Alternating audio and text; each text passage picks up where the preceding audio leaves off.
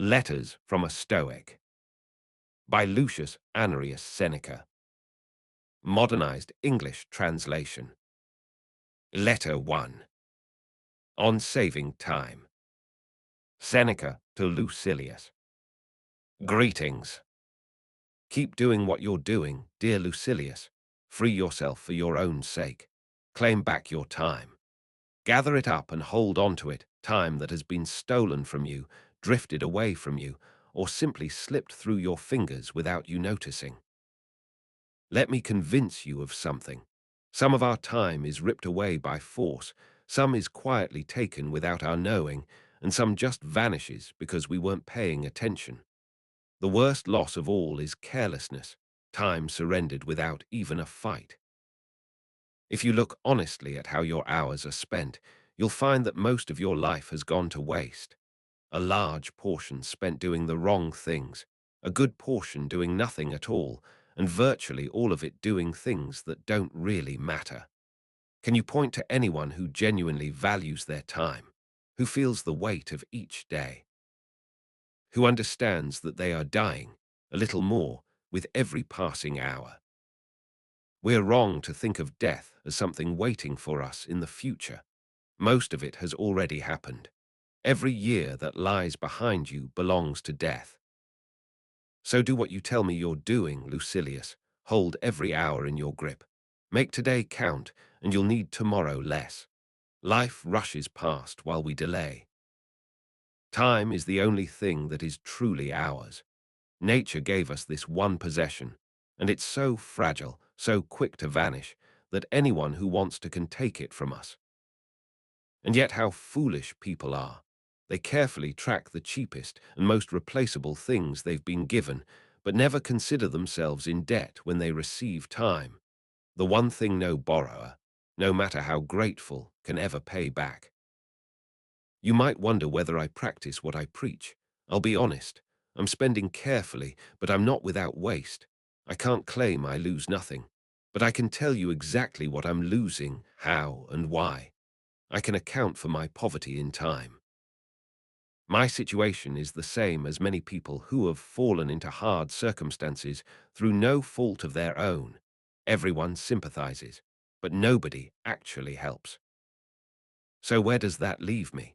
Here, I don't call someone poor if what little they have is still enough. But my advice to you is this: protect what's actually yours and start as soon as possible. As the old saying goes, it's too late to start saving when you're scraping the bottom of the barrel. What's left at that point is little, and it's the worst of it. Farewell. Letter 2. On Reading Wisely. Seneca to Lucilius. Greetings. Based on what you've written to me and what I've heard, I'm beginning to have high hopes for you. You're not bouncing from place to place, constantly changing your surroundings trying to find yourself.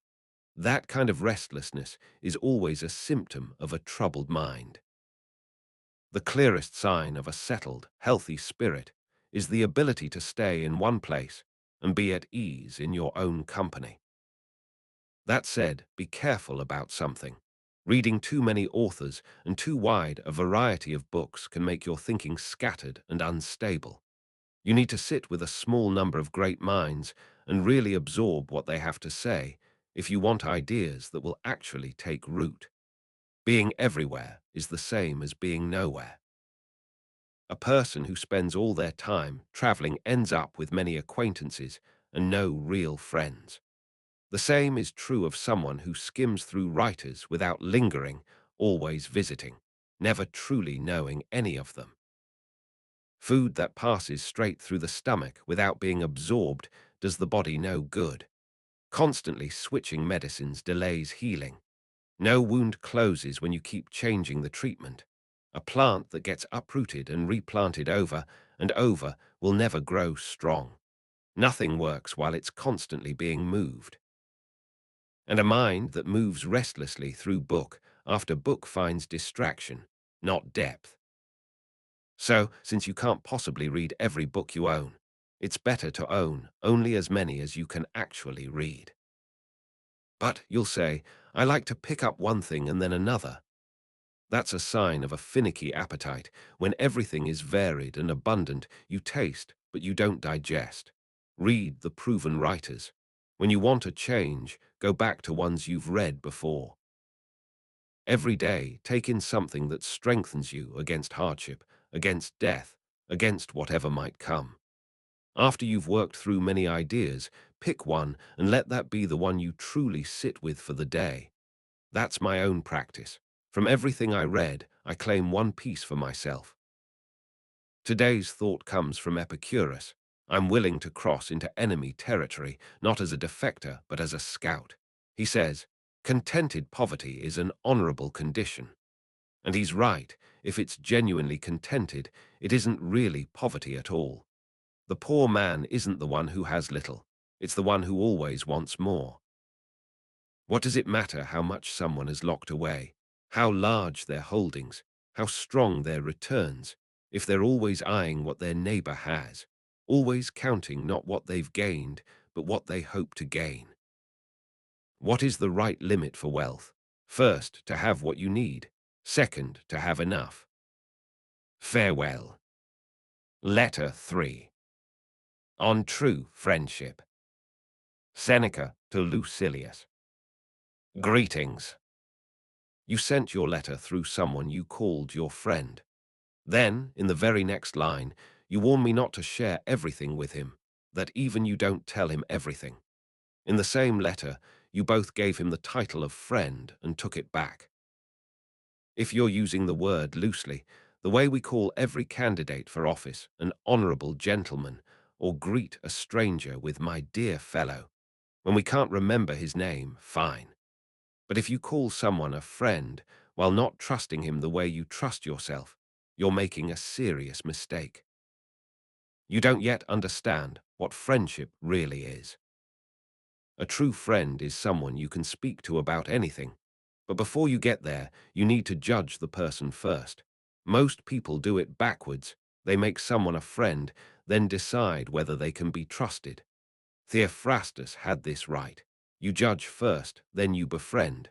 Take your time deciding whether to let someone in. But once you've decided, open the door completely. Talk to him as freely as you talk to yourself. Now, you should live in such a way that there's nothing you'd be ashamed to have an enemy discover, but there are still things that custom keeps private, things you'd share only with a close friend. Share those. Your worries, your doubts, your half-formed thoughts. Trust him as loyal, and that trust will help make him loyal. Some people, so afraid of being deceived, have actually taught others to deceive them. Their suspicion became an invitation. Why would I hold anything back from a true friend? When I'm with him, I am alone. There are two types of people to avoid. The first tells everyone everything. They unload their inner life on whoever happens to be nearby. The second trusts no one. They'd lock their secrets away even from themselves if they could. Neither approach is right. Trusting everyone is foolish. Trusting no one is just as bad, though somewhat safer. Both miss the mark. The same applies to how we balance action and rest. Some people are always in motion, but that frantic energy isn't industry. It's the restlessness of a mind that can't settle. Others swing to the opposite extreme and call stillness a virtue, when really it's just inertia. I came across a line in Pomponius worth remembering. Some men retreat so far into the shadows that they can barely see in daylight. That's not peace, that's withdrawal. The answer is balance. The person at rest should be capable of action. The person in motion should know how to be still. Ask nature herself, she made both day and night. Farewell. Letter 4. On the Fear of Death. Seneca to Lucilius. Greetings. Keep going the way you've started, and move as quickly as you can, so you have more time to enjoy a mind that has found its footing. There's real pleasure in the process of improving yourself, in the daily work of settling your thoughts. But it's a different kind of pleasure that comes from a mind that has been fully cleared, one that doesn't just feel better, but actually shines. You remember what it felt like the day you put away your boyhood clothes and put on a man's toga and walked into the forum for the first time. That feeling of crossing a threshold. Well, there's a greater crossing still waiting for you, the day you put away a boyish mind and wisdom counts you among its own. The trouble is, most of us never fully make that first crossing. It isn't boyhood that lingers in us, it's something worse, boyishness. And it's more dangerous in an adult because now it comes dressed in the authority of age. Boys are afraid of small things. Children are afraid of shadows. We are afraid of both. Just keep moving forward. You'll find that many of the things you've been dreading shrink as you approach them. No evil is truly great if it is the last evil you will ever face. Death is coming. It will be worth fearing if it stayed. But death either never comes, or it comes and it's over. The thing to fear is not death, but the anticipation of death, which poisons every hour that comes before it. But, you'll say, it's hard to make the mind indifferent to life. Look around you, though, look at the trivial reasons people find to throw life away. One man hangs himself outside his lover's door. Another jumps from a rooftop rather than endure one more day under a cruel employer. A third, cornered and desperate, falls on his own sword. If ordinary desperation can bring people to that point, can't virtue do the same, calmly, deliberately, on its own terms? No one who spends his life obsessing over how to extend it will ever live peacefully. Practice this thought every day. I am ready to leave. Many people cling to life the way a man swept away in a river clutches at thorns and jagged rocks. Holding on only makes the damage worse. Most people spend their lives suspended between two fears, afraid to die and unable to truly live. They don't want to go, but they don't know how to stay either. The way out of this trap is to stop treating life as something to be anxiously protected and start making it genuinely worth living. Nothing you possess can make you happy if your mind hasn't accepted that it could be taken away. And of everything we can lose, what we can no longer miss when it's gone is lost most painlessly of all. Steel yourself against misfortune. Look at what happened to the great men of history. Pompey brought low by a boy and a palace official, Crassus destroyed by a Parthian warlord. Caesar had Lepidus kneel for the executioner's blade, and then offered his own neck to Casca. Fortune lifts men up only to remind them how far they can fall. Don't be fooled by a stretch of calm water. Storms come without warning, and ships that were parading through the harbor in the morning can be at the bottom by nightfall.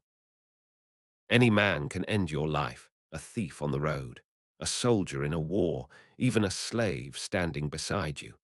The one who truly rules his own life is the one who has stopped clinging to it. Fear of powerful enemies. Every person you've ever met carries the same power over you that you fear in them. You're already on the road that fear has you dreading. You have been on it since the day you were born. The only question is whether you walk it with your eyes open. But I've gone on long enough. Let me leave you with something I found today, again from Epicurus. Poverty, when it is in harmony with nature's law, is great wealth. What does nature actually demand of us? Very little: relief from hunger, thirst, and cold. You don't need to flatter the rich or bow to anyone's bad temper to meet those needs. You don't need to cross oceans or march off to war. Nature's requirements are simple and close at hand. It's the unnecessary things that exhaust us, the unnecessary things that wear us out, drag us from home, and send us chasing comfort to the ends of the earth. What is enough is already within reach. The man who has made his peace with having little is, in every way that matters, rich. Letter 5. On finding the middle path. Seneca to Lucilius. Greetings. I'm glad you're pressing on with your studies, and that each day you're genuinely trying to be better. I don't just encourage you to keep going, I'm asking you to. But I want to give you one warning. Don't fall into the trap of those who care more about being seen as philosophers than about actually becoming one. The unkempt hair, the deliberately rough clothes, the public rejection of ordinary comforts, sleeping on the bare floor as a statement. Avoid all of that. Philosophy already gets enough contempt without us inviting more by making a spectacle of ourselves. If we start visibly separating from the rest of society, we push away the very people we might otherwise influence. The goal is to be different on the inside. On the outside, we should blend in. Don't dress in luxury, but don't dress in rags either. Don't set out gold-encrusted plates for dinner, but don't think that eating off plain clay makes you virtuous. We should live at a higher standard than the crowd, not a contrary one. If our way of life looks bizarre or punishing, people won't want to imitate any part of it for fear they'll have to imitate all of it. Philosophy's first gift is fellow feeling, connection with other human beings. We betray that promise the moment we make ourselves into something alien. Our motto is live according to nature. But there is nothing natural about torturing the body, going dirty by design, or eating food that is repulsive rather than simply plain. Seeking out luxury is one kind of excess. Refusing everything comfortable is another. Philosophy asks for simplicity, not self-punishment. You can be both plain and presentable. That's the standard I'd point you to, a life that thoughtful people would admire and that ordinary people could actually understand. But should we just be like everyone else then? No difference at all. There should be a great difference, just one that reveals itself on closer inspection, not one that announces itself from across the street. Let people come to your home and admire you, not your furniture. The man who uses ordinary clay dishes without embarrassment is great. So is the man who uses fine silver dishes without being attached to them. What's small-minded is being unable to handle either wealth or its absence. One more thing worth sharing today, this time from Hecato. Stop hoping and you'll stop fearing. At first that seems strange. What do hope and fear have to do with each other? Everything, it turns out. They are chained together. Fear follows hope the way a guard follows a prisoner, different roles, same chain. Both belong to a mind that is straining toward the future, unable to rest in the present. Our great gift as human beings, the ability to think ahead, becomes a curse when we let it pull us away from now. Animals face the danger in front of them, and when it passes, they're free. We torment ourselves over what hasn't happened yet and replay what already has. Memory rehearses old fears. Anticipation invents new ones. Only the present moment is incapable of making us truly miserable.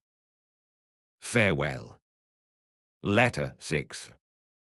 On sharing what you learn. Seneca to Lucilius. Greetings. I feel, dear Lucilius, that I'm not just being improved, I am being transformed. I won't claim the work is done, or that nothing in me still needs changing. There's plenty that still needs shaping, trimming, or bringing out more clearly. But the fact that I can now see my own flaws, flaws I used to be blind to, is itself evidence that something has genuinely shifted. There's a kind of progress in that. Doctors sometimes take it as a good sign when patients finally recognize they're sick. I want to share this change with you as it happens. Doing so will deepen my trust in our friendship, the real kind, the kind that hope, fear, and self-interest can't touch, the kind men have died for. I've known many people who had no shortage of acquaintances, but never had a true friendship. That can't happen when two people are bound together by the same values and the same honest desires. Why not? Because people like that know they hold everything in common, their joys, and especially their troubles. The progress I'm making each day genuinely surprises me. When you ask to share in what I've been finding so useful, I want nothing more than to give it all to you. I want to learn so that I can teach. Whatever I discover that is good, I have no interest in keeping to myself. If wisdom came with the condition that I had to keep it secret, I would turn it down. Nothing good is worth having if you can't share it with a friend. So I'll send you the books, and to save you from hunting through them for the useful parts, I'll mark the passages I think most worth your time, the ones I've found most striking and most true. That said, books will only take you so far. There's no substitute for being present, for watching someone live out what they believe. We trust our eyes more than our ears, and the path is long when you follow rules alone, but short when you follow a living example. Cleanthes didn't become Zeno's true successor just by attending his lectures. He lived alongside him, watched him closely, and saw whether the man's life matched his words. Plato, Aristotle, and all the great minds that came out of Socrates' circle, they gained more from his character than from anything he said in a classroom. It wasn't Epicurus' school that shaped Metrodorus, Hermarchus, and Polyaenus. It was living under the same roof. So I'm calling you closer, not just so you can benefit from me, but so I can benefit from you. We can do more for each other than either of us can do alone. For today's thought, I'll stay with Hecato. What progress have I made? I have begun to be a friend to myself. That is no small thing. A person who has made peace with himself is never truly alone, and you can be sure he is a friend to everyone else as well. Farewell. Letter 7. On avoiding crowds. Seneca to Lucilius. Greetings. What should you avoid above all else? Crowds. At least for now, while you're still building your character, you can't safely trust yourself to them. I'll admit my own weakness here. I never come home from being among people the same person I was when I left. Something I'd worked to settle in myself gets stirred up again. Old tendencies I thought I'd overcome come creeping back. It's like a man who's been ill for a long time. He's well enough inside the house, but the moment he steps out, the relapse begins. We're the same when our minds are still healing. Being around crowds is corrosive. There is no one who doesn't pass some fault along to you, consciously or not. They either make a vice look appealing or quietly press it onto you, or leave traces of it without either of you realizing. And the larger the crowd, the greater the danger. Nothing does more damage to a developing character than spending time at the arena. Vice enters through pleasure. I'll tell you what I mean from my own experience. I went once to a midday show expecting something light, some wit, some spectacle, a break from the serious business of life. What I got was pure savagery. The morning bouts at least had some pretense of combat. By noon, it was just killing. No armor, no shields, nothing to deflect a blow. Every strike lands. The crowd loves it. No skill, no delay, just death. In the morning, they throw men to the beasts. At noon, they throw them to the crowd, which is worse. They demand the winner face another opponent immediately and keep the chain going until there's no one left. The whole spectacle runs on fire and steel. And the crowd shouts, "Kill him, flog him. Why does he hesitate? Why doesn't he die bravely? Drive him onto the sword. Let them trade blows chest to chest." And when there's a pause, they call for a quick throat cutting so things don't go quiet. Do you think this doesn't leave a mark on you? You come home more violent, more callous, without even knowing it. Be grateful, at least, that you're teaching cruelty to someone who hasn't yet learned how to be cruel, because a character still forming is especially vulnerable to the crowd's gravity. Even Socrates, Cato, and Laelius would have been shaken by immersion in a mob unlike themselves. None of us is strong enough to absorb that kind of sustained pressure without something giving way. A single greedy friend erodes you. A single indulgent companion softens you. A slanderous neighbor leaves his mark on you, even if you never say a word yourself. What then does the whole world do to a character exposed to it without protection? You have two options when faced with the crowd: imitate it or despise it. Both are mistakes. Don't copy the bad just because there are many of them, and don't hate the many just because they're different from you. Instead, withdraw into yourself as much as you can. Spend time with people who make you better. Welcome those you can help improve. It goes both ways. We teach while we learn, and we learn while we teach. Don't let ambition tempt you into performing for crowds who can't understand you. If you had something suited to them, fine, but you don't, and they don't have the capacity for what you're developing. One or two people of real quality might cross your path, and even they will need careful attention. Then what was the point of all my study, you might ask? Don't worry, you studied for yourself. That's reason enough. But since I shouldn't keep today's lessons entirely to myself, let me share 3 sayings that have stayed with me, all pointing in the same direction. Today's letter gives you one as the contribution I owe you. Take the other 2 as credit toward tomorrow. Democritus. One man is as much to me as a multitude, and a multitude only as much as one man. Another, from an author now unknown, who was asked why he devoted so much effort to work that would only reach a few. I am content with few, content with one, content with none at all. And Epicurus, in a letter to a fellow student, I write this not for the many, but for you. Each of us is enough of an audience for the other. Keep these close, Lucilius. Let them help you stop caring so much about applause. Many people praise you, but if those many can easily understand you, is that really something to be pleased about? Your best qualities should face inward. Farewell. Letter 8. On the Value of Solitude. Seneca to Lucilius. Greetings. You seem to be telling me to avoid people, you say, to withdraw from the world and hole up by myself. But doesn't your school teach that a man should die in the thick of life, still working? Here's what I'd say to that. The reason I shut my door and keep to myself is precisely so I can be of use to more people. I don't waste days. I claim part of the night for study too. I don't allow myself sleep.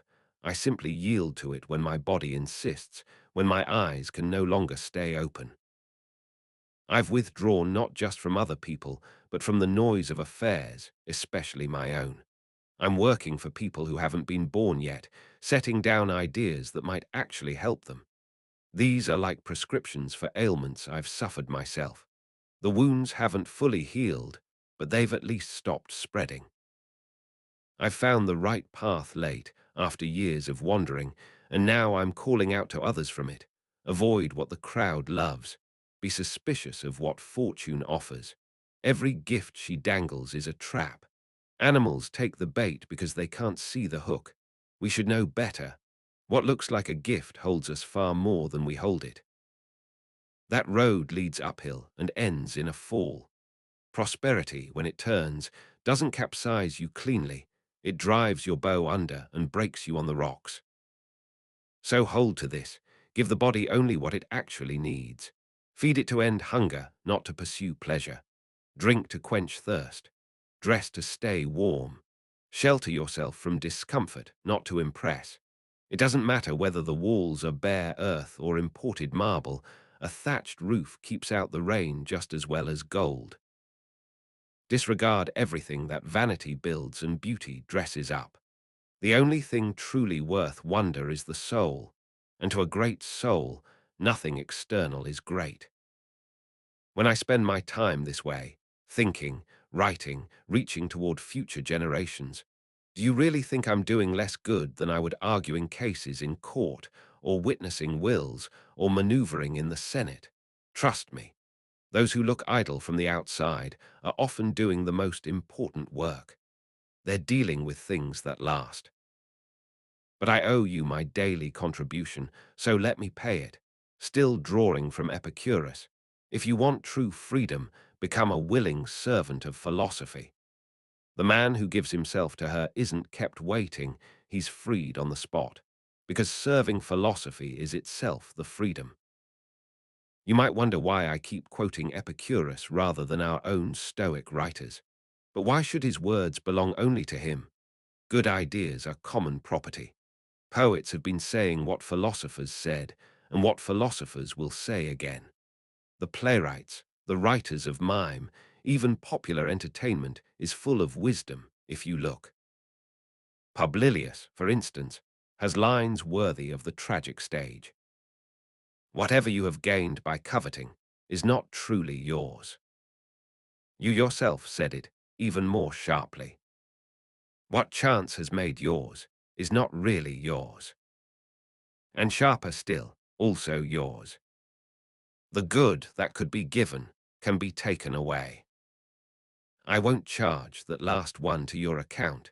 It came from your own store to begin with. Farewell. Letter 9. On Friendship and Self-Sufficiency. Seneca to Lucilius. Greetings. You want to know whether Epicurus is right to criticize those who say the wise man is self-sufficient and therefore has no need of friends. The target of his attack is Stilbo, and those who treat the highest good as a soul beyond the reach of feeling. Let's be clear about what self-sufficient actually means. The wise man can do without friends, but that doesn't mean he wants to. There's a difference. He can endure losing a friend with equanimity. He won't collapse, but he actively seeks friendship, not from need, but because friendship is worth having for its own sake. He is sufficient for happiness, not for mere survival. Survival requires many practical things. Happiness requires only a sound soul and the refusal to be ruled by fortune. Creapus put it well. The wise man needs nothing, yet needs many things. The fool, by contrast, needs everything and knows how to use none of it. So the wise man, needing nothing, still reaches for friendship, not to be rescued from difficulty, but to have someone worth rescuing. Here's the mistake people make, choosing friends for what they can give you. That kind of friendship holds only as long as the advantage holds. When circumstances change, when you're in trouble, in prison, in exile, the friend chosen for convenience vanishes. This is why prosperous people are surrounded by crowds, and ruined people find themselves utterly alone. The friendship that began as a transaction ends as one. You'll notice the pattern in those who desert or betray when things get dangerous. Fear simply completes what self-interest started. For what reason, then, should you make a friend? Here's mine: to have someone I would die for, someone I would follow into exile, someone whose death I would stake my own life to prevent. Friendship measured by usefulness is not friendship at all, it's a contract. Think of love. Does anyone fall genuinely in love for the sake of gain? Pure love pursues the beloved for the beauty of it, without calculation. If love, which is friendship at full intensity, can operate that way, why can't friendship itself? Seek friendship the way you'd seek something beautiful, not driven by appetite, not deterred by fortune's instability. To those who say the wise man withdraws into himself and lives entirely within his own skin, they've misread what self-sufficiency means. The wise man is drawn toward others by nature, not by need. Solitude feels wrong to us because we are built for society. The same instinct that makes us hate isolation draws us toward friendship. The wise man is no exception. He simply comes to it freely, not desperately. The clearest example I know is Stilbo. When Demetrius, the man they called sacker of cities, had destroyed Stilbo's homeland and taken his wife and children, Stilbo walked out of the wreckage alone. Someone asked if he had lost anything. "I have all my goods with me," he said. "There is a man worth admiring." The enemy won the battle but lost the encounter. Stilbo held everything that actually mattered, because everything he truly called his own was beyond the reach of swords and fire. The Stoic carries his goods through burning cities. That is what self-sufficiency actually means. Let me close, and I'll borrow from Epicurus again, even though he was Stilbo's critic. Whoever does not regard what he has as the greatest wealth is unhappy, even if he is master of the whole world. Or put it plainly, you can rule everything and still be miserable if you don't feel that what you have is enough. What does it matter what your life looks like from the outside, if it feels like ruin to you on the inside? But don't worry that this insight will fall into the wrong hands. Only the wise man can genuinely be satisfied with his own life. Foolishness is always restless with itself. Farewell. Letter 10. On living with yourself. Seneca to Lucilius. Greetings. I haven't changed my view. Avoid the many, avoid the few, avoid even the single individual. There is no one I would want you to spend time with more than yourself. And notice what a high opinion that implies I have of you. I'm confident enough to leave you in your own care. Crates, who was a student of the very Stilbo I mentioned in a previous letter, once noticed a young man walking alone and asked what he was doing. I'm communing with myself, the young man said. Be careful, Crates replied, and mind who you're with, you're in bad company.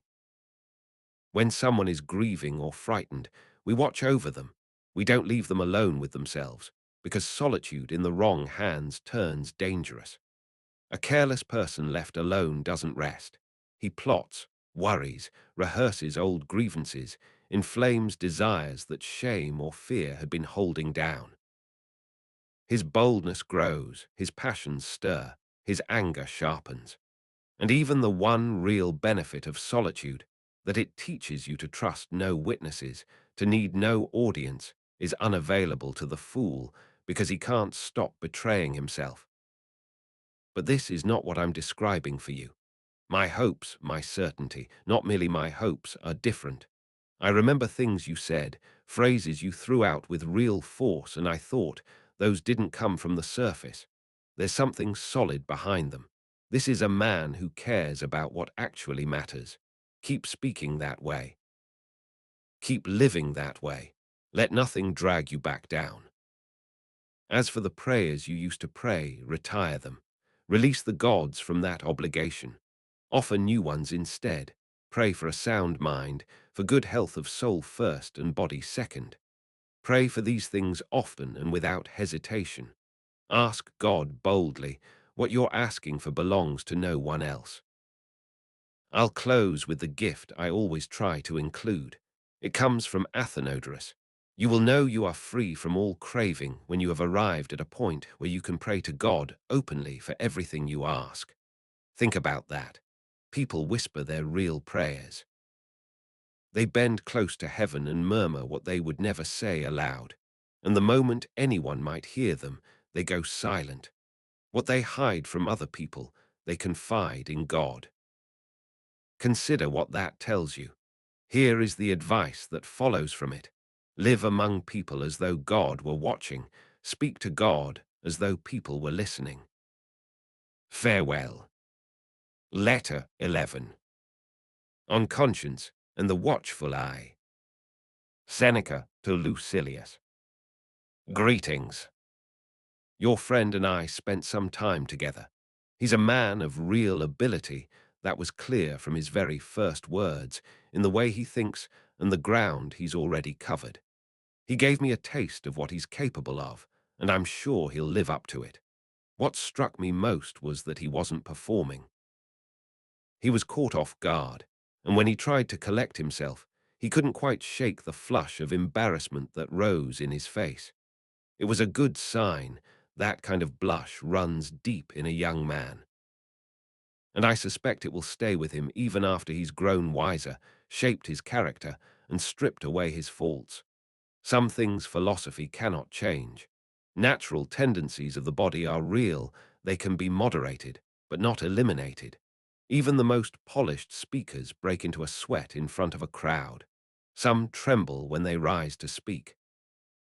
I've known men whose teeth chatter, whose tongues stumble, whose lips won't stop quivering. Years of practice don't cure it. Nature holds her ground and makes herself known even in the strongest. The blush is the same. It appears without warning on the faces of dignified men. It's more common in youth. The blood is warmer, the face more expressive, but it touches older men too. Some men are actually at their most dangerous when they redden. Sulla, when the blood rose in his face, was at his most ferocious. Pompey was the opposite. He had the most sensitive face you could imagine, always reddening in company, especially in public assemblies. Fabianus, too, would blush when called to give testimony before the Senate, and it suited him extraordinarily well. This isn't weakness of character. It's novelty, the body's first response to an unfamiliar situation. Inexperienced people aren't necessarily confused. The body simply slips into this by its own nature, just as some people are full-blooded, and some have blood so quick it rushes to the face at the first occasion. Wisdom cannot remove this. If she could eliminate all our faults, she would rule the universe. What we're born with, what's woven into our constitution, that stays with us, no matter how hard or how long the soul has worked to govern itself. We can no more forbid these reactions than we can summon them. Actors on stage can simulate fear, grief, shame. They hang their heads, soften their voices, fix their eyes on the ground. But they cannot blush on command. The blush comes when it will and leaves the same way. It answers to no one. But the letter needs its closing gift. Here is one worth keeping from Epicurus. Choose some man of good character and keep him always before your eyes. Live as though he were watching, and act as though he could see everything you do. This is the counsel of a guardian. Most of our lapses happen in private. The presence, even the imagined presence, of someone we respect is enough to steady us. The soul needs someone it can look up to, someone whose regard makes even its most private corners worth keeping clean. Happy is the man who can improve others not just when he is with them, but even when he is only in their thoughts. And happy is the one who can steady himself simply by calling a good person to mind. Choose your model carefully. A Cato, or if Cato seems too severe, a Laelius, a gentler spirit. Find someone whose life, conversation, and bearing have earned your deep admiration, and keep him before you as your pattern. You cannot straighten what is crooked without a ruler. Farewell. Letter 12. On growing old. Seneca to Lucilius. Greetings. Everywhere I look, I see evidence of how old I'm becoming. I visited my country estate recently and complained to the bailiff about the money being spent on a crumbling building. He told me the decay wasn't his fault. He was doing everything he could, but the house was simply old. This was the house I built with my own hands. What does that tell me about what's ahead, when the stones that grew up alongside me are already falling apart? I was irritated, and I took the first opportunity to redirect my frustration. Those plane trees are being neglected, I said. No leaves, the branches are gnarled, the trunks rough and unkempt. That wouldn't happen if someone was loosening the soil around them and watering properly. The bailiff swore he was doing everything possible, but those trees were old too. The truth is, I planted them myself. I watched them put out their first leaves. Then I turned toward the door and noticed an old man standing there, bent and frail. "Who is that?" I asked. "You've done well to put him at the entrance. He looks like he's on his way out." "Where did you find him?" The slave looked at me. "You don't know me, sir. I'm Felicio. You used to bring me little toys. Felicitas, the steward, was my father."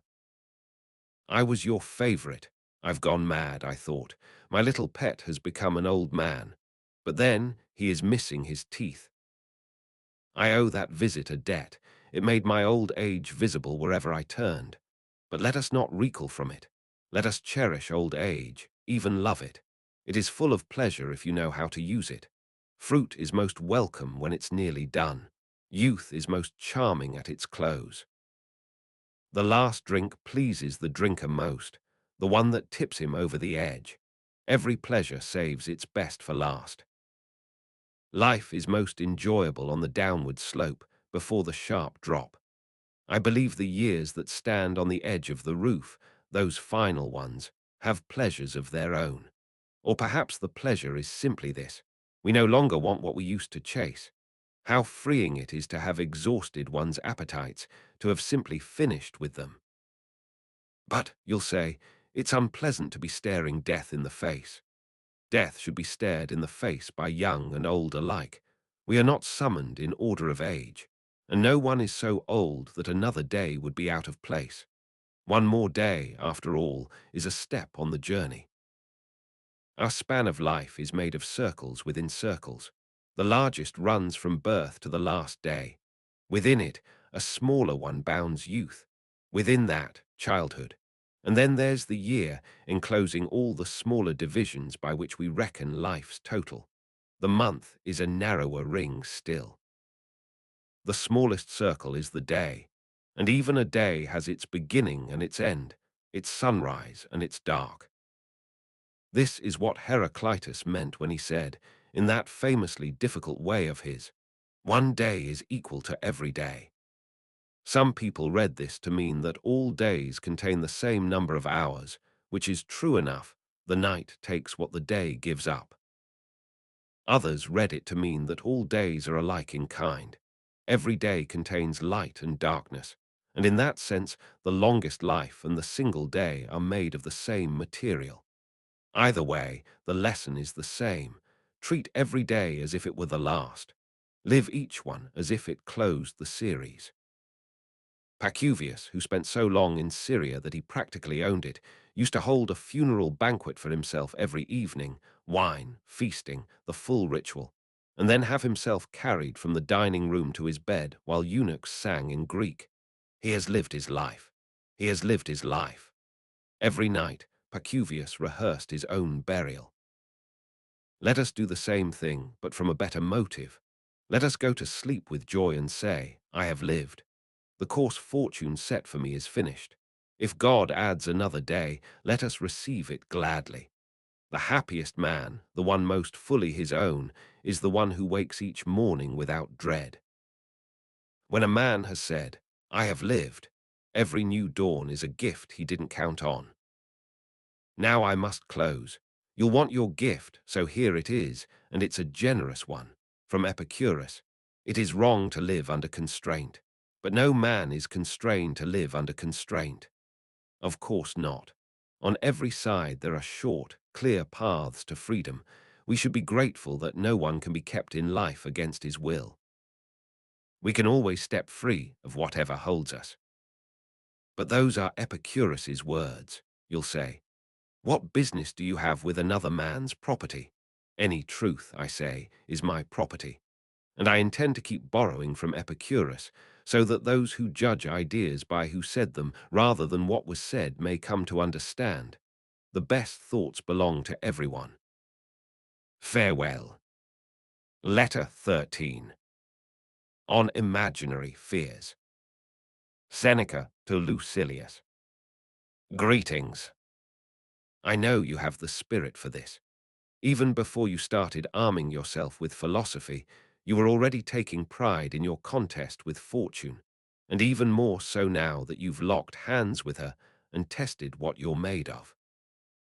Our strength can never truly trust itself until it has been pressed hard from every side and has occasionally felt the full weight of the fight. That's the only way to know whether a spirit will refuse to submit to things outside itself. No fighter enters the ring with real confidence unless he's been beaten before, unless he's seen his own blood, felt his teeth rattle, been knocked down and forced back to his feet with even more fire than before. That's the spirit I see in you, knocked down many times by fortune, but never surrendered. Still, let me offer some additional defenses, not the thundering language of strict stoicism, but something gentler. The Stoics would call every hardship trivial and beneath notice, and they're not wrong, but you and I can speak more plainly. Here is what I want to say, more things frighten us than crush us. We suffer more in imagination than in reality. Don't be miserable before the crisis arrives, especially since the very dangers you've been dreading may never actually come. The point is this: some troubles torment us more than they deserve. Some torment us before they need to. And some torment us when they have no right to torment us at all. We habitually exaggerate, invent, or rush ahead to meet our sorrows. I'll leave the first problem aside for now. That one needs a longer argument, and the case is still open.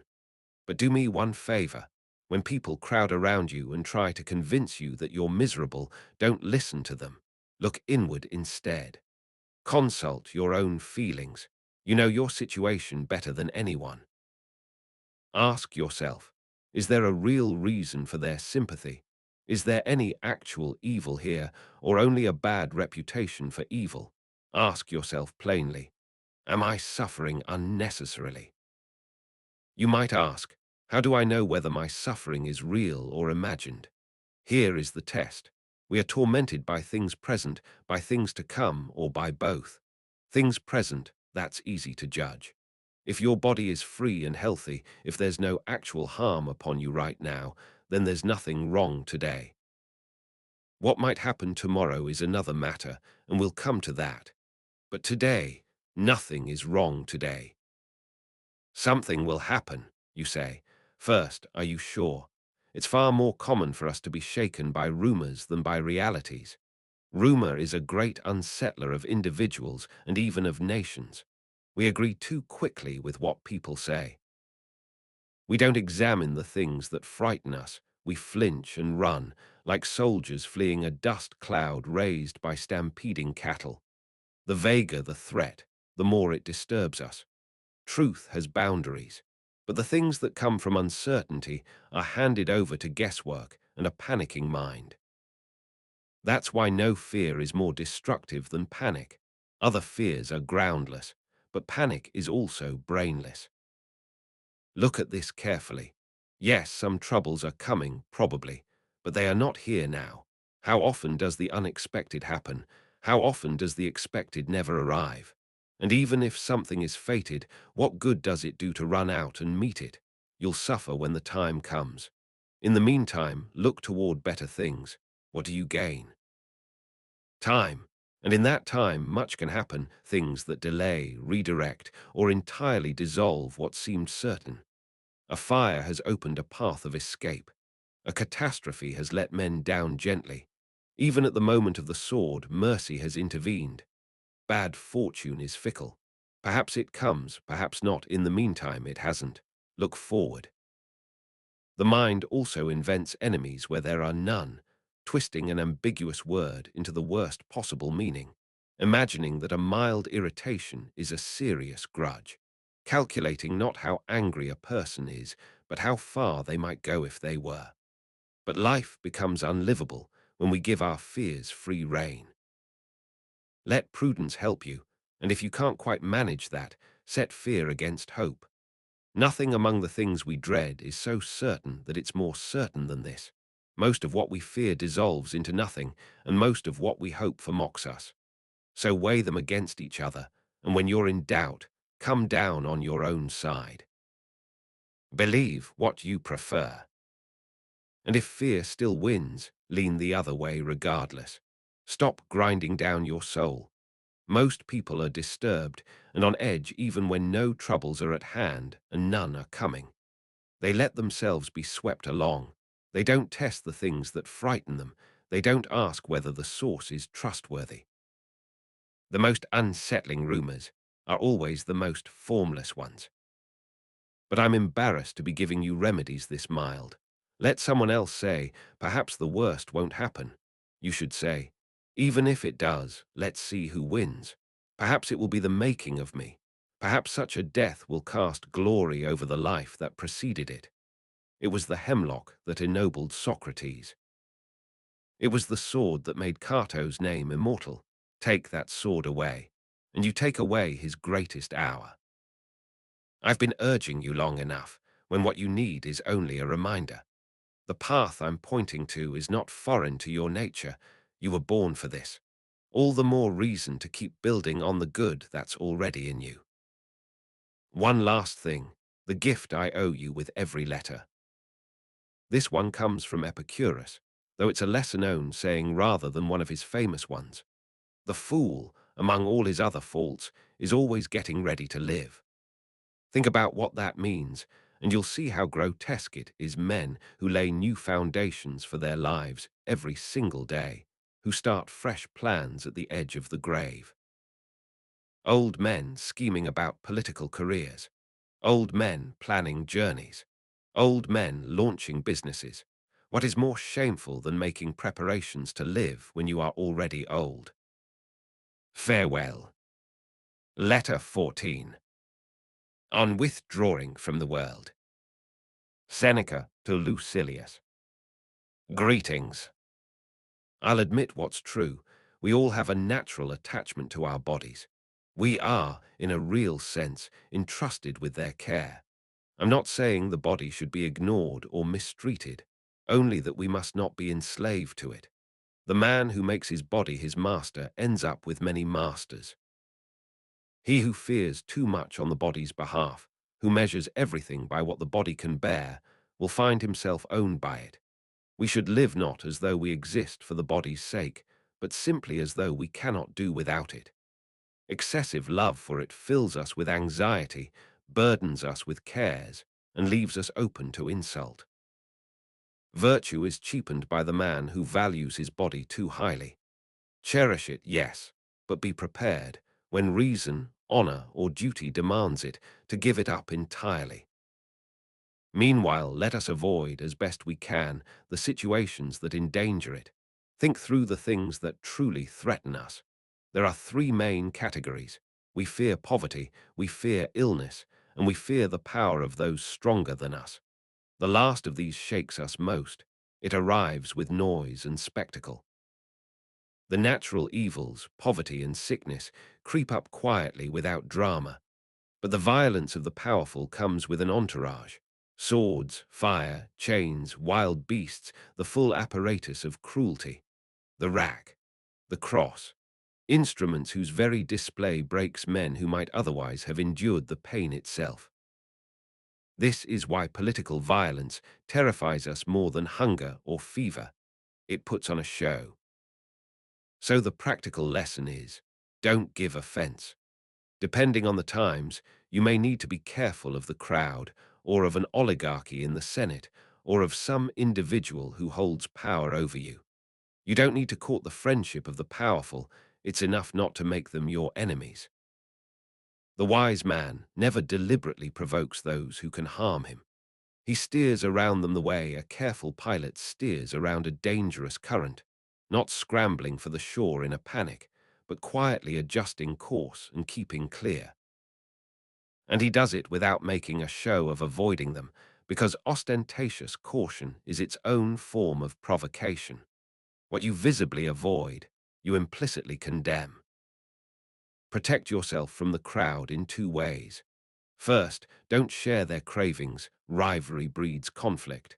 Second, don't carry anything that makes you worth robbing. Almost no one kills for the pleasure of killing, most violence is speculation. The highwayman doesn't bother with the traveler who has nothing.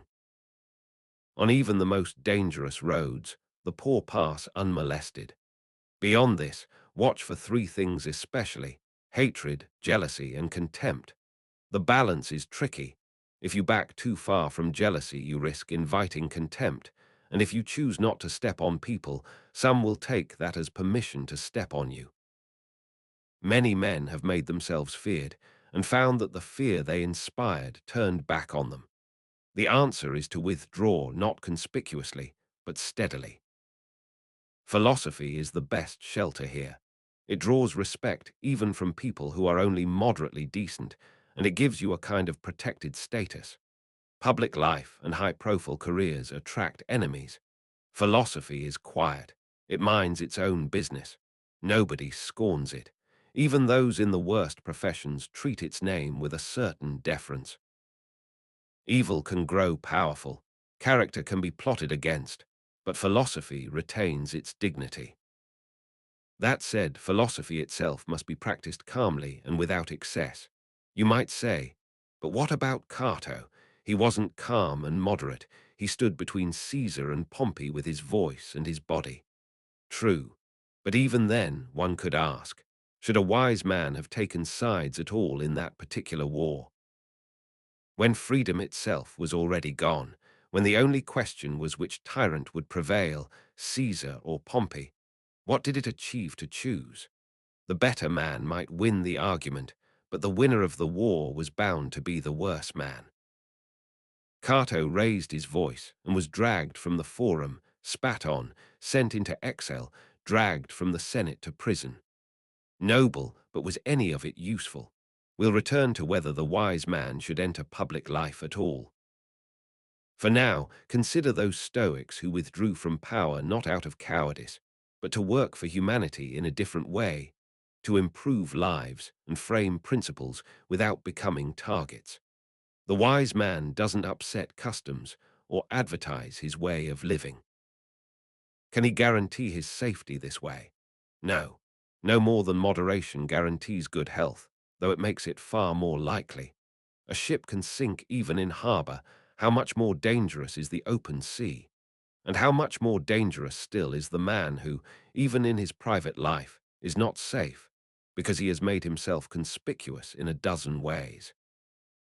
Innocent people do sometimes perish, I won't pretend otherwise, but the guilty perish more often. A soldier's skill isn't discredited because an arrow found the gap in his armor. The wise man weighs the reasons for his actions, not the outcomes. Fortune decides what happens. She does not get to pass sentence on the man himself. Now for today's gift, and it's a good one, on the subject of wealth. He who needs riches least enjoys riches most. You'll want to know who said it, Epicurus or Metrodorus or someone from that school. It doesn't matter. These words were spoken for everyone. The man who craves wealth lives in fear of losing it, and no one enjoys what fills him with anxiety. He's always trying to add a little more. While he's calculating how to increase what he has, he forgets how to use it. He haunts the forum, works through his ledgers, manages his accounts, and at some point stops being the owner of his wealth and becomes its steward. Farewell. Letter 15. On the Body and the Mind. Seneca to Lucilius. Greetings. The old Romans had a custom that lasted well into my own time. Letters began with, "If you are well, it is well, I also am well." We should say instead, "If you are studying philosophy, it is well," because that is what being well actually means. Without philosophy, the mind is sick, and the body, however powerful, is only as strong as a lunatic's body is strong. Start with the health that actually matters. The other kind will follow with little effort. It is foolish, dear Lucilius, and beneath a person of cultivation, to pour effort into building up muscles, broadening shoulders, and strengthening lungs. Even if your heavy training produces results and your sinews grow hard, you will never match a bull in strength or weight. And worse, overloading the body with food strangles the mind and makes it sluggish. Limit the body's claims as much as possible and give the spirit room to move. Those who devote themselves to physical training take on a host of inconveniences. Their exercises drain life force and leave them less capable of sustained mental work. Heavy eating dulls whatever edge they had. And they end up taking orders from trainers of the lowest sort, men who alternate between the oil flask and the wine jug, whose day counts as a success if they worked up a good sweat and then drank enough to replace what they lost. Drinking and sweating, it's the life of a man with indigestion. There are, however, short exercises that tire the body quickly and make efficient use of time, and time is something we should account for carefully. Running, swinging weights, jumping of various kinds, any one of these will do. Pick one and use it. But whatever you do, come back quickly to the mind. The mind needs exercise too, day and night. It is fed by moderate effort, and unlike the body, it is not hampered by cold, heat, or old age. Cultivate the kind of good that grows better with the years. I'm not telling you to be permanently hunched over books and writing tablets. The mind needs relief, but relief that relaxes without going slack. A ride in a litter is enough to loosen the body, and it doesn't interfere with study at all. You can read, dictate, hold a conversation, or listen while you travel. The same goes for walking. You don't need to choose between moving and thinking. Voice training, fine. I won't forbid it entirely, but I will forbid the kind that involves running through scales and rehearsing tones by formula. If you go down that road, you'll soon have someone monitoring every mouthful you eat and timing each step you take. The voice doesn't need that. It needs only to be warmed gradually, the way an argument escalates naturally from calm conversation to full-throated insistence. No advocate opens a speech by screaming. Let your voice rise when the feeling calls for it, rise and fall as the moment requires, and when you bring it back down, let it descend gently rather than collapse. The goal isn't to give your voice exercise. It's to let your voice give you exercise. Now for your gift, a Greek proverb this time, and a good one. The fool's life is empty of gratitude and full of fears. Its course lies wholly toward the future. Who said it? The same writer I quoted before. And what kind of life does he mean? Not the obviously wasted life, but the life of the man who is always accumulating, always counting, always uneasy. He craves more and so fears what he has. He collects his accounts, wears out the pavement in the forum, turns over his ledgers, in short. He stops being master and becomes his own steward. No one enjoys a blessing that comes wrapped in anxiety. He is always reaching for just a little more. Farewell. Letter 16. On Philosophy as a Way of Life. Seneca to Lucilius. Greetings. You understand, I'm sure, that no one can live happily or even tolerably without the study of wisdom. A happy life is what wisdom completed looks like, but even wisdom begun makes life at least bearable. This is clear enough, but clarity isn't enough. The idea needs to be reinforced by daily reflection, driven deeper until it takes hold. What matters now is not making new resolutions, but keeping the ones you've already made. Persevere. Build strength through steady practice, until what is now only a good inclination becomes a settled habit of mind. I don't need speeches and assurances from you. I know you've made real progress. I can hear it in the way you write. But I'll tell you honestly, I have hopes for you, not yet full confidence. I'd ask you to hold the same attitude toward yourself. Don't trust yourself too quickly or too readily. Examine yourself carefully, and above all, ask whether the progress you've made is in philosophy or only in life. Those aren't the same thing. Philosophy isn't a performance or a way to fill idle hours. It's not about words, it's about facts. It shapes and builds the soul. It orders life, guides conduct, tells us what to do and what to leave undone, and holds the helm when we're tossing in uncertainty. Without it, no one can live without fear or find real peace. Every hour brings situations that call for judgment, and it is philosophy that provides it. Someone might object. What use is philosophy if fate governs everything? What use if God has already arranged the outcome? What use if chance rules without method? The answer is the same in every case. We still must be philosophers.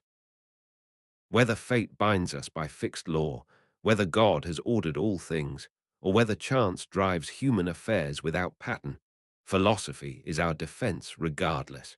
She teaches us to follow God cheerfully and endure fortune with defiance.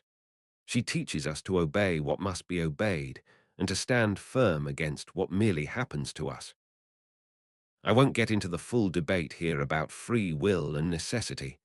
My point is simpler. Don't let the momentum you've built go cold. Hold it. Establish it. Let what is now impulse become something permanent. I know you've been waiting since the first line to find out what this letter brings you. Here it is, from Epicurus. If you live according to nature, you will never be poor. If you live according to opinion, you will never be rich. Nature's requirements are modest. The demands of false opinion have no limit. Natural desires can be satisfied, they reach a stopping point. But desires born of illusion, there is no end to them. Travel a real road and there is a destination. Lose your way and the wandering is endless. When chasing something, ask yourself, can this desire stop anywhere? If the goal keeps moving, always further, always just ahead, that craving is contrary to nature. Farewell. Letter 17. On Philosophy and Wealth. Seneca to Lucilius. Greetings. Throw off whatever is holding you back, or cut it if you can't untie it, and move toward a sound mind with everything you have. But my estate, you say. I need to set it in order first, so that I'll have enough to live on without being a burden to myself or to anyone else. When you say this, I don't think you fully grasp the strength of what you're moving toward. You see the great benefit philosophy offers, but you haven't yet seen how far its help extends into the largest things and the smallest. Here is my advice. Call wisdom into consultation now. She will tell you not to spend your life at a leisure. You want to secure yourself against poverty before you turn to philosophy. But what if poverty is something to be desired? Wealth has kept many men from wisdom. Poverty is unencumbered and free from anxiety. When the alarm sounds, the poor man knows he's not the target. When there's a fire, he only looks for the way out. He has nothing to calculate. When he takes to sea, no dock is crowded on his behalf. No crowd of slaves trails behind him whose mouths he must feed by farming distant lands. Filling a few stomachs is easy when those stomachs are trained to want nothing more than to be full. Hunger is cheap. Fastidiousness is expensive. Poverty is satisfied by meeting the pressing need.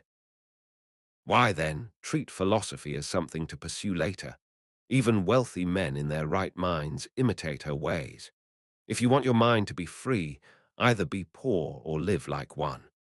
Study does no good unless you commit to living simply, and living simply is voluntary poverty. So stop saying, I don't yet have enough. Once I've reached the right amount, I'll give myself to philosophy. The thing you keep putting second should come first. You say, I need to earn a living. Fine, earn it while you study. And consider, if something prevents you from living well, nothing prevents you from dying well. Poverty is no reason to abandon philosophy, not even actual want is. Men under siege have endured hunger, and what did they gain? Only this, they didn't fall under the conqueror's power. The prize philosophy offers is far greater, permanent freedom, and no need to fear anything, human or divine. Even if we starve, we must reach it. Armies have survived on roots and revolting food, all to win a kingdom that would belong to someone else. Will anyone hesitate to endure poverty in order to free his own mind? You don't need to accumulate first. Philosophy is reachable without funds for those who lack them, and without delay for those who have them. Wealth neither helps nor hinders. It leaves a man exactly where it finds him. The man who says, I'll come to philosophy once I've secured myself, never comes to it at all. There is no more convenient time than now, and there is no man to whom the occasion is not available. Freedom, wisdom, the good life, these are not locked behind prosperity. There is but one road that leads there, and it is straight. Set yourself on it without detour. Farewell. Letter 18. On Festivals and Self-Restraint. Seneca to Lucilius. Greetings. It is December, and yet the whole city is sweating. The Saturnalia are in full swing, everything at maximum volume, preparations everywhere, as if the festival were somehow different from ordinary life. It isn't really. Someone put it well. December used to be a month, now it's a year. If you were here, I'd ask your opinion on what we should do, whether to keep our usual routine unchanged, or loosen things a little in sympathy with the season. As it is, Romans have taken to festive dress for the sake of pleasure, though in earlier times that only happened when the state was in crisis. I suspect you take the middle view. Neither lose yourself in the general merrymaking, nor hold rigidly apart from it. In fact, this might be precisely the season to test the soul's steadiness, to refrain from pleasures while the whole crowd abandons itself to them. Remaining sober when everyone around you is drunk takes real courage. But there's something to be said for a different kind of self-command, joining the crowd, but differently, neither conspicuous nor swept away. You can keep holiday without excess. I am determined, however, to give you a real test, one drawn from the example of serious men. Set aside a certain number of days on which you will live on the plainest, cheapest food, wear rough and simple clothing, and ask yourself all the while, is this what I was afraid of? It is precisely during easy times that the soul should harden itself for harder ones. Fortune is kind now, use that to fortify yourself against when she isn't. The soldier in peacetime runs drills and builds earthworks with no enemy in sight, exhausting himself by choice so that when exhaustion is unavoidable, he's ready. If you want a man to hold firm when the crisis comes, train him before it arrives. This is what those men have done who practice poverty deliberately every month, so that they never recoil from what they've rehearsed so often. I don't mean a theatrical poverty, not the kind wealthy men use to break up the tedium of their comfortable lives. I mean the real thing, a proper pallet, a rough cloak, hard bread. 3 or 4 days of it, sometimes more, long enough to be a genuine test rather than a hobby. You'll be surprised. A pennyworth of food will fill you with a kind of joy, and you'll see clearly that peace of mind doesn't depend on fortune. Even when she's angry, she grants enough for what we actually need. Don't congratulate yourself too much for this exercise. Thousands of slaves and poor men do it every day, not by choice. What you can credit yourself with is this. You'll be doing it freely, and that makes it genuinely yours. The man who has practiced living on little is never caught off guard by poverty. We become richer with more ease once we've learned how little burden poverty actually is. Even Epicurus, the philosopher of pleasure, set aside regular days of near fasting to see whether he fell short of full happiness and by how much, and whether that shortfall was worth the cost of avoiding it. In one of his letters, he mentions living on less than a penny a day and notes that Metrodorus, still earlier in his progress, needed a whole penny. Can there be real satisfaction on such fare? Yes, and real pleasure too, not the skittish kind that needs constant stimulation, but something steady and secure.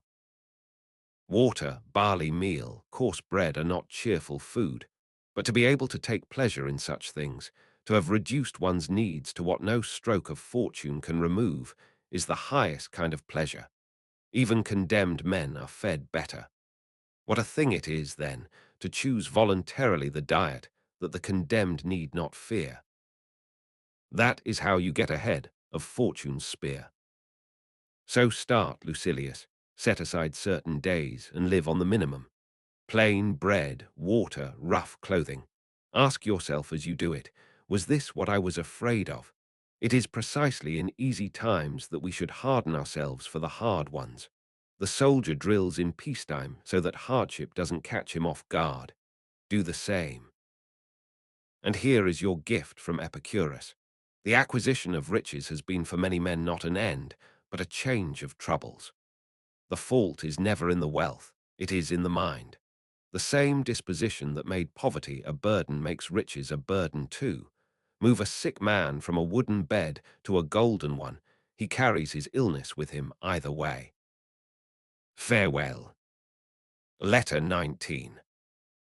On Ambition and Retirement. Seneca to Lucilius. Greetings. Your letters fill me with joy, real joy, not just encouragement. They've moved from assurances about you to something more like guarantees. Please keep going. What better thing can I ask of a friend than something that benefits him alone? If you can possibly extract yourself from the business you've described, do it. If you can't do it cleanly, tear yourself free. We've already wasted enough time. Let us, in old age, begin packing up. No one has any grounds to resent us for that. We've spent our lives at sea, let us die in harbour. Not that I'm advising you to make a display of your retirement or to seek fame through it, but don't hide it entirely either. I'm not pushing you to denounce the rest of the world as mad and go find a hiding place in obscurity, only that your retirement not be conspicuous while still being plain. Beyond that, those who have always been free to choose can deliberate whether they want to live in obscurity or not. You don't have that freedom anymore. Your abilities and energy drove you into public life. Your writing did. The prominent men you've befriended did. Renown has already claimed you. You can sink yourself into darkness and vanish, but your earlier work will find you. You can't stay hidden. The old light will follow wherever you go. But peace you can still claim for yourself, without making enemies, without loss, without anguish. What would you really be giving up? Your clients. None of them court you for your own sake. They court what you can give them. People used to seek out friends. Now they seek advantage. When a lonely old man changes his will, the mourning visitors move to another door.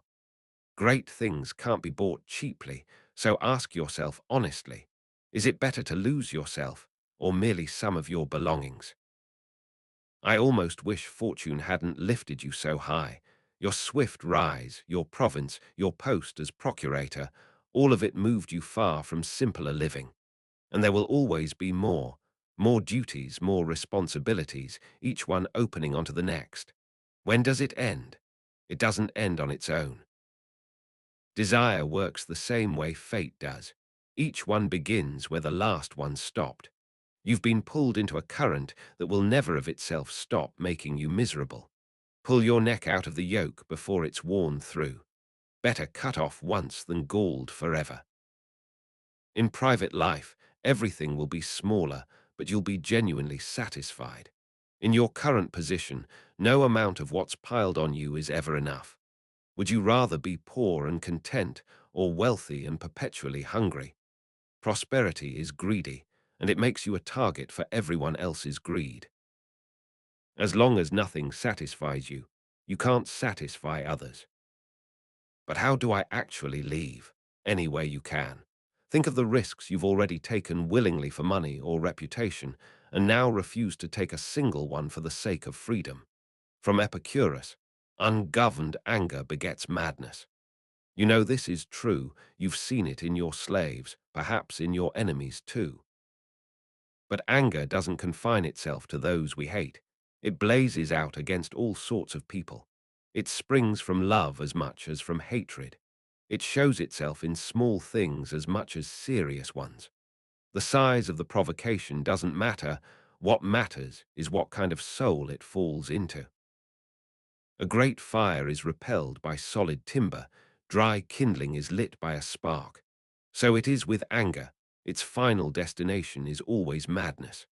Avoid it not just to spare others, but to keep your own mind whole. Farewell. Letter 20. On practicing what you preach. Seneca to Lucilius.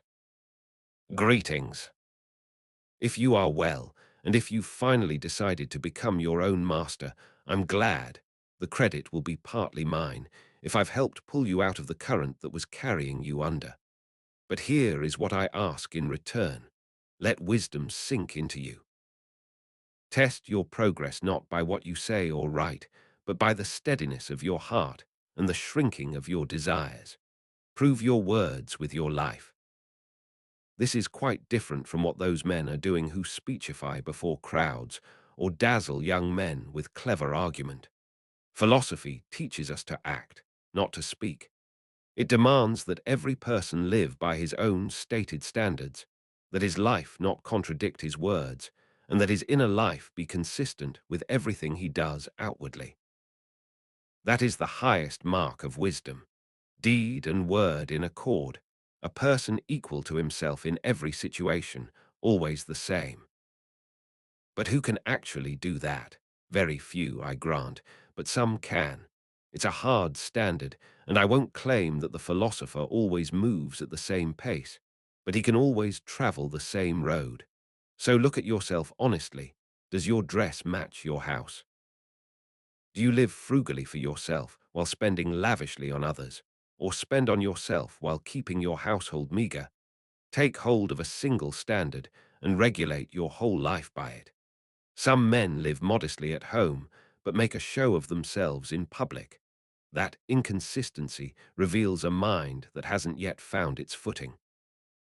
And I'll tell you where this unsteadiness comes from.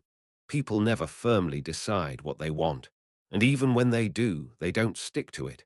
They jump the track, return to what they'd abandoned, slip back into what they'd rejected.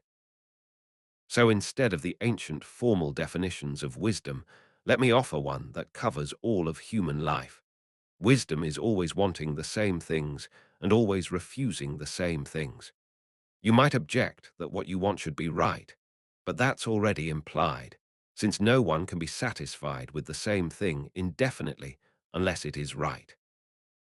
This is why people don't know what they want until the moment of wanting it.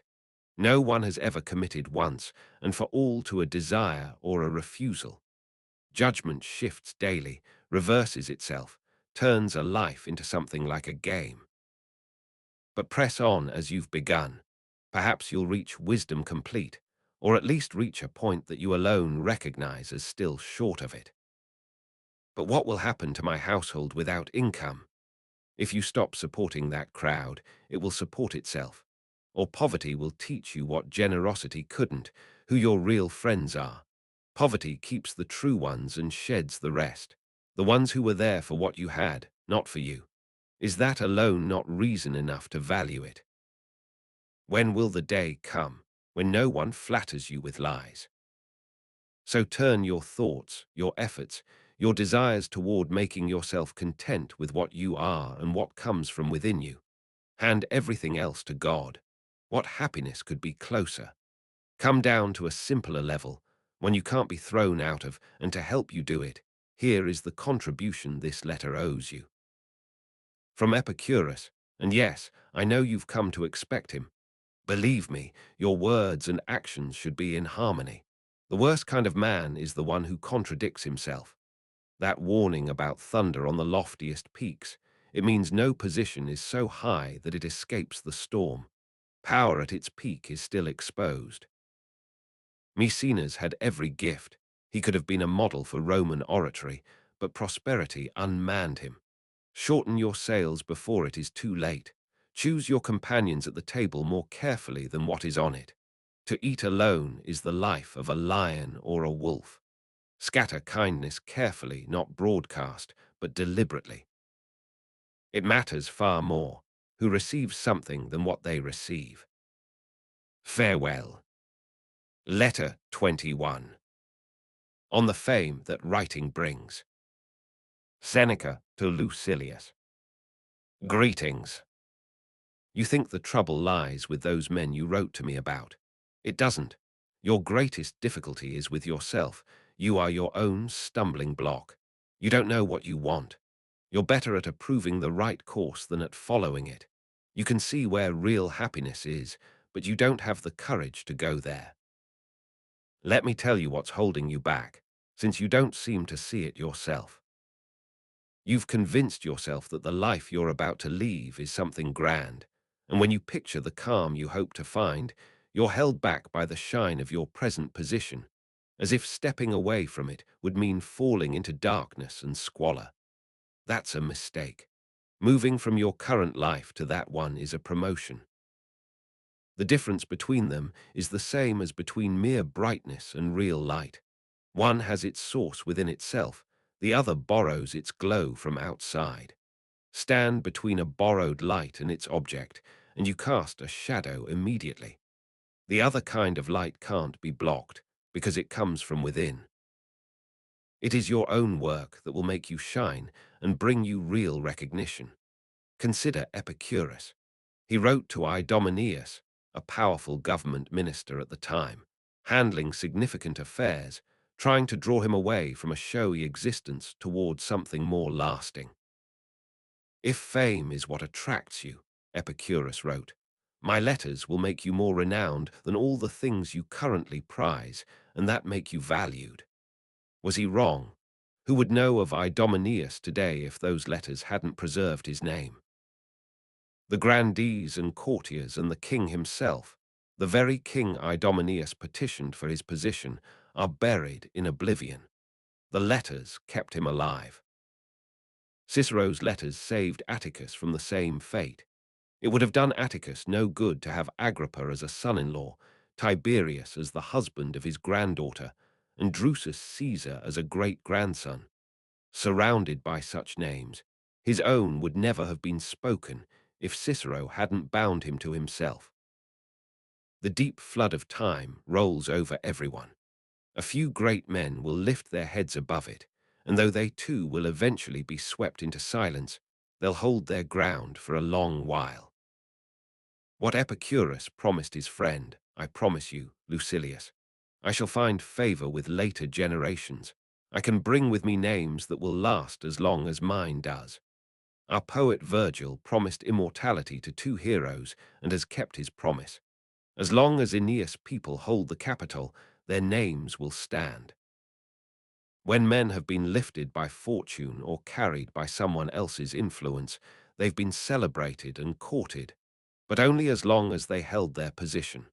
When they left it, they vanished from memory immediately. With genuine ability, it's different. The respect for it grows over time, and whatever has attached itself to that memory gets passed along from one generation to the next. Now, so that Idomeneus doesn't appear in this letter without contributing something. He was a man of wealth and influence who was guided by Epicurus out of the shadow of a powerful court and into the light of philosophy. I'm not promising you that kind of public fame. What I am offering is this. Your name, Lucilius, will be read alongside those Epicurus addressed. You will be part of something that survives. Every man, when he first opens his eyes, is commanded to be content with milk and rags. That is where we all begin, and yet kingdoms are all too small for us. Farewell. Letter 22. On Half Measures. Seneca to Lucilius. Greetings.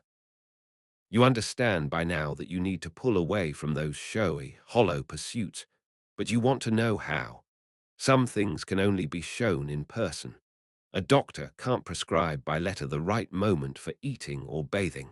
He has to feel the pulse. There's an old saying about gladiators.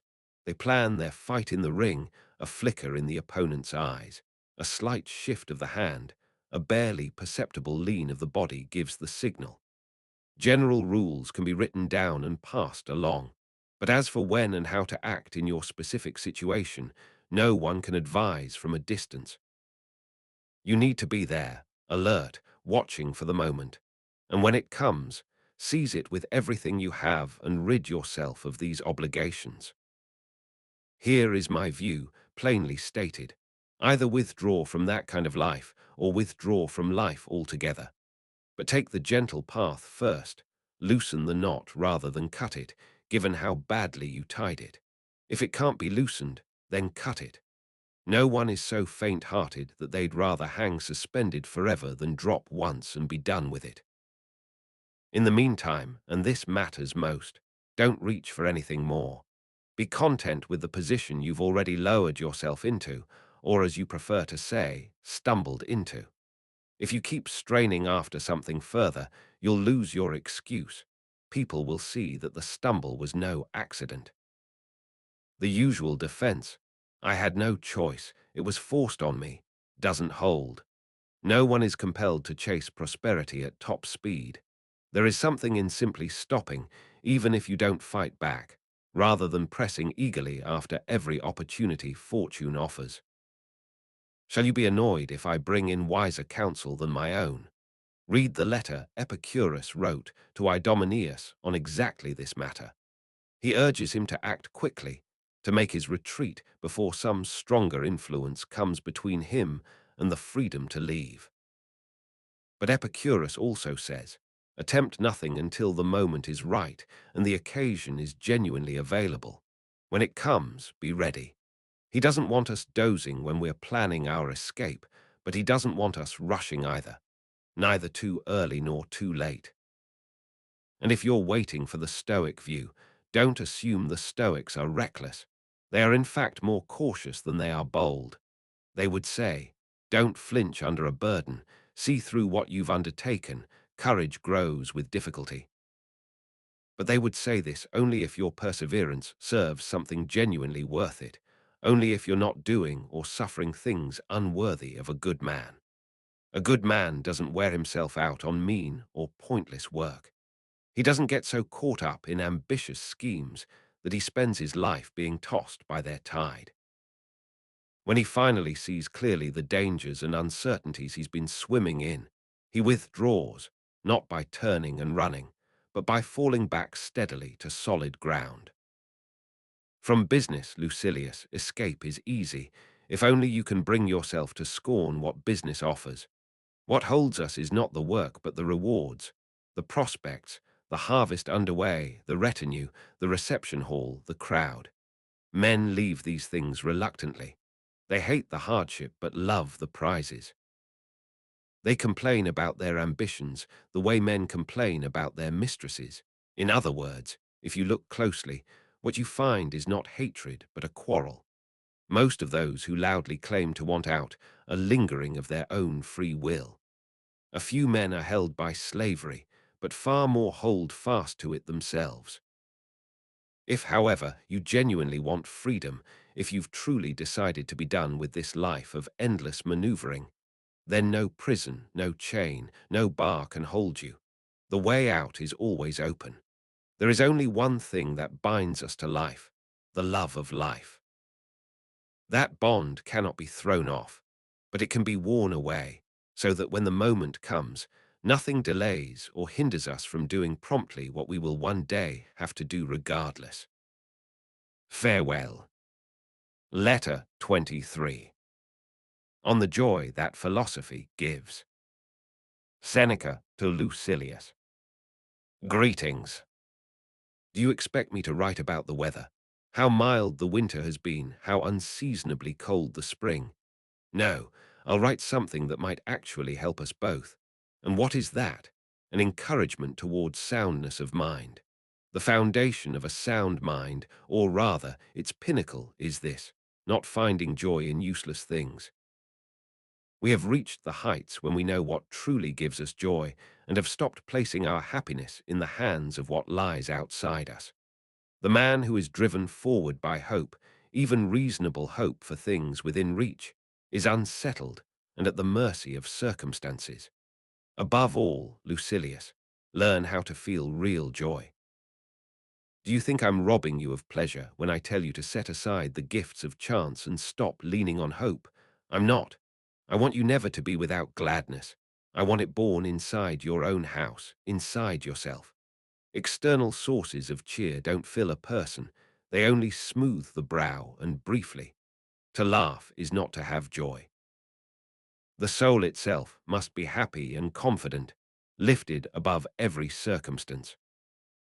Real joy, believe me, is a serious thing. Can you face death with a breezy expression? Can you open the door to poverty cheerfully, or reign in pleasure, or contemplate the endurance of pain? The person who has genuinely come to terms with these things is full of joy, but it's not a light, cheerful kind of joy. It is exactly that joy, however, which I want you to find and make your own, because once you've found its source, it will never fail you. Shallow minds yield at the surface. The truly rich ones have veins that run deep and reward the one who digs persistently. The trinkets that delight the crowd offer only a thin, surface-level pleasure. Even gilded joy has no real foundation. The joy I'm pointing you toward is solid. It reveals itself more fully the deeper you go. So I ask you, Lucilius, do the one thing that can make you genuinely happy. Throw aside and trample everything that glitters from the outside, everything held out to you by others or obtainable from others. Turn toward the true good and find your joy only in what comes from your own store, from within yourself, from the best part of you. The body, too, though we can accomplish nothing without it, is to be regarded as necessary rather than important. It involves us in pleasures that are fleeting, vain, and soon regretted, pleasures that, unless strictly controlled, flip into their opposite. Pleasure that exceeds its limits rushes into sorrow. But it is hard to keep within limits when you believe what you're pursuing is genuinely good. Real joy is a serious thing. It has weight and substance. You cannot fake it or stumble into it accidentally. The only path to it runs through virtue, and virtue demands no compromise. This truth has been expressed in many ways and many contexts, but it cannot be repeated too often because it cannot be learned too well. For some, the prescription alone is enough. For others, the remedy must be forced down their throats. Farewell. Letter 24. On Contempt for Death. Seneca to Lucilius. Greetings.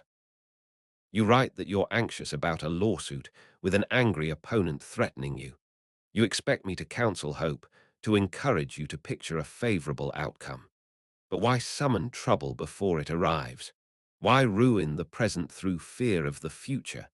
It is foolish to be miserable now, because you might be miserable later. Let me show you a different road to peace.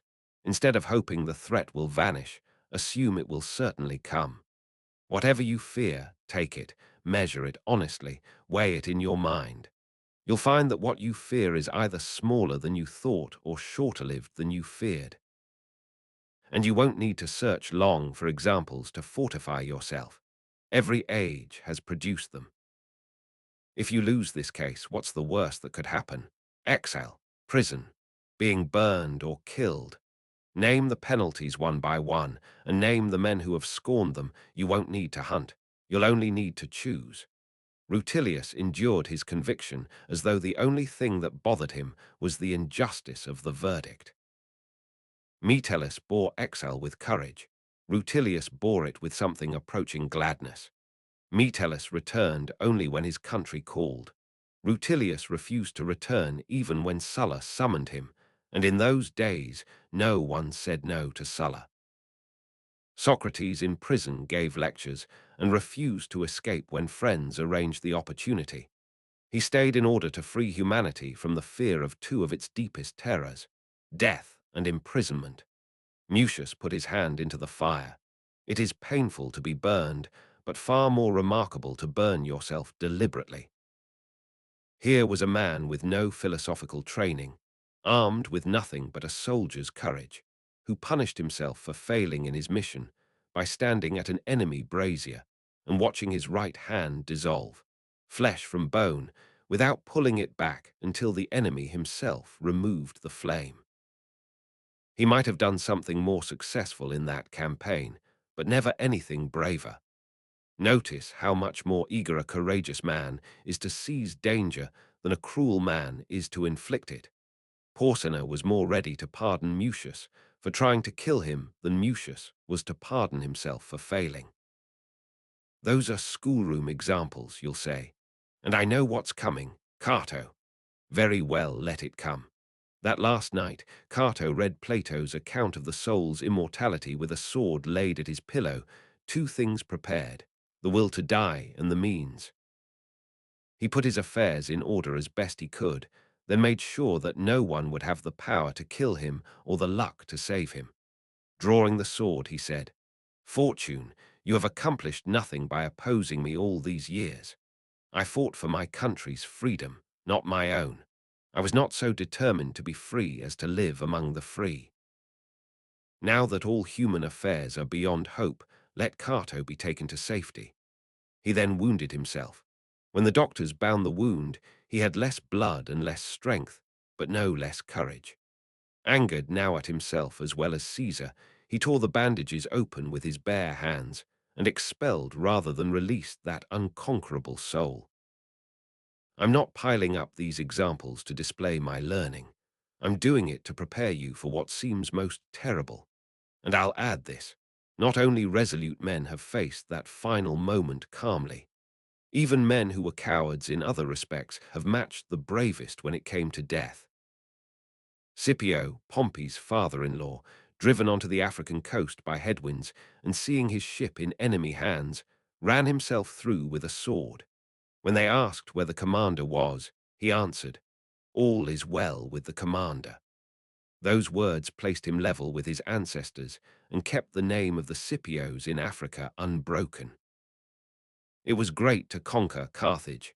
It was greater to conquer death. Death is so little to be feared that through it nothing else need be feared. So when your enemy threatens, listen without flinching.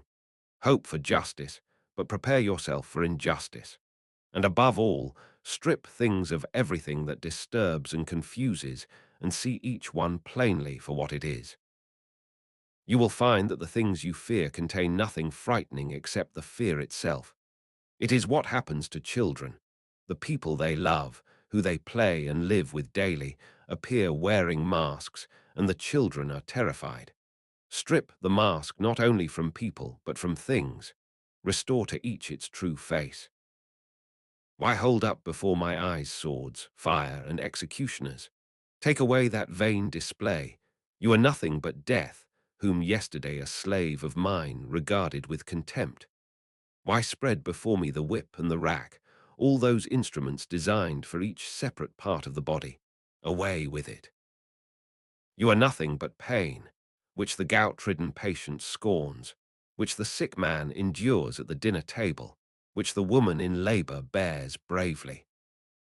You have heard these things before and said them yourself. Now prove by the result whether what you've said is true. The charge, often leveled at our school, that we deal in words rather than deeds, is a serious one. Have you only now learned that death hangs over your head, that exile and grief were always possibilities? You were born to these risks. Think of everything that can happen as something that will happen. Don't drown your soul in petty anxieties. If you do, it will be dulled when the time comes to rise.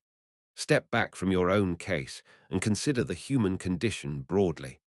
Our bodies are mortal and fragile. Pain reaches them from countless directions, not only from enemies. Our pleasures become torments. Banquets bring indigestion, drinking brings paralysis, sensual excess cripples the joints. I may become poor, then I will be one among the many. I may be exiled, then I will consider myself born in the place I'm sent. I may be put in chains, but am I free from bonds now?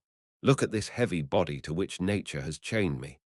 I will die, you say, which means I will stop running the risk of sickness, imprisonment, and death itself. I won't rehearse the Epicurean arguments about the terrors of the underworld being empty, Ixion's wheel, Sisyphus's stone, the vulture's daily return.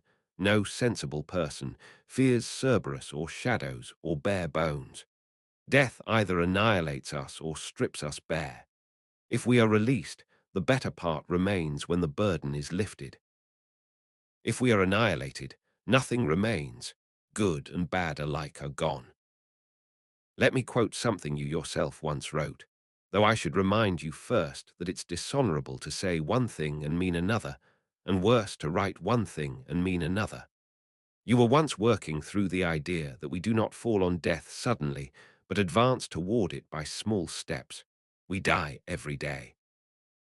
Each day a little of life is taken from us. We lose our childhood, then our boyhood, then our youth. All the time behind us is lost time. Even today is shared between ourselves and death.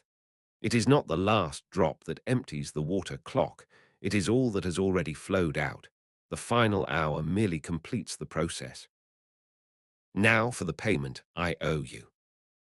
Epicurus, on the subject of death, rebukes both those who fear it and those who rush toward it. It is absurd to run toward death because you are tired of life. When it is your manner of life that has made you run toward death, and elsewhere, what is more absurd than to seek death when it is fear of death that has already stolen your peace? Add a third. Men are so thoughtless, so mad that some, through fear of death, force themselves to die. Weigh all three. We need steadying in both directions, not to love life too much, nor to hate it. Even when reason counsels an exit, don't rush. The wise man doesn't flee life, he takes his leave properly. Guard against the craving for death that has seized many, even the noblest souls.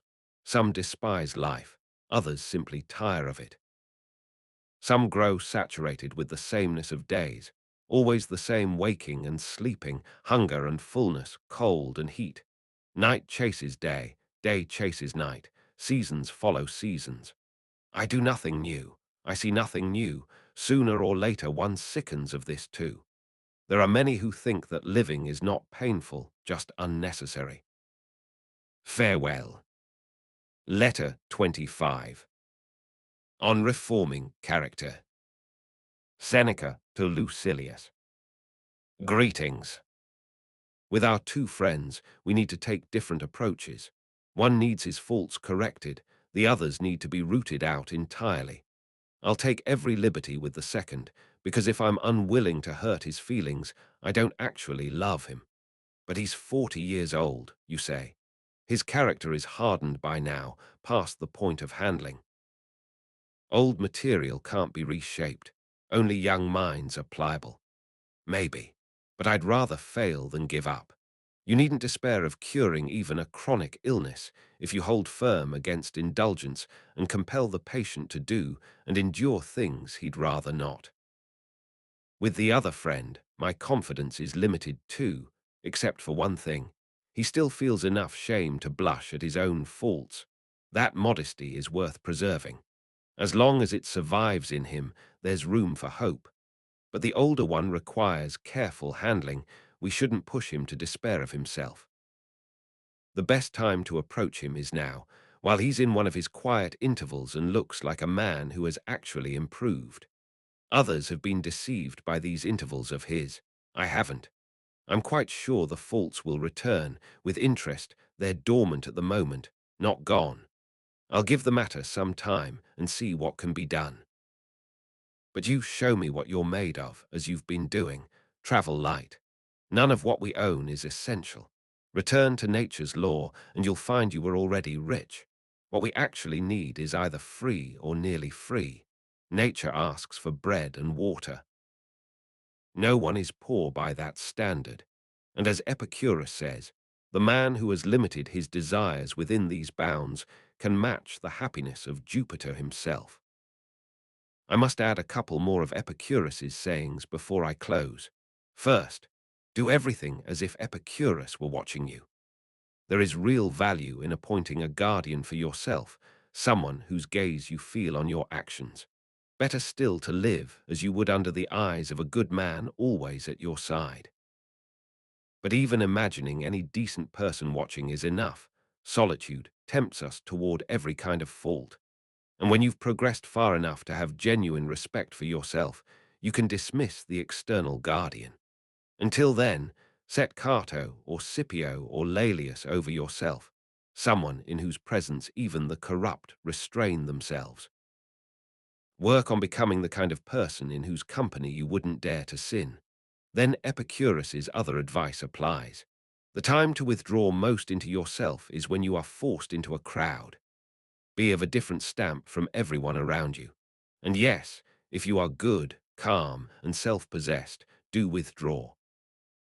But if not, go into a crowd to get away from yourself. Alone, you are too close to a rascal. Farewell. Letter 26. On old age and what lies beyond. Seneca to Lucilius. Greetings. I was telling you recently that I was within sight of old age. Now I'm afraid I've left it behind me.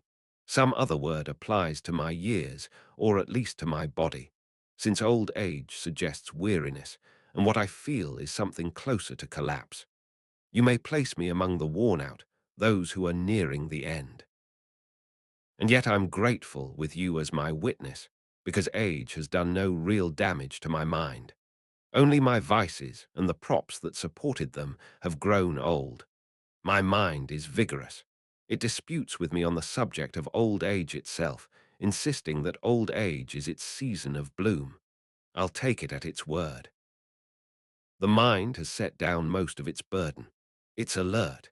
It tells me to examine carefully how much of my current peace and steadiness I owe to wisdom, and how much merely to the passage of years, and to be honest about what I can no longer do versus what I simply no longer want to do. Why complain that powers have faded which were always meant to fade? But, you say, being worn away and slowly dying is the worst of it, not a sudden blow, but a daily diminishment, a melting. Is there, though, a better ending than to glide quietly into one's proper harbour when nature slips the cable? A sharp departure has nothing painful in it either, but this other way, this gradual withdrawal, has an ease of its own. I, for my part, watch over myself as if the day of reckoning were already here, and speak to myself like this. What you've done and said up to now counts for nothing. It's all been preliminary, wrapped in posturing and show. Let death determine what progress you have actually made.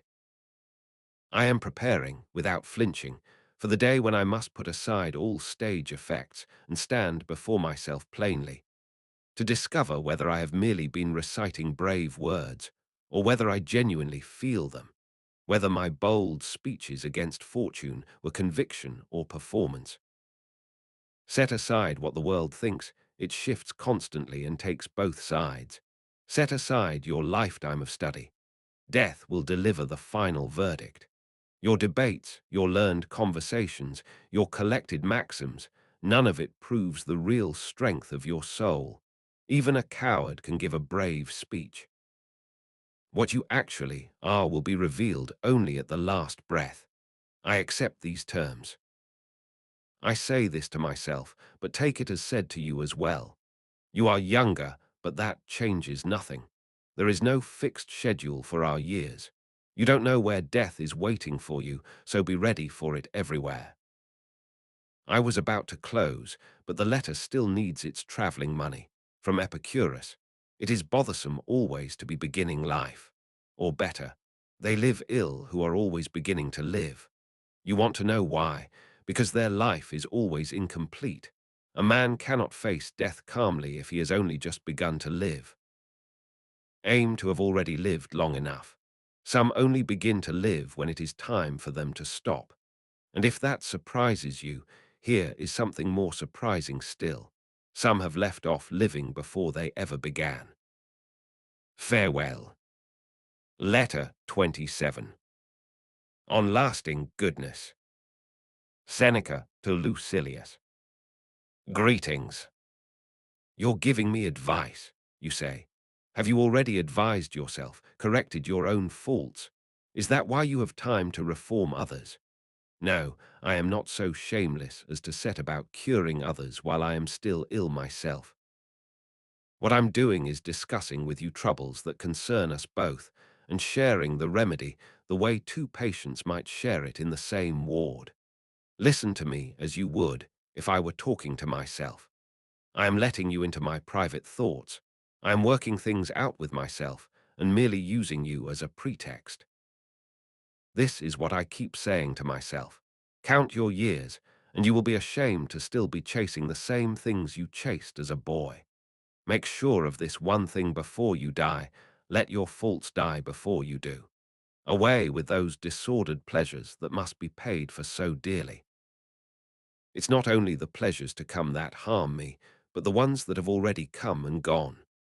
Just as a crime, even when undetected, leaves anxiety behind it, so guilty pleasure leaves regret behind even after the pleasure is over. These things are insubstantial, unreliable. Even when they don't harm us, they vanish. Look instead for some good that will last. There is no such good except what the soul discovers within itself. Only virtue gives joy that is both lasting and peaceful, and even when some obstacle arises, it is like a cloud passing beneath the sun, never prevailing against it. When will this joy be yours? You haven't been idle, but you need to move faster. Much work remains, and it cannot be handed off to someone else. Other kinds of study allow for outside help, but not this one. In our own time, there was a wealthy man named Calvisius Sabinus who had the financial resources and the intelligence of a household accountant. I have never seen anyone whose good fortune was a greater offense against decency. His memory was so poor he could sometimes forget the names of Ulysses, Achilles, or Priam, names we know as well as our own household staff.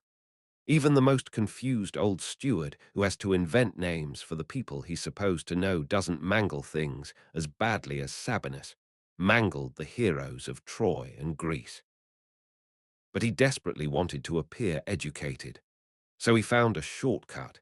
He paid extraordinary sums for slaves, one to know Homer by heart, another for Hesiod, one for each of the 9 lyric poets. If he couldn't find them ready-made, he had them trained.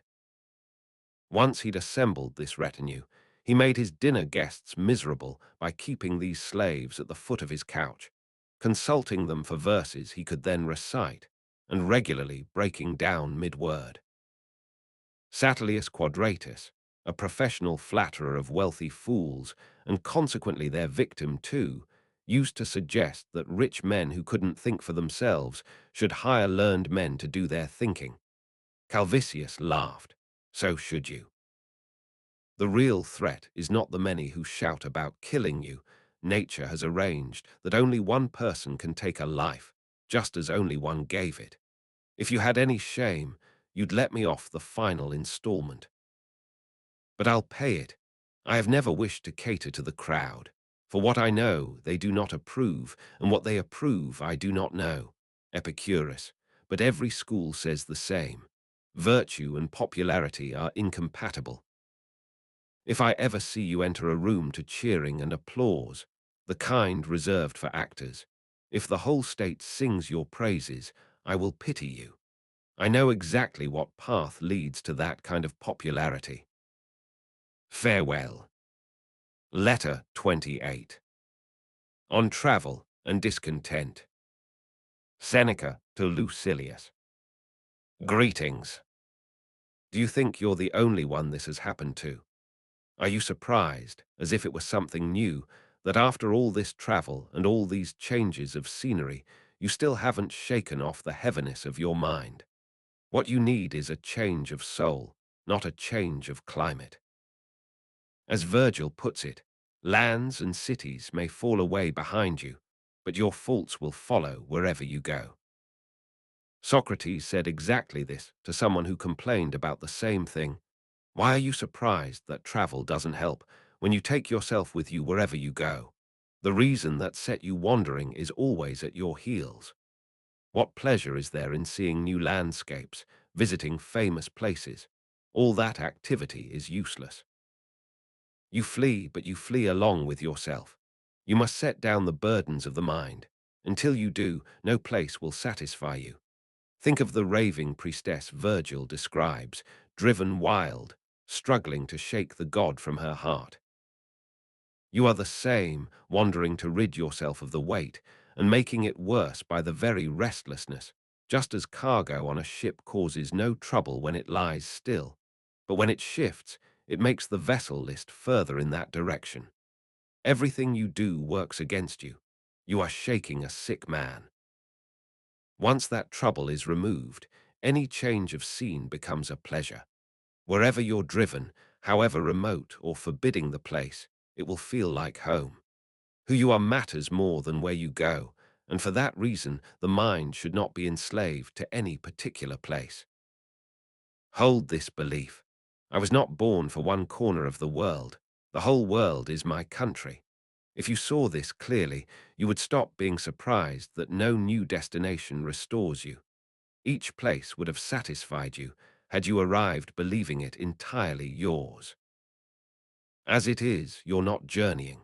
You're drifting, exchanging one place for another, when what you actually seek to live well is available everywhere. Is there any place more chaotic than the Forum? And yet a person can live quietly even there, if necessary. I would personally prefer to stay away from it. Just as certain climates wear down even a strong constitution, some environments are hard on a mind still recovering. No credit belongs to those who wade into turbulence and call it virtue to wrestle daily with the noise of the world.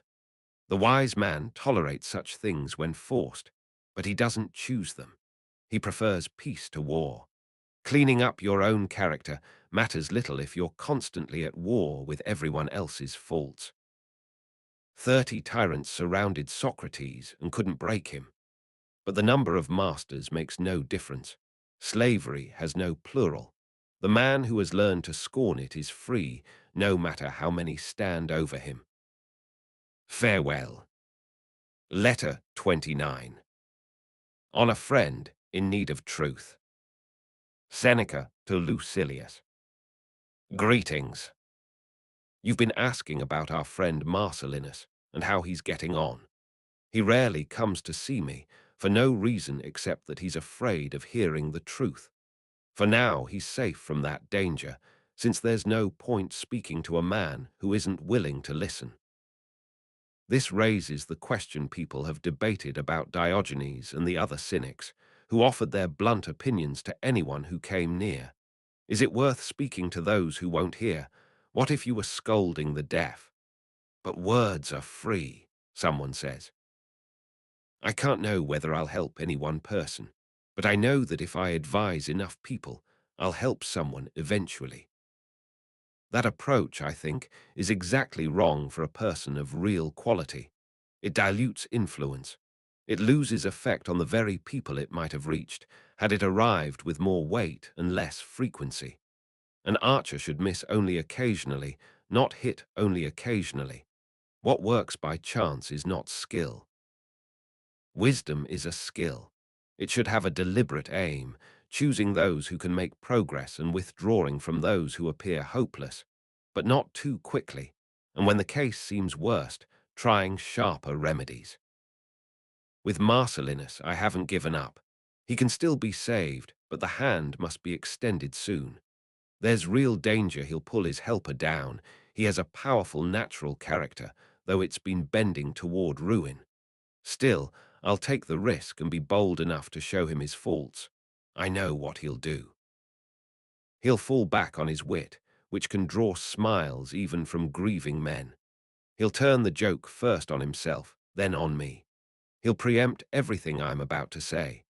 He'll mock our philosophical schools, accuse philosophers of taking handouts, keeping mistresses, and living self-indulgently. He'll point out a philosopher caught in adultery, another who haunts wine shops, another who courts the powerful. He'll bring up Aristo, who used to conduct his philosophical discussions from a carriage and had scorous quip that at least he's not a peripatetic. Julius Graecinus, asked which school Aristo belonged to, said he couldn't tell. He didn't know what the man did when not on horseback. It's charlatans like these, men who would have done better to leave philosophy alone than to trade on her name, that Marcellinus will throw at me. But I've decided to bear the taunts. He may make me laugh. I may make him weep. Or if he keeps joking, I'll quietly rejoice that at least his madness is cheerful, because that kind of merriment doesn't last. Watch these people. Within a short span, they go from laughing too much to raging too much. My plan is to show him how much greater his real worth is than people supposed. I may not pull his faults out by the root, but I can check them. They won't stop entirely, but they may pause, and pausing can become a habit, which can become stopping. That's not nothing. For the seriously ill, relief can stand in for a cure. While I prepare myself to deal with Marcellinus, you who already understand where you've come from, where you're headed, and roughly how far you still have to go, should be steady. Steel your courage. Stand firm before the things that have frightened you. Don't count how many people threaten you. Would you think it foolish to be afraid of a crowd in a place where only one person at a time can pass through? Similarly, many may threaten your life, but only one at a time can take it. Nature arranged it that way. As only one person gave you life, only one will take it. If you had any mercy, you'd let me off the final payment, but I'll pay it in full. I have never wished to cater to the crowd. For what I know, they do not approve, and what they approve, I do not know. Epicurus said it, and every school echoes it. Virtue and popularity cannot share the same person for long. Winning the crowd requires becoming like them. What you think of yourself matters far more than what they think of you. The favor of ignoble men can only be won by ignoble means. If I see you met with applause and cheering, the kind reserved for performers, if the whole city sings your praises, I will pity you. I know what path leads there. Farewell. Letter 30. On conquering the fear of death. Seneca to Lucilius. Greetings. I have visited Aufidius Bashews, that noble man, and found him shattered in health, wrestling with his years. Old age has settled on him with its full weight. He can no longer lift himself against it. His body was always frail and thin. For a long time he kept it together by sheer will, but now it has suddenly given way. When a ship springs a leak, you can stop the first fissure, even the second. But when openings multiply and water pours in from everywhere, the hull cannot be saved. An old man's body can be propped and sustained up to a point, but when it becomes like a crumbling building, every joint spreading, one part repaired while another falls, it is time to consider how to get out. But the mind of Bashews is alive. This is what philosophy gives us: joy even in sight of death, strength and courage regardless of the body's condition, steadiness even as the body fails. A great pilot can sail with torn canvas. When the ship is battered, he works with what's left of the hull and holds his course. That is what Bashews is doing. He looks at his own end with a composure that in anyone else, contemplating another's death, you might call indifference.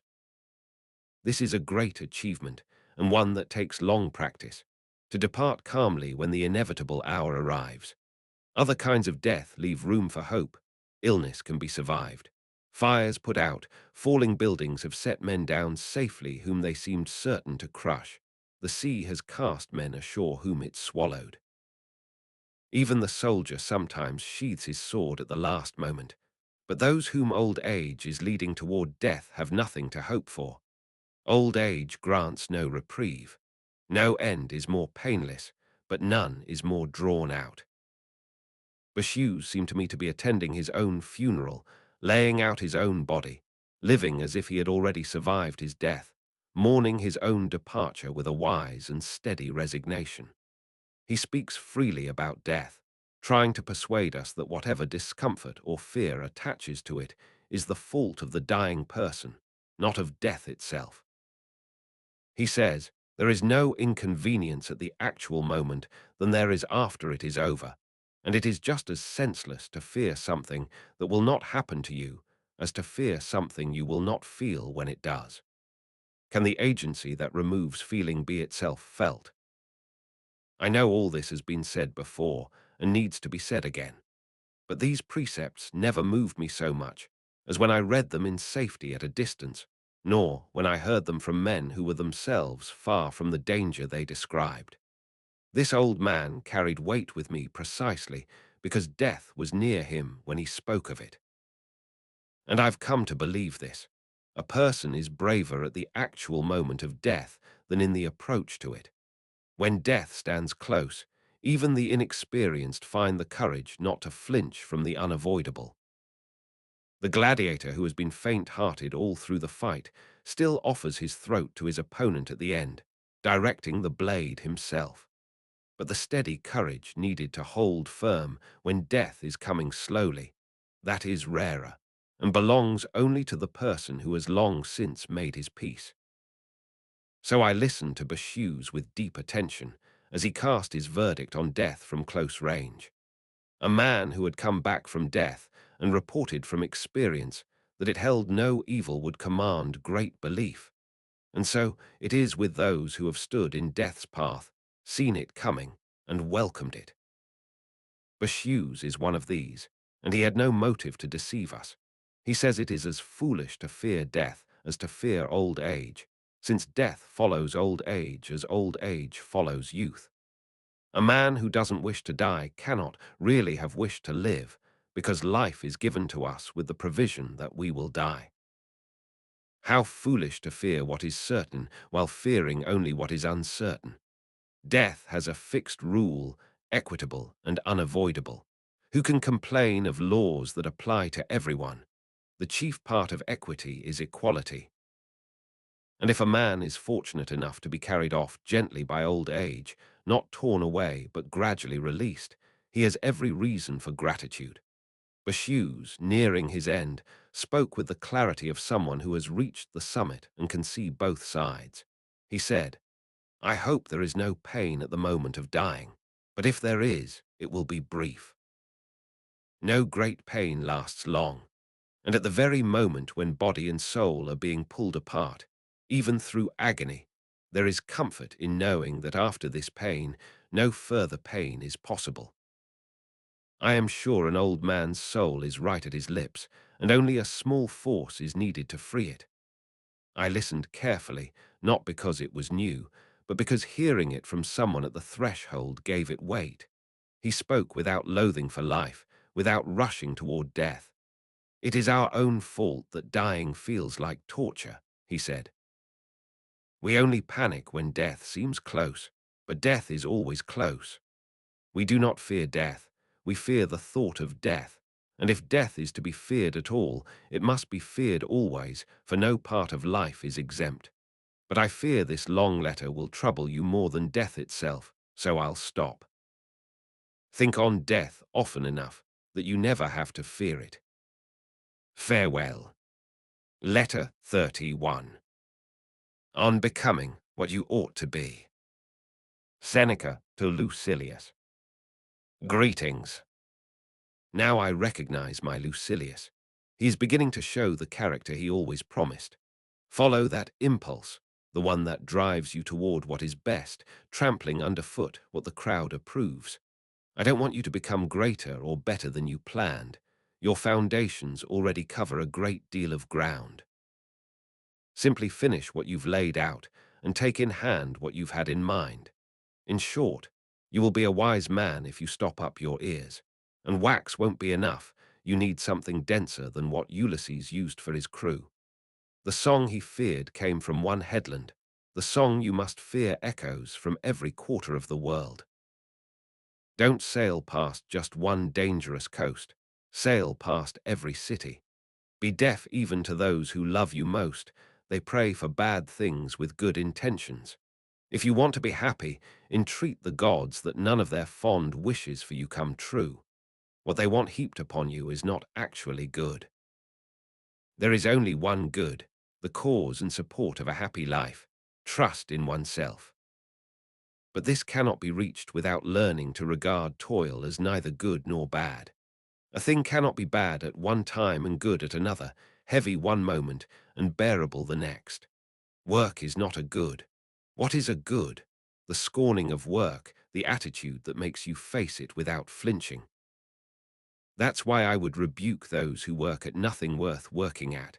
But when a man struggles toward honorable ends and applies himself harder the further he goes, I cheer him on. Better already. Work is the sustenance of noble minds. So stop praying the old prayers your parents prayed on your behalf. Stop petitioning fortune for this favor or that. You have already traveled the full circuit of high office. It is beneath you now to keep importuning the gods. What need for vows? Make yourself happy through your own effort. You can do this once you understand that whatever is blended with virtue is good, and whatever is joined to vice is bad. Nothing gleams without light mixed into it. Nothing is black without darkness. Nothing is hot without fire. nothing cold without air. In the same way, it is the association with virtue or with vice that makes things honorable or base. What is good, then? Knowledge of things. What is evil? Ignorance of things. The wise man, armed with understanding, turns both fortune's gifts and its blows into something good. The fool is damaged by any form of prosperity. You wouldn't sail through the Sirtes or past Scylla or Charybdis for the sake of a minor appointment, yet you risk yourself daily for ambition. The journey nature has prepared for you is safe and smooth. She has given you gifts that, if you don't betray them, will raise you to the level of the gods. Money cannot do that. God has no property. Fine clothes cannot. God wears none. Fame, status, a name spread throughout the world, none of these. God is known to no one, and many hold him in low esteem without suffering for it. No retinue carries him, he carries everything himself. Rise by what is truly yours. Only one image can be fashioned in the likeness of God, and it is not made of gold or silver. Remember, when the gods were kind to men, they were moulded in clay. Farewell. Letter 32. On making progress. Seneca to Lucilius. Greetings. I've been asking about you, questioning everyone who comes from your part of the country about what you're doing, where you're spending your time, and who you're spending it with. You cannot deceive me. I am with you. Live as if I were certain to hear about everything you do, better still, as if I were certain to see it. And if you're wondering what pleases me most in what I hear, it's that I hear nothing. Most of the people I ask have no idea what you're doing. That is exactly right. It is sound practice to avoid associating with people of a different stamp and different aims. I am confident you won't be bent out of shape. You'll hold to your purpose even with the crowd pressing around you and trying to pull you off course. My concern isn't that they'll change you, it's that they'll slow you down. And even a little delay does real harm, because life is short, and we make it shorter by our own unsteadiness, constantly making fresh starts, now going one way, immediately another, breaking life into pieces and frittering it away. Move faster, dear Lucilius. Think how much you'd quicken your pace if an enemy were pressing from behind, if you saw cavalry closing in on your heels. The enemy is pressing. Pick up your speed, get clear, reach solid ground, and keep before your mind how fine a thing it is to complete your life before death comes, and then wait in peace for whatever time remains, laying claim to nothing, because you are already in possession of the happy life. Such a life is not made happier by being longer. Would you like to know what makes men so greedy for the future? It is because no one has yet found himself. Your parents prayed for certain things on your behalf. I pray rather that you may learn to despise everything they prayed for you in abundance. Their prayers plunder others simply to enrich you. Whatever is given to you must be taken from someone else. My prayer is this, that you may gain such command over yourself that your mind, now restless with wandering thoughts, may at last come to rest and become steady, that it may be content with itself, that having come to understand what things are truly good, which are ours the moment we understand them, it may have no need of added years. The man who has completed his life and still lives has passed beyond all necessity. He has earned his discharge. He is free. Farewell. Letter 33. On Maxims and their limits. Seneca to Lucilius. Greetings. You want me to end these letters the way I ended my earlier ones, with a memorable quote from one of our great Stoic teachers, but they didn't traffic in quotable lines. Their entire body of work is full of strength. There's no unevenness, no individual passage that rises above the rest, because everything rises to the same height. You don't single out one tree when the whole forest reaches the same level. Poetry is dense with striking lines. So is history. That's why you won't find me attributing these thoughts to Epicurus alone. They belong to everyone, and most of all to us. They do appear more striking in Epicurus, because they come rarely and unexpectedly, and because it surprises people to find bold words in a man they assume was soft. Most people think of him that way. I don't. I think Epicurus was genuinely courageous, even if he did wear loose sleeves. Courage, energy, and readiness for battle can be found among the Persians, just as among soldiers who have cinched themselves tight. So don't ask me for highlights and quotations. The kind of thought you might pull out here and there from other philosophers runs continuously through everything we write. We have no shop window. We don't lure you in with a display and then leave the shelves bare inside. Help yourself to anything from anywhere. If we tried to attribute each idea to a specific source, Zeno, Cleanthes, Chrysippus, Panetius, Posidonius, who would we credit? We Stoics are not subjects of a king. Every one of us claims his own freedom. With the Epicureans, whatever Hermarchus or Metrodorus says gets traced back to one man. In that school, everything anyone says is said under the authority of a single leader. We cannot, no matter how we try, single out any one gem from so vast and equally excellent a collection. Only the poor man counts his flock. Wherever you look in our writing, you'll find something that might stand out if everything around it weren't equally worth reading. So stop hoping you can skim the wisdom of great thinkers through digests and excerpts. Engage with their thinking as a whole. These men were building something, weaving it line by line, and nothing can be removed without damaging the rest. Study the parts if you like, but study them as parts of the whole person. A woman isn't beautiful because her ankle or arm is admirable. She's beautiful when her full presence makes you forget to analyze the details. That said, if you insist, I won't be stingy, I'll be generous. There are passages in abundance. They don't need to be gathered, just picked up. They don't drip out occasionally, they flow continuously, unbroken, connected. For beginners still lingering at the entrance, single maxims are useful. They're easier to take in when they're short and well-defined, like a line of verse. That's why we give children proverbs to memorize, or what the Greeks call a kria, something compact enough for a young mind that can't yet hold more.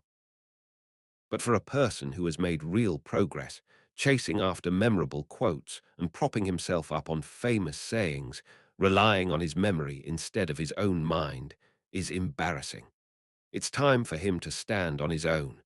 He should be making maxims, not memorizing them. It's shameful, even for an old man or someone nearing old age, to have only a notebook's worth of wisdom. This is what Zeno said. But what have you said? This is what Cleanthes believed. But what do you believe? How much longer will you march under someone else's orders? Step forward. Say something worth remembering. Contribute something from your own stock. This is why I have no great respect for those who never create anything, who live permanently in other people's shadows, serving as interpreters, never once putting into practice what they've spent so long learning. They've trained their memories on borrowed material, but remembering is not the same as knowing. Remembering is keeping something in safekeeping. Knowing means making it your own, not depending on the original, not constantly glancing back at the teacher. Thus said Zeno, thus said Cleanthes.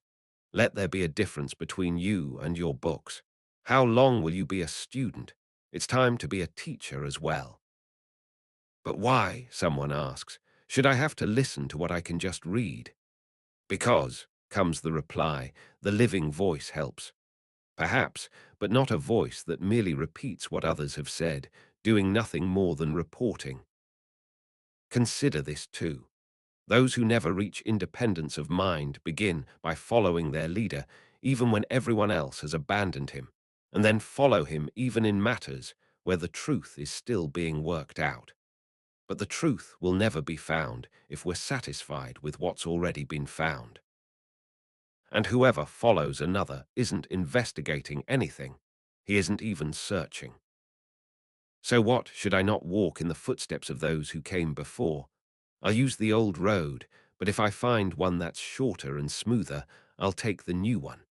Those who made these discoveries before us are not our masters. They are our guides. Truth is open to everyone. It has not been claimed by anyone. There's plenty of it left for those who come after us. Farewell. Letter 34. On a student worth having. Seneca to Lucilius. Greetings. My spirit lifts, I feel young again, my blood runs warm, whenever I see from your actions and your letters how far you've surpassed yourself.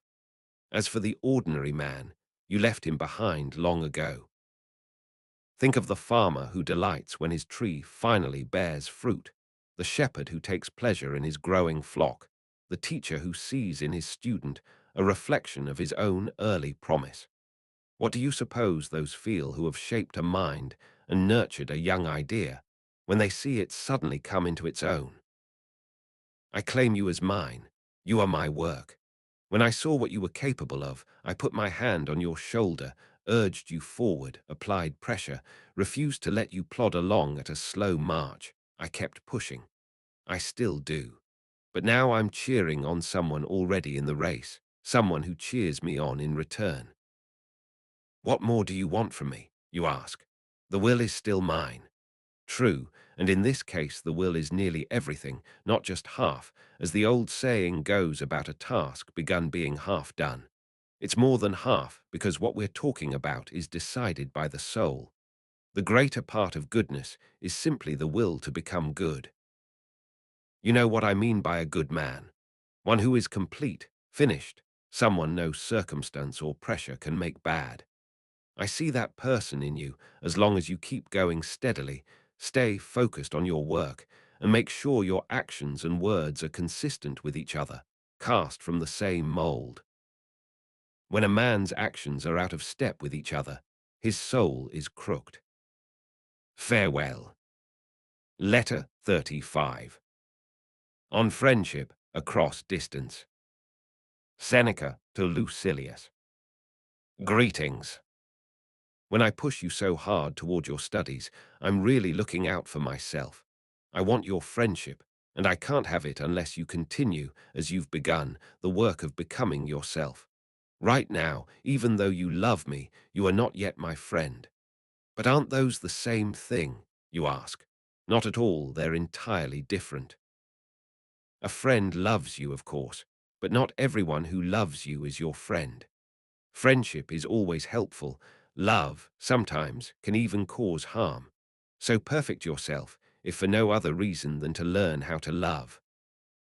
Hurry, then, so that in perfecting yourself for my sake, you don't end up doing it only for someone else's benefit.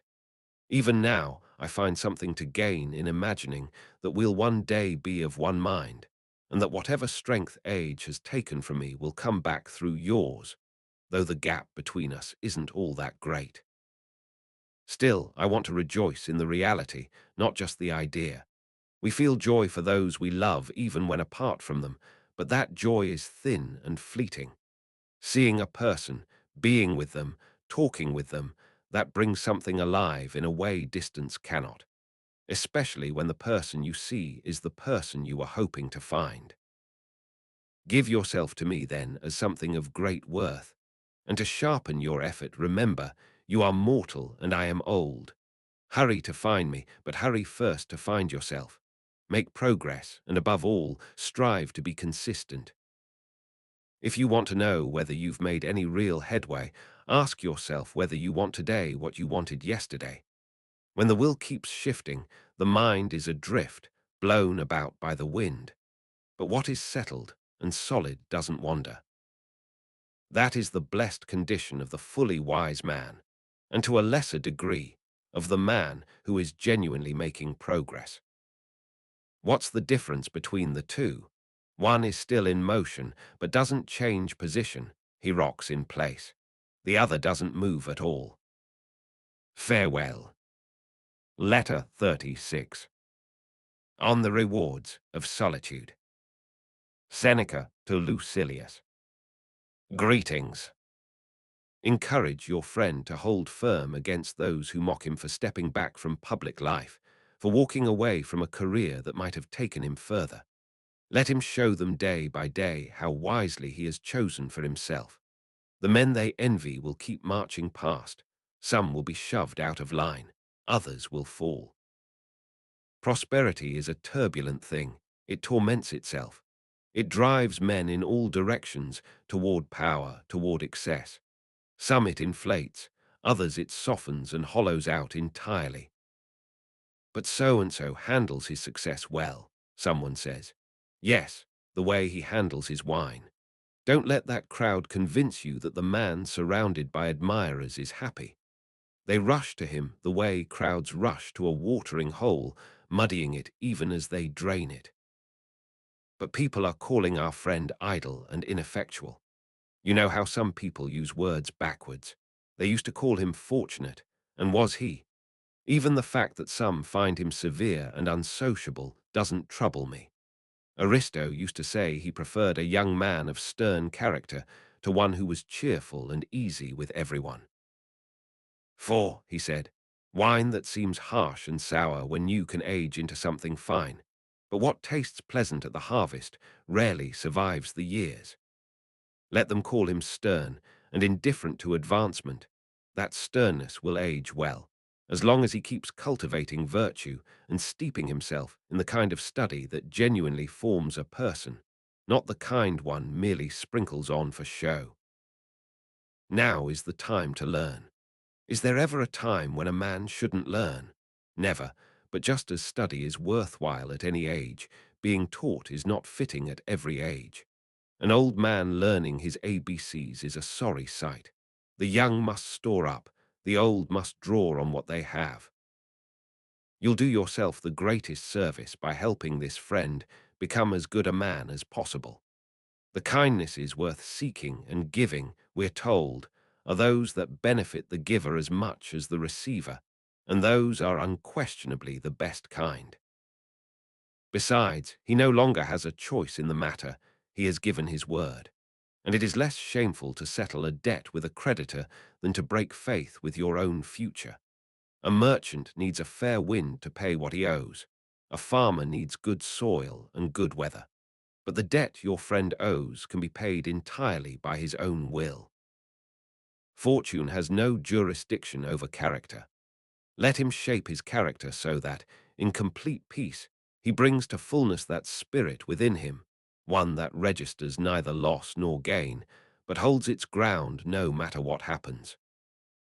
A spirit like that, if wealth is piled upon it, rises above its riches. If chance strips some or all of it away, it is not diminished. If your friend had been born in Parthia, he'd have been learning to draw a bow as a child. In Germany, he'd have been hurling a spear. Among our ancestors, he'd have learned to ride and fight hand to hand. Every people prescribes its own training. So what should this friend of yours learn? I say, what works against every weapon and every enemy, contempt of death. No one doubts that death carries something terrifying in it, enough to unsettle even souls that nature has shaped to love their own existence. Otherwise, there'd be no need to prepare ourselves, no need to sharpen our courage to face what we'd otherwise approach of our own accord, just as all living things instinctively preserve themselves. A man doesn't train himself so that, if the moment comes, he can lie down calmly on a bed of roses. He steels himself so that he won't break under torture, so that if need be he can stand his watch in the trenches even while wounded, without even leaning on his spear, because sleep tends to take men who lean on anything at all. There is nothing harmful in death itself, for something must exist to be harmed by it. And yet if you're gripped by a desperate longing for more life, consider this. Nothing that disappears from our sight and is drawn back into the world it came from is destroyed. Things end their course, they do not perish. Death, which we fear and flinch from, interrupts life, but does not steal it. The time will come when we are restored to the light, and many would object to that if they weren't brought back without memory of what came before. I'll show you later more carefully that everything which seems to perish merely changes. Since you are destined to return, leave with a calm mind. Watch how the universe turns through its cycles. No star in our sky is ever extinguished. They all set and rise in turn. Summer is gone, but another year will bring it back. Winter subsides, but returns with its proper months. Night swallows the sun, but day will soon drive night away. The wandering stars retrace their old paths.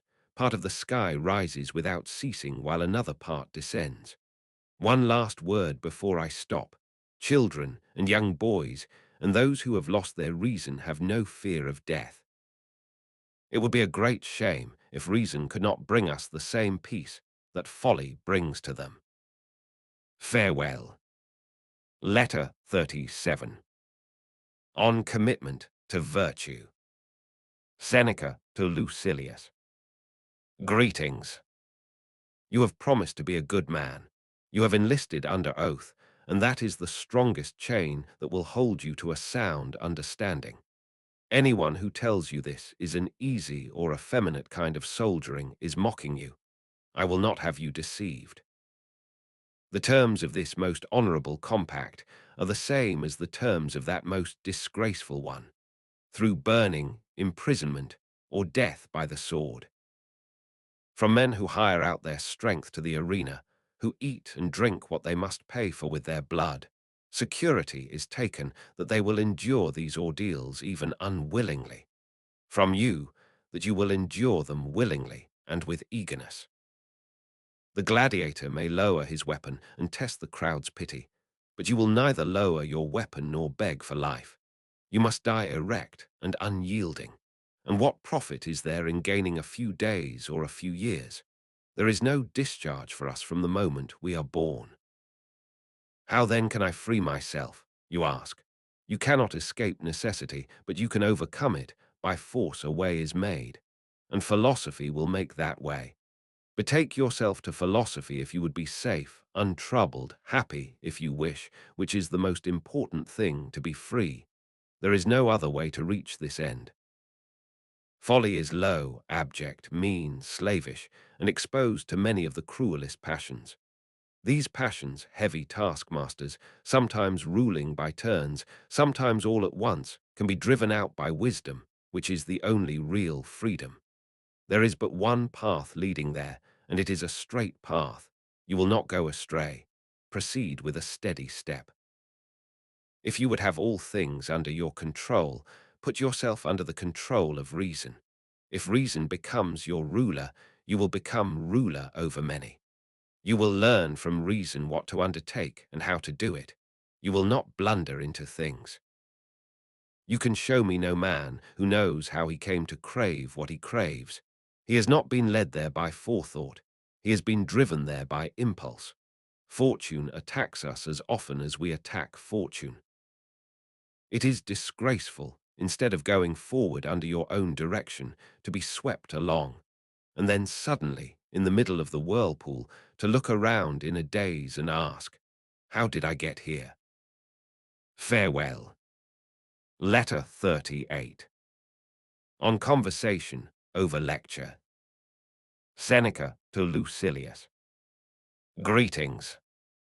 You are right to urge that we increase our exchange of letters, but the greatest benefit comes from conversation, because it creeps gradually into the soul. Lectures prepared in advance and delivered to a crowd have more noise in them but less intimacy. Philosophy is good advice, and no one can give good advice at the top of his lungs. Of course, we must sometimes also make use of these public addresses, if I may call them that, when a hesitant person needs to be stirred to action. But when the aim is to teach a man, and not merely to make him want to learn, we must turn to the quieter tones of conversation. They enter more easily and stay in the memory.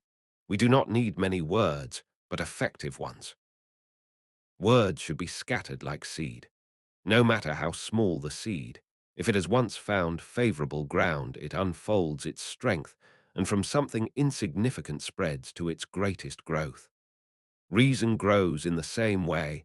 It is not large to the outward eye, but increases as it does its work. A few words are spoken, but if the mind has truly caught them, they come into their strength and spring up. Precepts and seeds share the same quality. They produce much, and yet they are slight things. Only, as I said, let a receptive mind receive and assimilate them. Then of itself the mind will produce abundantly in its turn, giving back more than it has received. Farewell. Letter 39. On the use of first principles. Seneca to Lucilius. Greetings. I'll put together the notes you've asked for, in careful order and condensed form.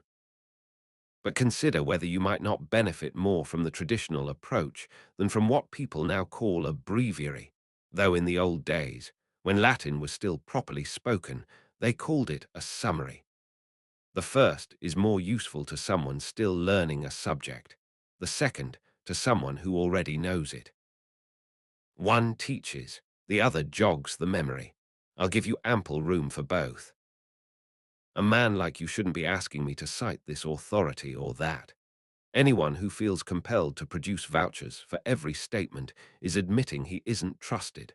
So I'll write exactly what you want, but in my own way.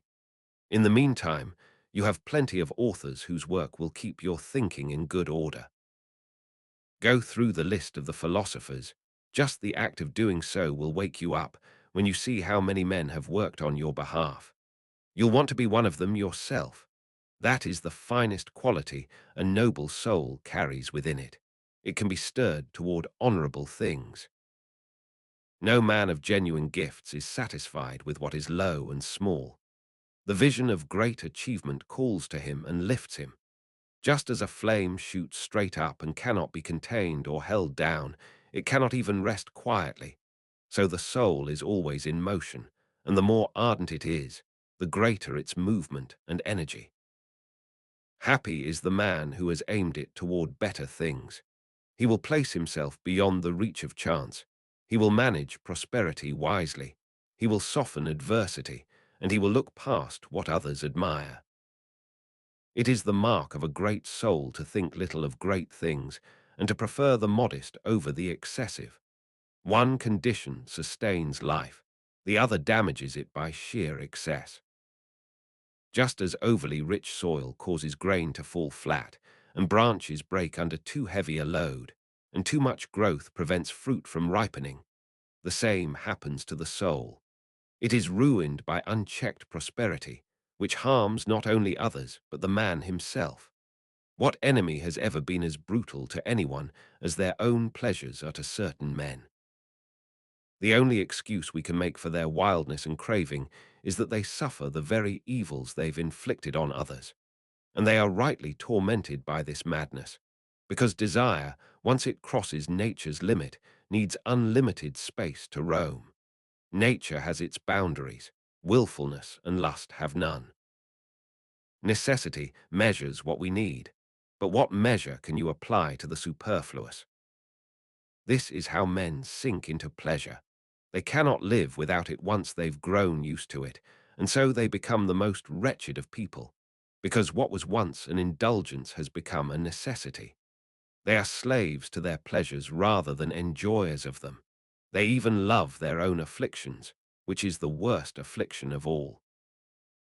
Unhappiness reaches its peak when men are not merely drawn to shameful things, but take pleasure in them.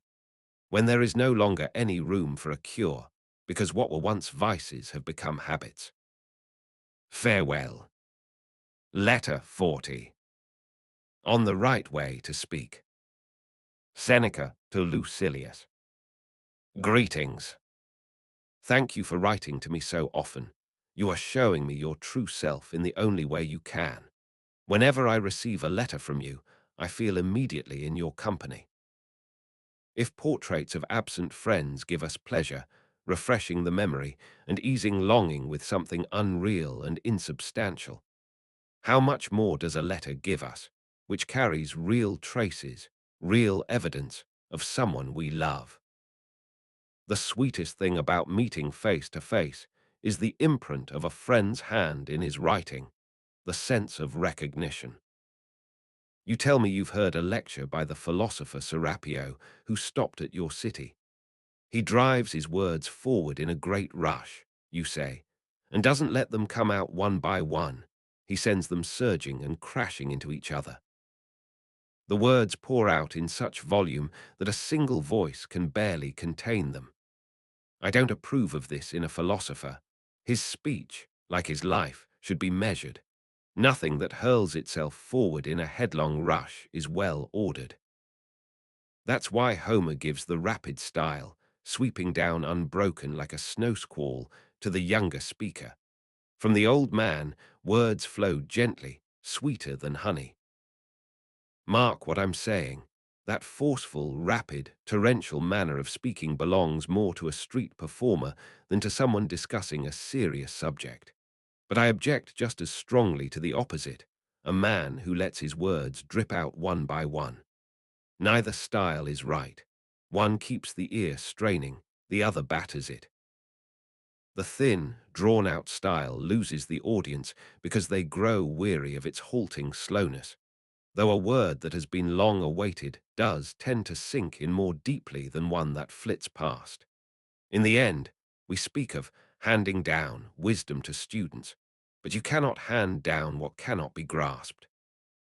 Speech that deals with truth should be plain and unadorned. The popular style has nothing to do with truth. Its aim is to dazzle the crowd, to sweep away inattentive ears with speed. It does not submit itself to examination. It snatches itself away from it. And how can speech that cannot govern itself govern others? Speech meant to heal the mind must sink into it. Remedies are useless if they don't stay in the system. This kind of speech is also full of emptiness, more noise than force. What I need is for my fears to be quieted, my agitation soothed, my illusions shaken loose, my self-indulgence checked, my greed rebuked. None of that can be done in a rush. What doctor heals a patient in a flying visit? And this kind of verbal acrobatics gives no real pleasure either. Like a conjurer's tricks, once you've seen through them, once is enough. What is there to learn or imitate? What are we to think of a man's soul when his speech charges forward in total disorder and cannot be reined in? When you run downhill, you can't stop where you planned. Your body's momentum carries you past the point you intended. The same is true of this kind of speech. It has no control over itself, and it is unworthy of philosophy, which should place her words carefully, not scatter them, and move forward step by step. But shouldn't philosophy sometimes take a loftier tone?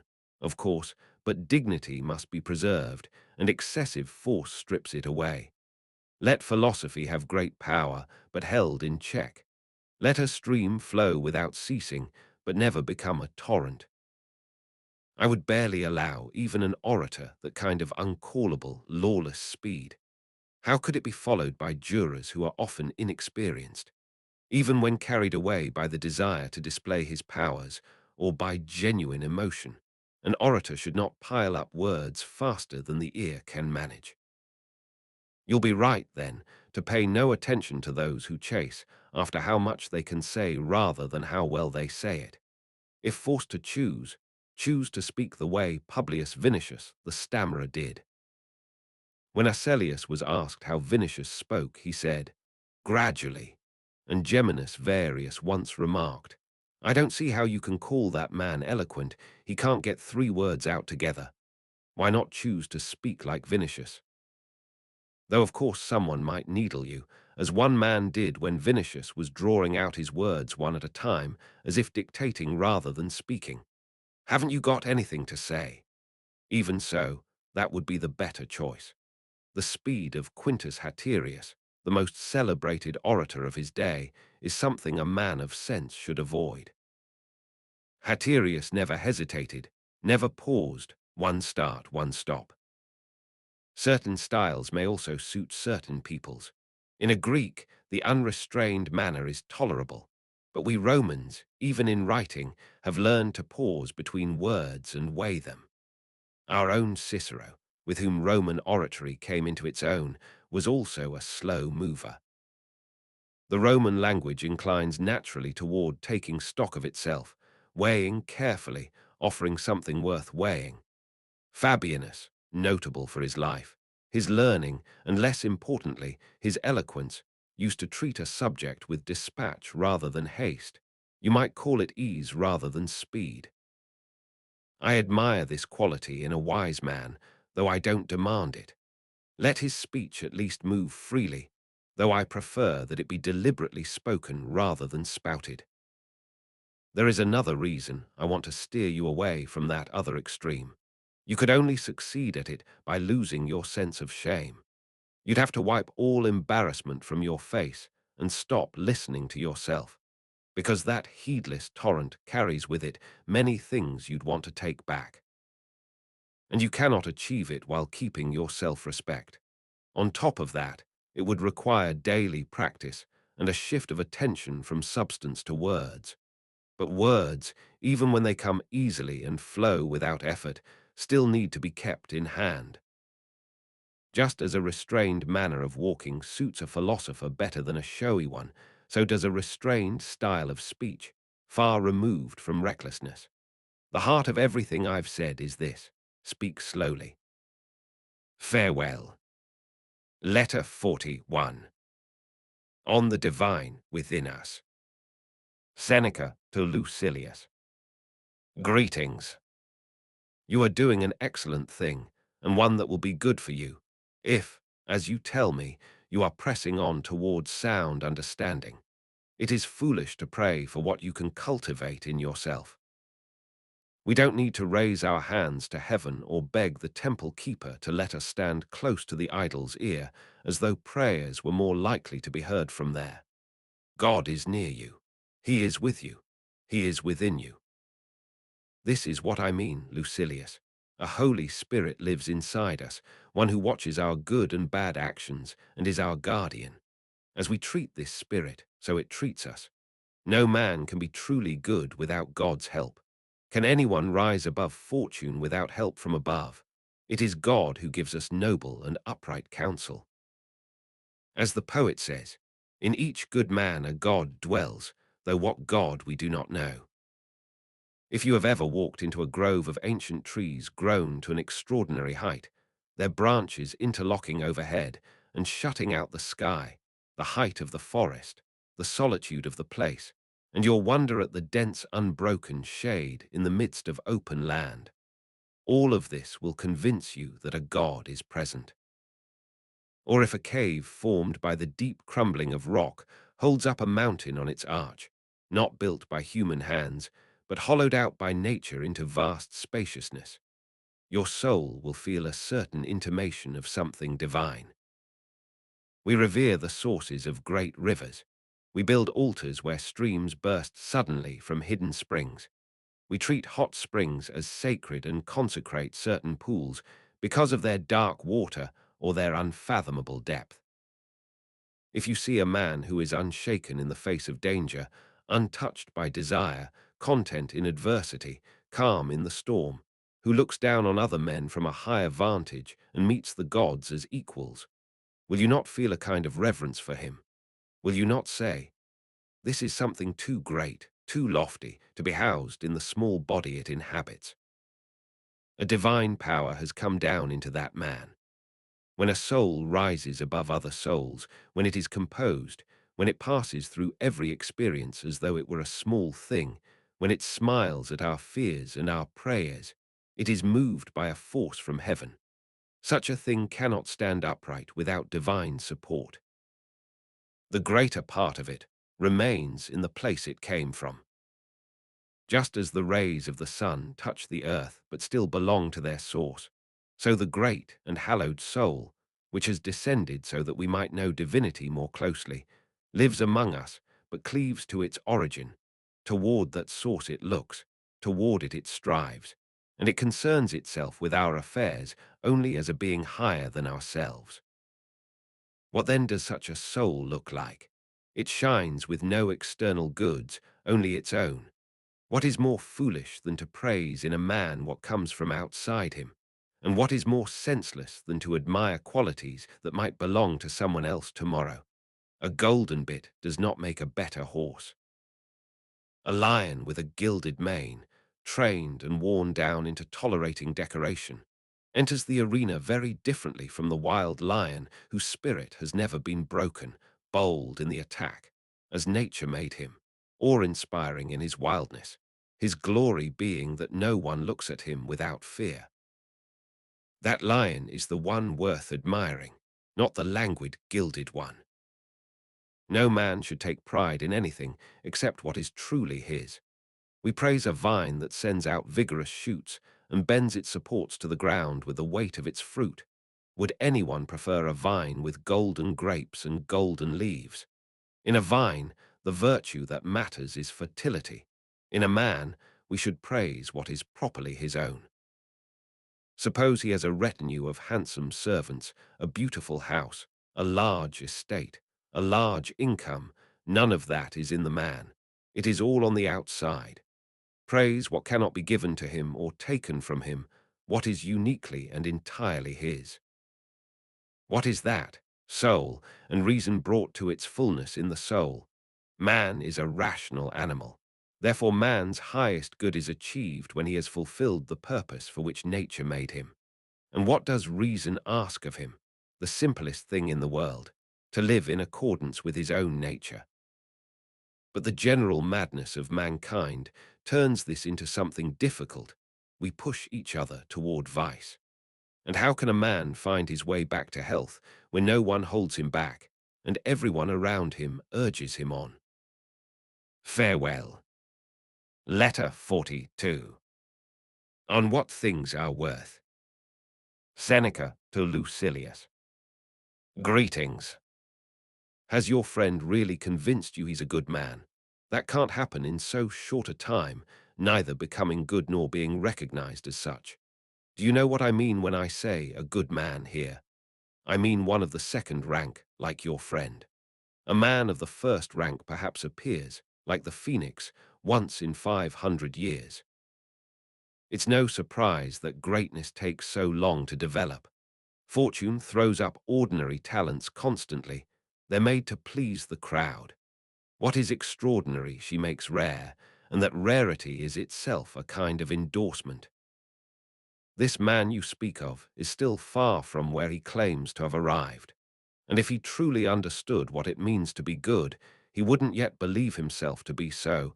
He might even despair of ever getting there. But he thinks ill of wicked men, you say. So do wicked men themselves. There is no harsher punishment for vice than its own dissatisfaction with itself and everyone around it. But he hates those who abuse power they've suddenly acquired. He will do exactly the same thing once he has the same power. Many men's vices go unnoticed simply because they lack the means to act on them. Given enough strength, those same vices will be no less bold than the one's prosperity has already revealed. Handle a venomous snake while it's cold and sluggish. The poison is still there, only numbed. Many men's cruelty, ambition, and appetite are waiting only for fortune's favor to match the worst crimes on record. That their wishes are the same, you'll discover easily. Give them the power equal to their desire. Do you remember when you told me a certain person was under your influence, and I said he was unreliable, a bird of passage, and that you held him not by the foot, but by a single feather? Was I wrong? He left that feather in your hands and flew. You saw what he made of himself afterward, how many of his schemes collapsed on his own head. He didn't see that in threatening others he was undermining himself. He never stopped to ask whether the things he was chasing were even worth the price. This is the question we should apply to everything we pursue with great effort. Is there actually anything desirable in it, or does the undesirable outweigh the good? Some things are simply superfluous. Others aren't worth what we pay for them. We don't see this clearly because we think of paying only in money. We call free gifts the things we spend ourselves on, our anxiety, our safety, our honor, our freedom, our time. We would refuse to buy those same things with a house or a profitable estate. Yet we hand over our whole selves without a second thought. Each man regards himself as the cheapest thing he owns. So approach every desire the way you'd approach a market stall. Ask what it costs. The things that cost nothing often cost us the most. Many objects in the getting and the having have quietly taken our freedom. We would belong to ourselves if only these things didn't belong to us. And when it comes to loss, think the same way. This thing is going to perish. Yes, it was always an extra. You lived without it before, you'll live without it again. I'll have less money. Yes, and less worry. Less influence. Yes, and less envy. Look at the things that drive us to despair when we lose them.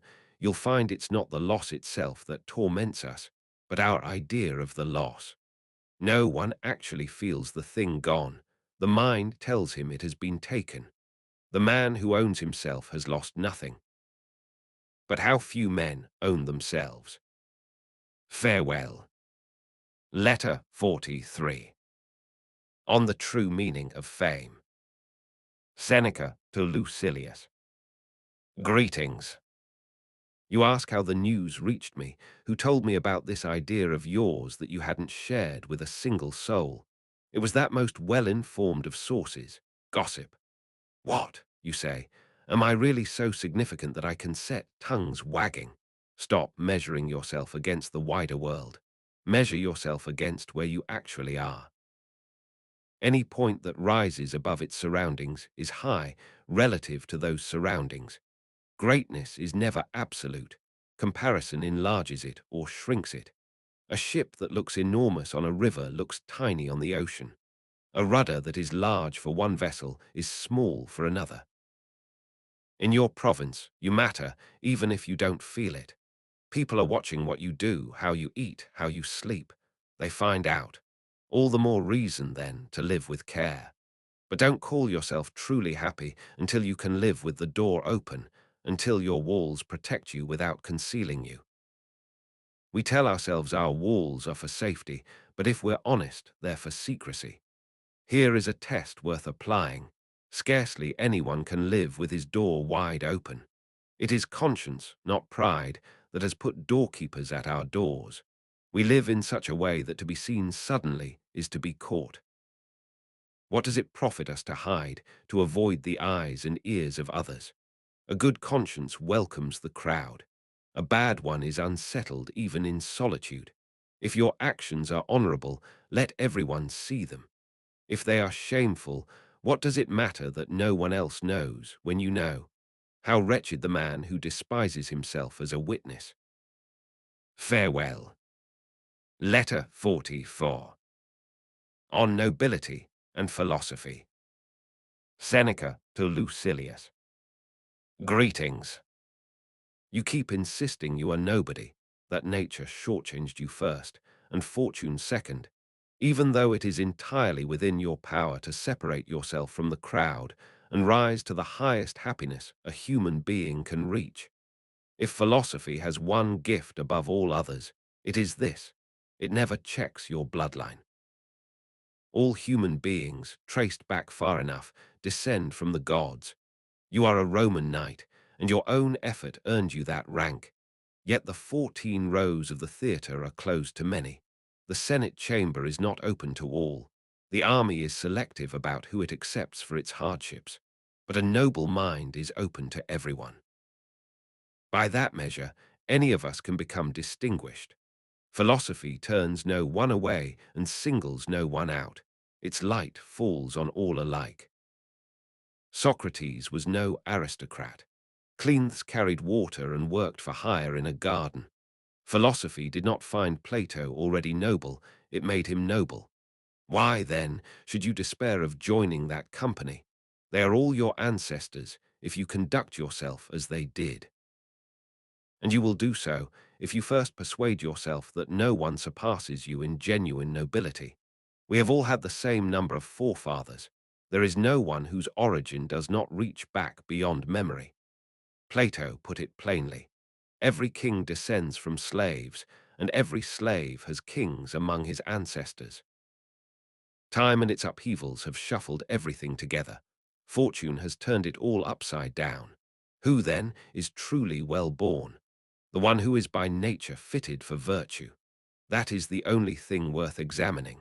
Trace any family back far enough, and you arrive at a point before which nothing is known. From the earliest beginnings of the universe to this moment, we have all been carried forward through a sequence of origins that were alternately distinguished and obscure. A hall full of smoke-darkened portrait busts does not make a nobleman. No past life lends us its glory. What came before us is not ours. Only the soul ennobles us, and the soul can rise above fortune from any starting point whatsoever. Suppose you were not a Roman knight, but a freedman, you could still, by your own efforts, become the only truly free man in a crowd of gentlemen. How? By learning to distinguish between what is genuinely good and what only appears to be, without borrowing your opinions from the crowd. Look not at the source of things, but at where they lead. If something can make life happy, it is good on its own merits. It cannot collapse into evil. Where, then, does everyone go wrong? They mistake the instruments of happiness for happiness itself. In seeking it, they flee from it. The substance of a happy life is undisturbed freedom from anxiety, and the secret of that freedom is unshakable confidence. Yet men pile up the very things that cause worry. Traveling life's dangerous road, they not only carry burdens, but drag new ones toward themselves. And so the more effort they spend, the further they fall behind. It is like running through a maze. The faster you go, the more hopelessly you are lost. Farewell. Letter 45. On verbal tricks and real argument. Seneca to Lucilius. Greetings. You complain that books are scarce in your part of the world. What matters is quality, not quantity. A short, well-chosen reading list benefits you. An enormous variety merely entertains. The man who wants to reach his destination must follow one road, not wander down every path. What you're describing isn't travel, it's drifting. You say you'd rather have advice from me than books. I'd happily send you everything I have, ransack the whole store. If I could, I'd come in person. Only the hope that your posting will soon end keeps me from making this old man's journey. No Scylla or Charybdis could have stopped me. I'd have swum across to see how much you've grown. As for your request that I send my own writings, don't take that as evidence I think myself learned, any more than asking for my portrait would prove you admire my looks. I know it comes from your generosity, not your judgment. Read whatever I've written as if I were still searching, still uncertain, still stubborn in my inquiry. I have sold myself to no one. I follow no master's label. I respect the great minds, but I also reserve some judgment of my own. They too left us not conclusions, but open problems. They might have found the essentials had they not gone chasing the superfluous. They lost enormous time in verbal quibbling and sophistry, exercises that sharpen the wit while achieving nothing. We tie words into knots and then try to untie them. Do we really have leisure for this? Do we already know how to live and die? We should be pressing forward with everything we have toward the things that actually matter, guarding against being deceived not by words, but by reality itself. Why argue about similar-sounding words when no one is ever fooled by them outside the debate? It's things that lead us astray, things you need to learn to distinguish. We reach for evil thinking it's good. Our prayers contradict each other. Our plans undermine themselves. How closely flattery resembles friendship. It doesn't just imitate it, it outdoes it, slipping past wide-open ears and settling deep in the heart, doing its damage precisely where it pleases. Show me how to see through that resemblance. Enemies come disguised as friends. Vices steal in under the names of virtues. Recklessness hides as courage. Sluggishness is called restraint. Cowardice passes for caution. The stakes of confusion here are high. Label these things clearly. The man asked whether he has horns is not foolish enough to feel his head for them, nor so slow that any argument, however subtle, can convince him he doesn't know what he knows. These logical tricks are as harmless as a juggler's sleight of hand, entertaining until you see how it's done, after which the interest dies. Word games are the same. Not knowing them causes no harm. Knowing them does no good.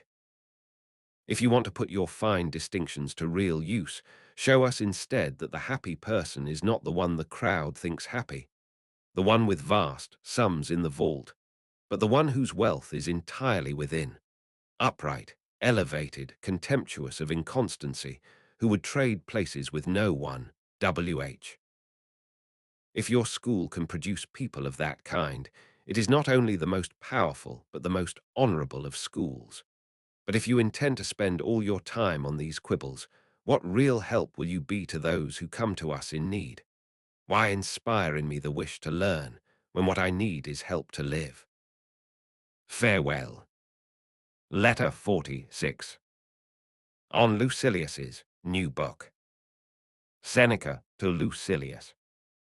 Greetings. I received the book you promised. I opened it quickly, planning to skim it at leisure, just a taste. But its own charm drew me in, and I found myself reading it straight through. You can judge from that alone how well written it was. The style was smooth and flowing, yet it didn't quite sound like you or like me. At first glance, I might have attributed it to Livy or Epicurus. I was so caught up that I finished it without a pause. The light outside was calling, I was hungry, the sky was darkening. I read it to the end anyway. I wasn't merely pleased, I rejoiced. The book was full of life and spirit.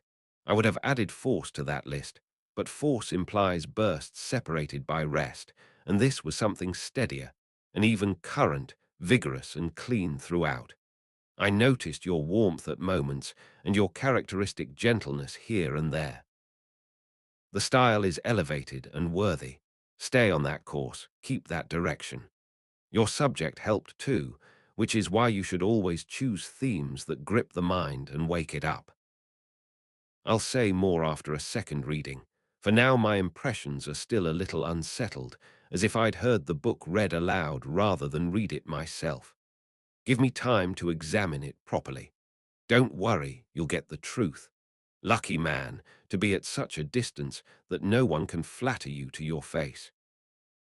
Unless, of course, even at this range, with every excuse for flattery removed, habit itself is excuse enough for us to lie to each other. Farewell.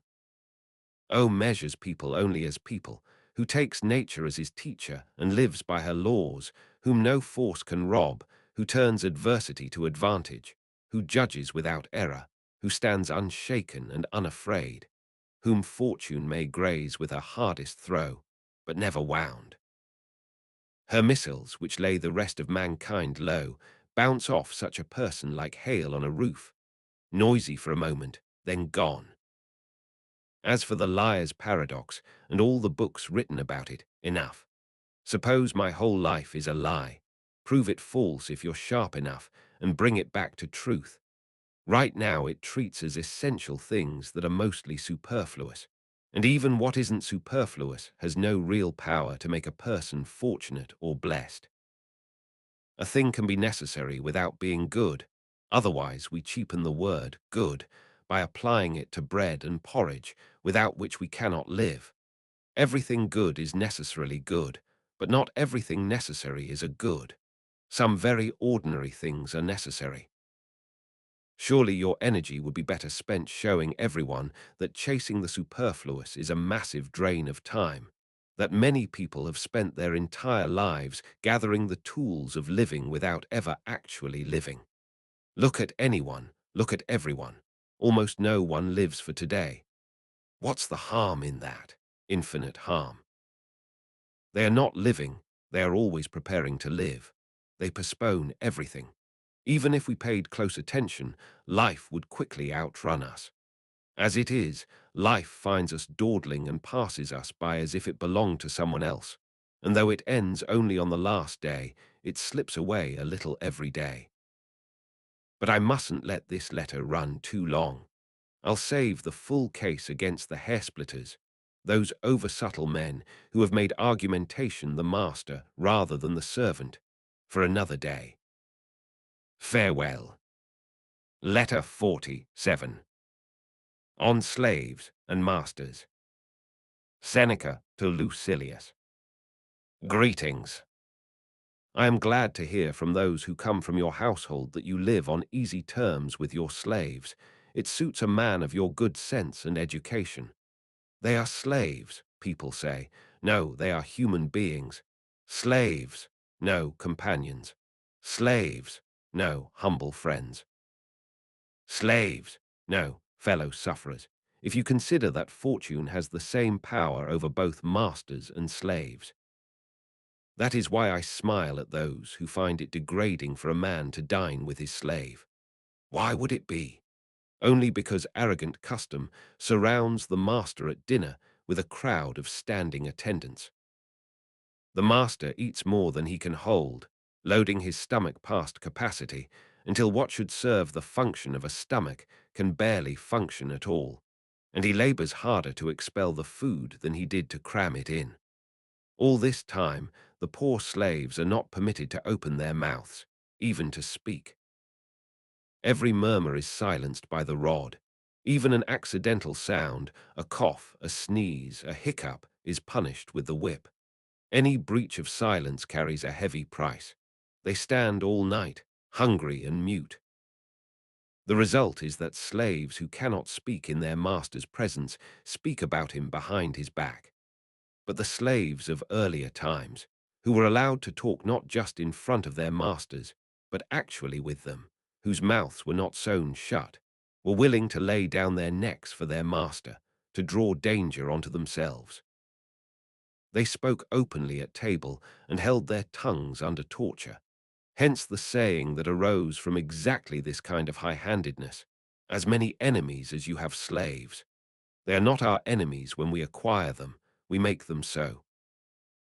I will pass over other cruelties too brutal to describe, the ways we treat them not as human beings, but as animals. When we recline at dinner, one slave mops up the vomit, another crouches under the table collecting the scraps of the drunken guests. Another carves expensive game birds with practiced precision, running his knife along breast and rump with expert strokes.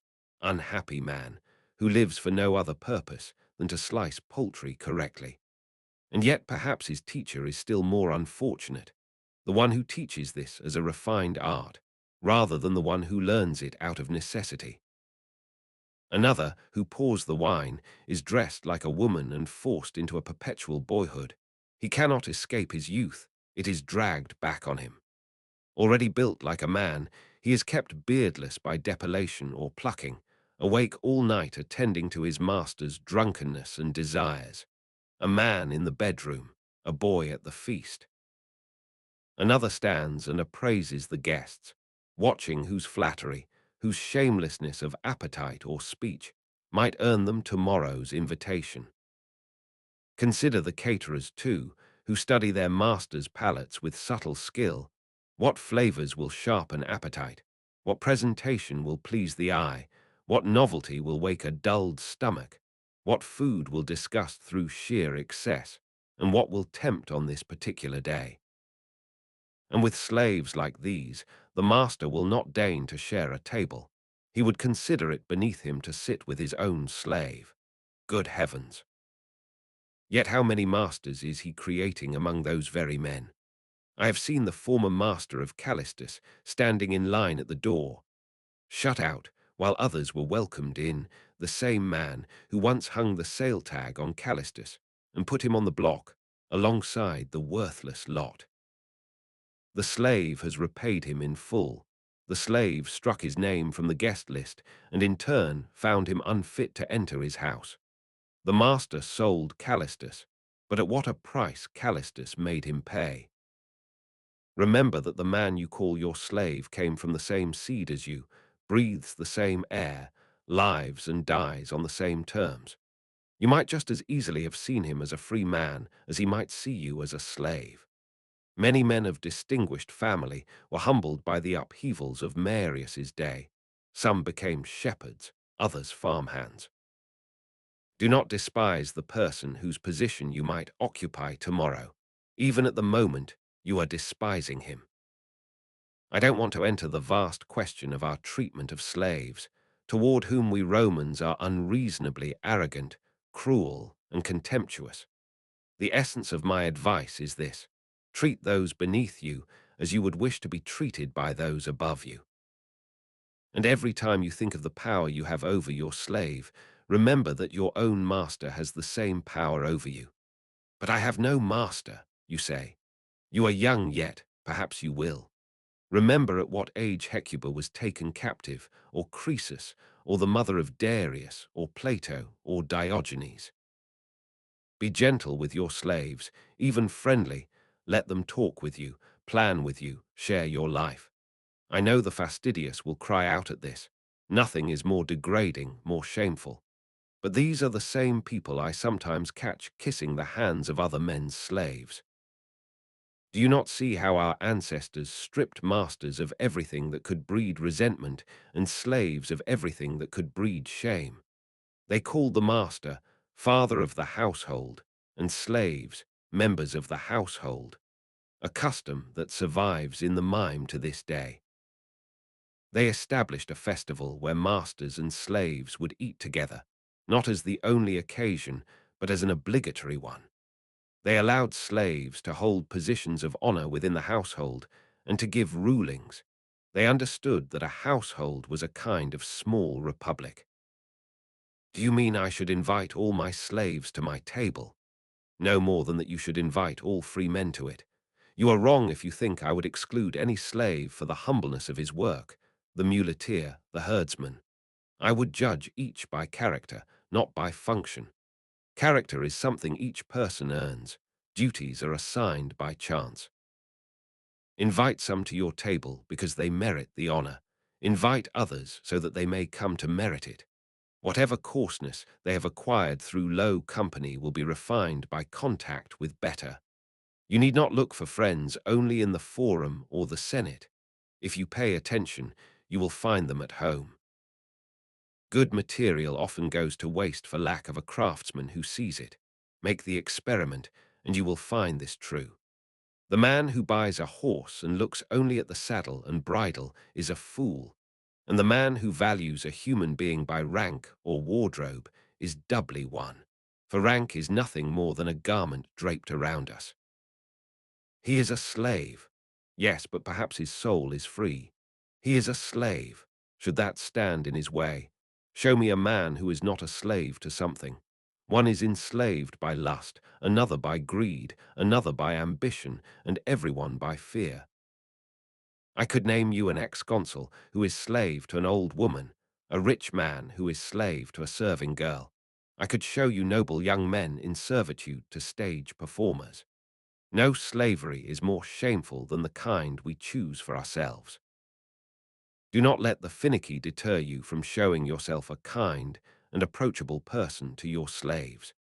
They should respect you rather than fear you. Someone will say, I am handing out freedom to slaves and pulling masters from their pedestals by urging slaves to respect rather than fear. That is the comment of those who mistake respect for insubordination. Respect means love, and love and fear cannot coexist. You are entirely right not to want to be feared by your slaves. Your rebukes with words are enough. Animals need the whip. What bothers us does not necessarily harm us, but our pampered lives have made us so sensitive that the slightest inconvenience inflames us into fury. We have put on the temper of kings. Kings forget both their own power and their subjects' weakness and work themselves into white heat over imagined injuries. Injuries their position makes impossible. They know this, yet use grievances as pretexts for cruelty. They insist they have been wronged, so they may have license to wound. I won't keep you longer. You need no lecture. A good character forms its own judgments and holds to them. Weakness is changeable and shifts not toward better, but merely toward different. Farewell. Letter 48. On logic chopping. Seneca to Lucilius. Greetings. I will reply later to the letter you sent me from the road, a letter as long as the journey itself. First, I need to withdraw and think carefully about what advice to give you.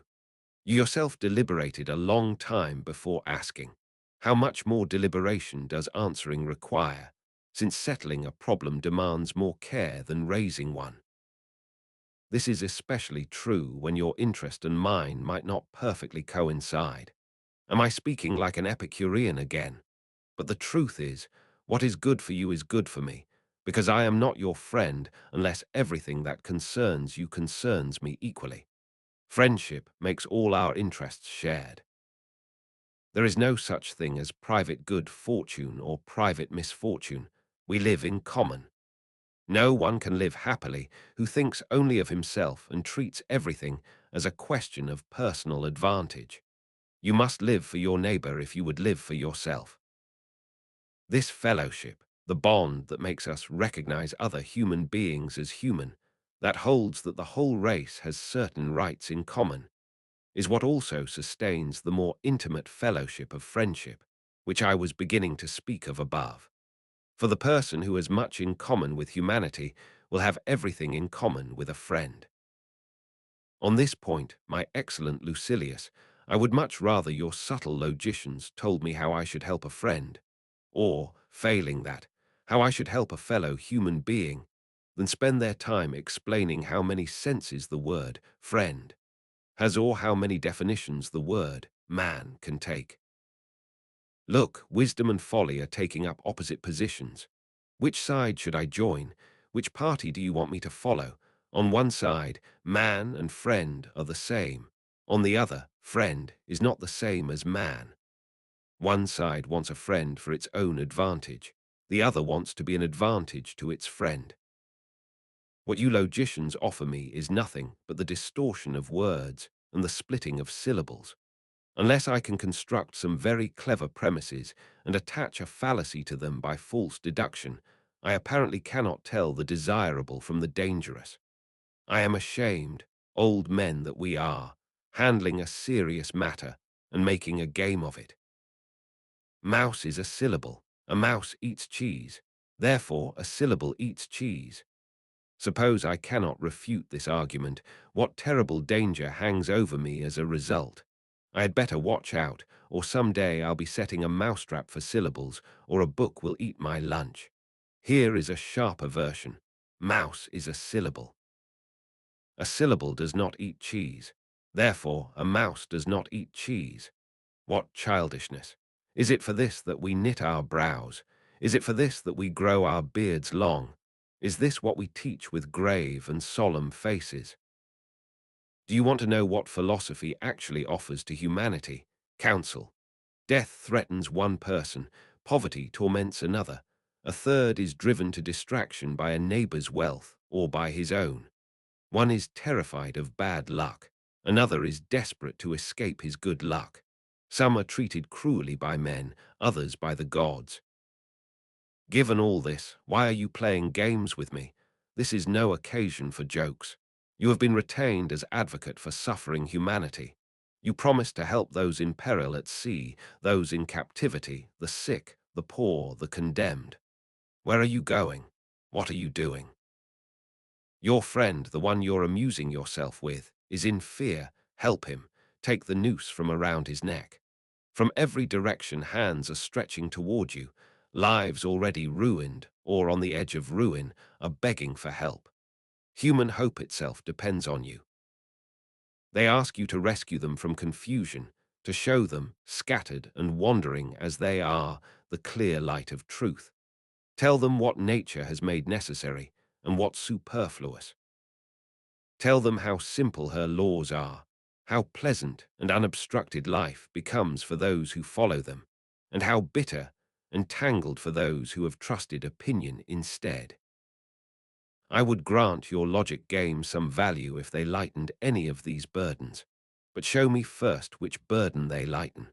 What part of your games controls lust, or suppresses it? I wish I could say they were merely useless, but they are actively harmful. I could demonstrate to you, whenever you like, that a fine mind entangled in such subtleties is weakened and impaired. I am ashamed to say what weapons these games provide to men who must do battle with fortune, how wretchedly they equip them. Is this the road to the highest good? Is philosophy to proceed by these tricks and quibbles, which would be an embarrassment even among lawyers? When you deliberately ensnare the person you're questioning, what are you doing but making it appear they have lost their case on a technicality? But just as a judge can reinstate those who lose a case on a technicality, so philosophy must reinstate those you have caught in your traps. Why do you abandon your grand promises? You assured me in high language that gold and sword would dazzle me no more, that with great steadiness of soul I would despise both what the crowd craves and what it fears, and now you descend to schoolroom word tricks. What is your answer? Is this the path to heaven? For that is exactly what philosophy promises, to make me equal to God. That is what I was called for, that is why I came. Philosophy, keep your promise. Therefore, my dear Lucilius, step as far back as you can from the exceptions and objections of these so-called philosophers. Candor and simplicity befit true goodness. Even if you had many years left, you would need to spend them carefully to have enough for what truly matters. As it is, with so little time remaining, what madness it is to learn things that are not worth learning. Farewell. Letter 49. On the shortness of life. Seneca to Lucilius. Greetings. A man is truly careless if he only thinks of a friend when some landscape jogs his memory. And yet there are times when familiar places stir a grief that has been quietly resting in the soul, not raising the dead, but waking what has only been sleeping. The sight of a lost friend's favorite slave, his cloak, his house, can reopen a mourner's wound even when time has softened it. Campania has done exactly that to me, especially Naples and your beloved Pompeii. When I saw them, a fresh and vivid longing for you struck me. You stand clear before my eyes. I am on the verge of saying goodbye to you. I see you swallowing your tears, fighting feelings that surge up at the very moment you try to hold them back. It seems I lost you only a moment ago. But what is not a moment ago when memory is the measure? It was a moment ago that I sat as a young man in the Philosopher Socian school. A moment ago that I began to plead cases in court. A moment ago that I lost the desire to plead. A moment ago that I lost the ability. Time moves with breathtaking speed, as those who look backward see most clearly. When we are fixed on the present, we don't notice its passage. Time steals away so quietly. Why is that? All of the past occupies the same place. It all looks alike from here. It lies in a heap. Every moment sinks into the same abyss. Besides, an event that is short in itself cannot contain long intervals within it. Life is a point, less than a point. But nature has mocked us by making this infinitesimal thing appear longer than it is. She carved out infancy, childhood, youth, the gradual descent from youth to old age, and old age itself. How many rungs for so short a ladder? It was a moment ago that I watched you set out on your journey, and yet that moment is already a substantial portion of this brief existence, which, we should remember, will soon be over entirely. In other years' time, did not seem to move so quickly. Now it seems almost unbelievable in its speed.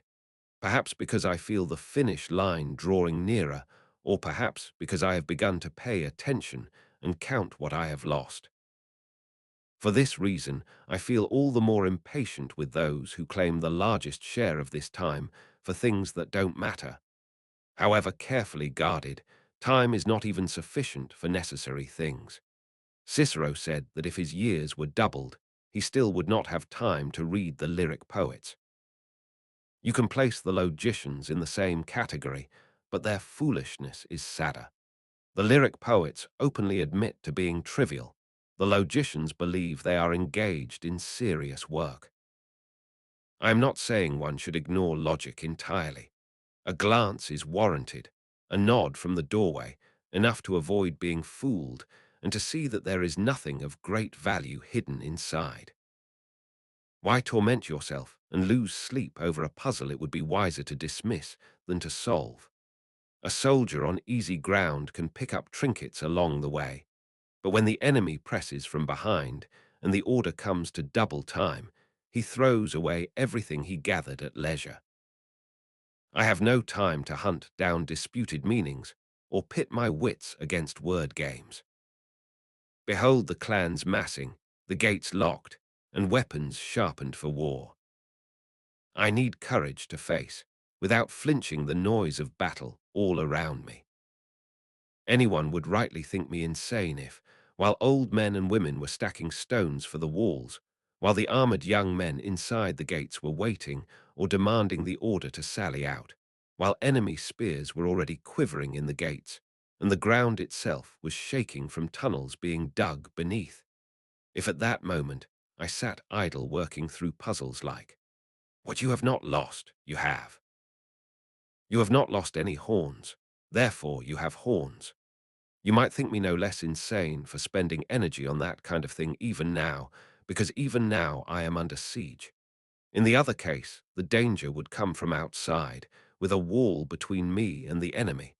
As it is, the mortal dangers are already inside with me.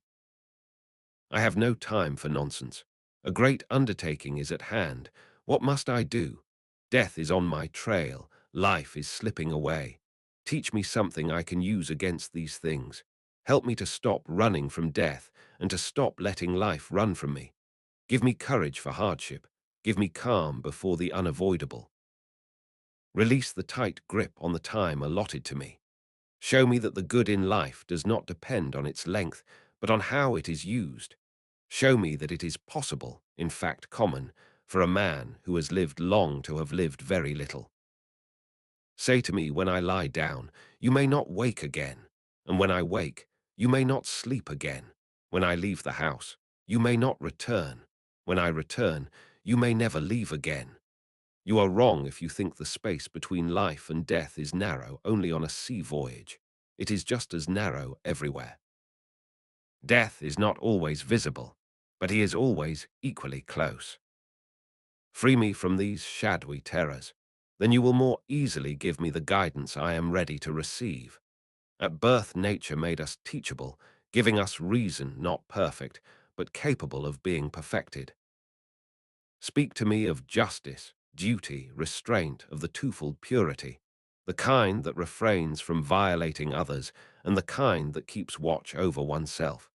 If you refuse to lead me down dead ends, I will reach my destination more easily. As the tragic poet said, the language of truth is simple. We should not, then, make it complicated. Nothing suits a great soul less than clever trickery. Farewell. Letter 50. On Blindness of the Soul. Seneca to Lucilius. Greetings. Your letter reached me many months after you sent it, so it was pointless to ask the carrier what you had been up to. He would need a remarkable memory to recall that. But by now, I hope you are living in a way that I can always guess what you're doing, wherever you are. What else would you be doing except improving yourself day by day, letting go of some error, coming to see that the faults you've been blaming on your circumstances are actually inside you? We are quick to attribute our flaws to our place or our moment in time, but those flaws follow us wherever we go. You know Harpaste, my wife's female jester. She has stayed in my house, an obligation inherited from an estate. I have no affection for such oddities. When I want to laugh at a fool, I don't need to look far, I can laugh at myself. Well, this woman suddenly went blind. The story seems impossible, but I assure you it is true. She does not know she is blind. She keeps asking her attendant to move her to different rooms. She complains that wherever she is, it is too dark. What makes us smile about Harpaste happens to all the rest of us. No one recognizes that he himself is greedy or grasping. The blind at least ask for a guide. We wander without one, saying, I'm not selfish, but you can't live in this city any other way. I'm not extravagant, but Rome demands a great deal. It's not my fault I'm bad-tempered, or that I've never settled on a direction for my life. That's just youth. Why do we deceive ourselves? The disease is not outside us. It is within, lodged in our vital organs. We find it harder to recover precisely because we don't know we are sick. Suppose we have finally begun the cure.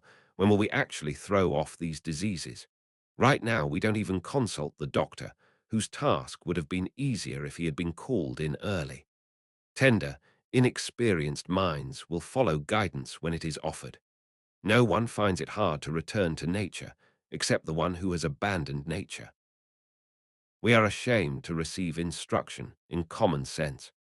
But if we think it shameful to look for a teacher of wisdom, we should give up any hope that so great a good could fall into us by accident. Work, and the work is not great, if, as I said, we begin reshaping the soul before it has been hardened by long habit. Even with the hardened sinner, I do not despair. Nothing refuses persistent treatment applied with care and concentration. However bent a timber may be, heat can straighten it. Wood that grew in one shape can be worked into another. How much more easily does the soul allow itself to be shaped, supple as it is, more yielding than any liquid? For what is the soul but breath in a certain state? And breath is more adaptable than any other substance, exactly in proportion to how fine and rare it is. There is nothing, Lucilius, to prevent you from having good hopes for us, even though we are still in the grip of evil, or have been for a long time. No one comes to a good mind before a bad one. It is the bad mind that gets hold of us first. Learning virtue means unlearning vice. We should therefore approach the task of freeing ourselves from faults with all the more determination, because once goodness is given to us, it stays. Virtue is not something you can unlearn. Opposites have difficulty clinging to places that don't belong to them and can be driven out and pushed away, but qualities that come home to where they belong settle in and stay. Virtue is in accordance with nature. Vice is in opposition to it. Yet even though virtues, once admitted, cannot leave and are easy to keep, the first steps toward them are hard, because a weak and sick mind is afraid of everything unfamiliar. The mind must therefore be compelled to make a start. After that, the medicine is not bitter. From the moment it begins to heal, it begins to please. Other cures bring pleasure only after health is restored. Philosophy is wholesome and pleasant at the same time. Farewell. Letter 51. On Luxury and its Corruption. Seneca to Lucilius. Greetings. Every man does what he can with what surrounds him. You have Etna, that great and celebrated mountain of Sicily. I have had to make do with Baiae, and I left it the day after I arrived. Baiae is a place to be avoided. It has certain natural advantages, but luxury has claimed it entirely as its own domain. Should any place, you ask, be singled out for dislike? Not at all. But just as a wise man chooses one style of dress over another without hating any particular color, simply because some colors don't suit a man who has adopted a plain way of life, so there are places the wise man or the man on his way toward wisdom will avoid as bad for character. If he is looking for somewhere to withdraw, he will not choose Canopus or Baiae. Both have become resorts of vice. At Canopus, luxury indulges itself without restraint. At Baiae it goes still further, as if the place itself entitled its inhabitants to a certain license. We should choose surroundings that are healthy not only for the body, but for the character. I no more wish to live in a place of torment than in a tavern. To watch people stumble drunk along the beach, to see the riotous flotillas on the water, the lakes loud with singing, and all the other spectacles of luxury when it throws off the last restraints of law and advertises its transgressions. Why must I see all this? We should put as much distance as possible between ourselves and temptation. The mind must be hardened and kept well away from the seductions of pleasure. A single winter in Capua was enough to soften Hannibal, the ease of Campania undid the man who had crossed the Alps. He conquered his enemies with weapons, but was conquered by his vices. We too have a war to fight, a kind of warfare that allows no rest and no leave. The first things to be defeated are pleasures, which, as you can see, have brought down even the toughest men. If a man truly understands what he has taken on, he will see there is no place for softness. What used to me are hot baths and steam rooms designed to drain your strength. Sweat should come from effort. Suppose we did what Hannibal did, called off the campaign, and handed our bodies over to be coddled. Everyone would rightly blame us for such ill-timed idleness, dangerous even for a conqueror, let alone for someone still on the road to victory. We have even less right to slacken than his men did. Our danger is greater when we stop, and our effort must be greater even when we press on. Fortune is fighting against me, and I will not obey her orders. I refuse the yoke, indeed, I shake off the one already on me, which demands even more courage than refusing it in the first place. The soul is not to be pampered. To surrender to pleasure is to surrender also to pain, to toil, to poverty. Ambition and anger will demand the same rights over me as pleasure, and I shall be torn apart between them. I have set freedom before my eyes as my goal. What is freedom? It means not being enslaved to any circumstance, any compulsion, any accident of fortune. It means forcing fortune to meet me on equal terms. On the day I know I have the upper hand, her power is nothing. When I hold death in my own control, shall I take orders from fortune? A man with such aims should choose an austere, clean place to live. A pleasant environment weakens the spirit. There is no doubt that where we live contributes to the vigor we retain or lose. Animals whose hoofs are toughened on hard ground can travel anywhere. Those fattened on soft marshland soon go lame. The bravest soldiers come from rugged country. City-raised men are sluggish. The hand that moves from plough to sword never flinches from work, but your well-groomed and well-dressed man quails at the first cloud of dust. A harsh landscape strengthens character and shapes it for great things. It was more honourable for Scipio to spend his exile at Litynum than at Baiae. His fall needed no setting so soft as that. And the men into whose hands the early wealth of Rome first passed, Marius, Pompey, Caesar, did build villas near Baiae, but set them on the tops of mountains, looking down over the wide landscape. Soldierly, that. Do you think Cato would ever have lounged in a pleasure palace, counting the boats on the water and the painted barges, listening to the noise of late-night revellers? He would sooner have slept in a trench he had dug himself. Any real man would rather be woken by a war trumpet than by a chorus of serenaders. But I have lectured against Baiae long enough, though against vice one can never lecture long enough. Vice, Lucilius, is what I want you to fight without limit, without end. It has neither. If a vice has seized your heart, tear it out. If you cannot rid yourself of it any other way, tear out your heart along with it. Drive pleasures from your sight above all else. Hate them beyond anything. They are like the bandits the Egyptians call lovers, who embrace only to strangle. Farewell. Letter 52. On choosing the right teachers. Seneca to Lucilius. Greetings. What is this force, Lucilius, that pulls us one way when we are aiming another, driving us toward the very thing we are trying to leave behind? What is it that wrestles with the will and prevents us from ever wanting something consistently? We drift from plan to plan. None of our wishes is clean, none unconditional, none lasting. But only a fool is inconsistent, you say. Nothing satisfies him for long. True, but how and when do we break free of this foolishness? No one is strong enough to rise above it alone. He needs a hand, someone to pull him out. Epicurus observed that some people find their own way to truth without anyone's help, forging their own path. He particularly praised these because the push came from within and they advanced by their own power. Others, he said, need outside help. They won't move unless someone leads, but once led, they follow faithfully. Metrodorus was of this kind, and it is an excellent kind, though second rank. We ourselves belong to neither the first class.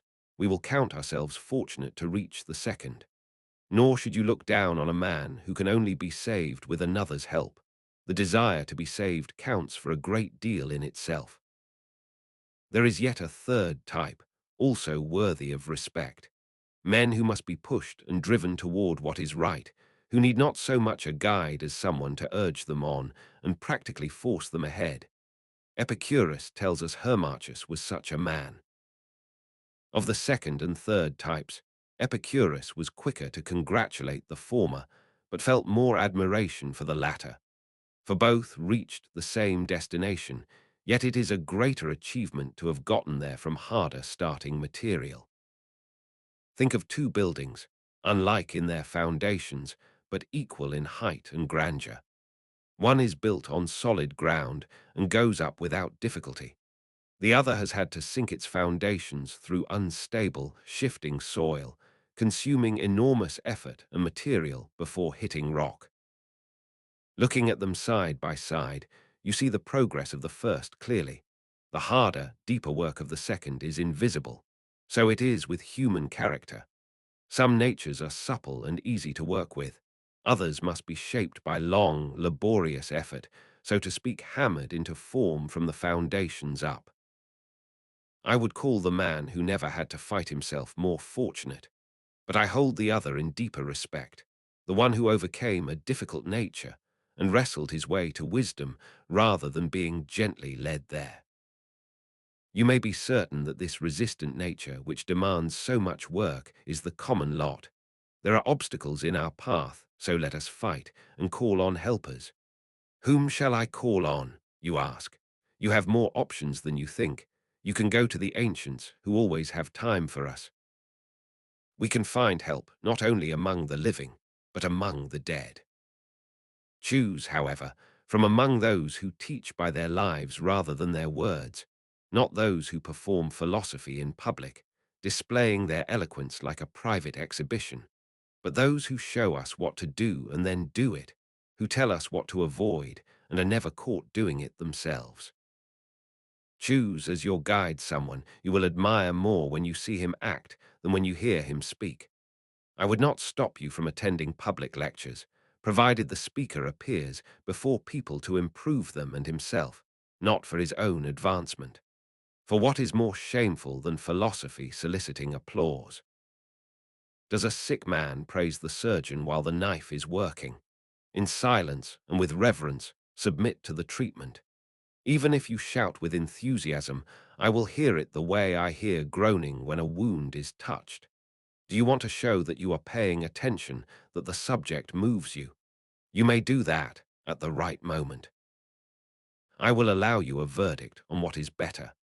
Pythagoras kept his students silent for 5 years. Do you think that gave them the right to burst into applause immediately afterward? What a strange kind of madness, to leave a lecture feeling pleased simply because the ignorant applauded. Why take pleasure in praise from people you yourself cannot praise? Fabianus gave public talks, but his audience listened with restraint. Occasionally loud approval broke out, but it was the greatness of the subject that drew it, not the smoothness of the delivery. There should be a difference between the applause of a theatre and the response of a school. Even in giving praise, there is a right way and a wrong way. Every act, if you watch carefully, is a kind of signal, and character can be read in the smallest signs. The lewd man is revealed by his walk, a gesture, sometimes a single answer, by the way he touches his hair, by the movement of his eyes. The rogue gives himself away with his laugh, the unhinged man by his face and bearing. These things announce themselves by certain marks, and you can read anyone's character in how he gives and receives praise. A philosopher's audience reaches out from every side in admiration, and sometimes the crowd seems almost to hang over the speaker. But if you understand what you are looking at, that is not praise, it is merely noise. Such outbursts belong to the arts that aim to please crowds. Let philosophy be honored in silence. Young men may sometimes be carried away by enthusiasm, and let it show when they cannot restrain themselves. That is forgivable and even useful, since it encourages both the speaker and the listener. But let them be stirred by the content, not the style. Otherwise eloquence does harm, making them fall in love with itself rather than with its subject. I will set this topic aside for now. It deserves its own careful treatment. How a speaker should address the public, what allowances should be made, and what the audience may reasonably do in return. There is no question that philosophy has lost something by putting itself on display for sale. But she can still be found in her temple, as long as the one who shows her there is a priest, not a vendor. Farewell. Letter 53. On the Diseases of the Soul. Seneca to Lucilius. Greetings. You can talk me into almost anything these days, as proved by the fact that I recently let myself be talked into taking a boat. The sea looked calm enough when we set out. The sky was heavy with the kind of clouds that usually mean rain or squalls, but I thought the short stretch between Puteoli and your beloved Naples could be crossed quickly, even in uncertain weather. So I headed straight out to sea, meaning to cut across the bays. When we were far enough out that it made little difference whether I turned back or pressed on, the calm that had tempted me dissolved entirely. The storm hadn't arrived yet, but a heavy groundswell had, and the waves were coming faster. I asked the pilot to put me ashore somewhere. He told me the coast was rough and offered no safe landing, and that in a storm he feared a lee shore more than anything. I was too miserable to think about danger. A sluggish seasickness that gave no relief was tormenting me, the kind that unsettles the stomach without clearing it. I overruled the pilot and insisted he make for shore regardless. When we drew near, I didn't wait for the proper procedures. I wrapped my cloak around me and dropped into the sea the way a cold-water swimmer does and scrambled over the rocks to shore. You can imagine what that was like. I understood then why sailors fear the land. It is hard to believe what I endured when I could not even endure myself. I think the real reason Ulysses was shipwrecked so often was not that Poseidon had it in for him from birth. He was simply a bad sailor. In future, if I must go anywhere by sea, I will arrive in 20 years. Once my stomach settled, for you know that seasickness doesn't end when you leave the sea, and I had rubbed some life back into my body, I began to think about how thoroughly we forget or ignore our failings, even the physical ones that remind us of themselves constantly, let alone the deeper ones that are more dangerous precisely because they are more hidden. A mild fever deceives us, but when it builds into something real, even the toughest man must admit he is sick. There is pain in the foot, a tingling in the joints, and still we pretend it is a sprain or fatigue from overexertion. Then the condition forces a name, and when it swells both ankles and makes both feet equally useless, we are compelled to admit it is gout. With diseases of the soul it is the opposite. The worse the condition, the less the sufferer perceives it. Do not be surprised, Lucilius. The man whose sleep is light has visions and sometimes, even while sleeping, knows he is sleeping. But deep sleep obliterates even dreams and sinks the mind so far down it loses all awareness of itself. Why will no man confess his faults? Because he is still in their grip. Only a man who has woken can describe his dream. And in the same way, confession of a fault is itself a sign of a sound mind. Let us wake up, then, so that we can correct our mistakes. Philosophy is the only force that can rouse us, the only thing that can shake off this deep sleep. Give yourself to it entirely. You deserve it. It deserves you. Meet it with full commitment. Say goodbye to everything else, clearly and without hesitation. Do not study philosophy, only in your spare moments. If you were physically ill, you would stop attending to your affairs and forget your clients. You would not think any case important enough to handle during a brief remission of your symptoms. You would do everything you could to get well as quickly as possible. Should you not do the same now? Let go of all distractions and give your time to achieving a sound mind. No one reaches it while occupied with other things. Philosophy is not to be fitted around your schedule. She sets her own hours and does not allow them to be set for her. She is not an occasional pursuit, but a daily discipline. She is the master, and she demands your presence. Turn to her with your whole soul. Sit at her feet. Stay with her. A great distance will then open between you and other men.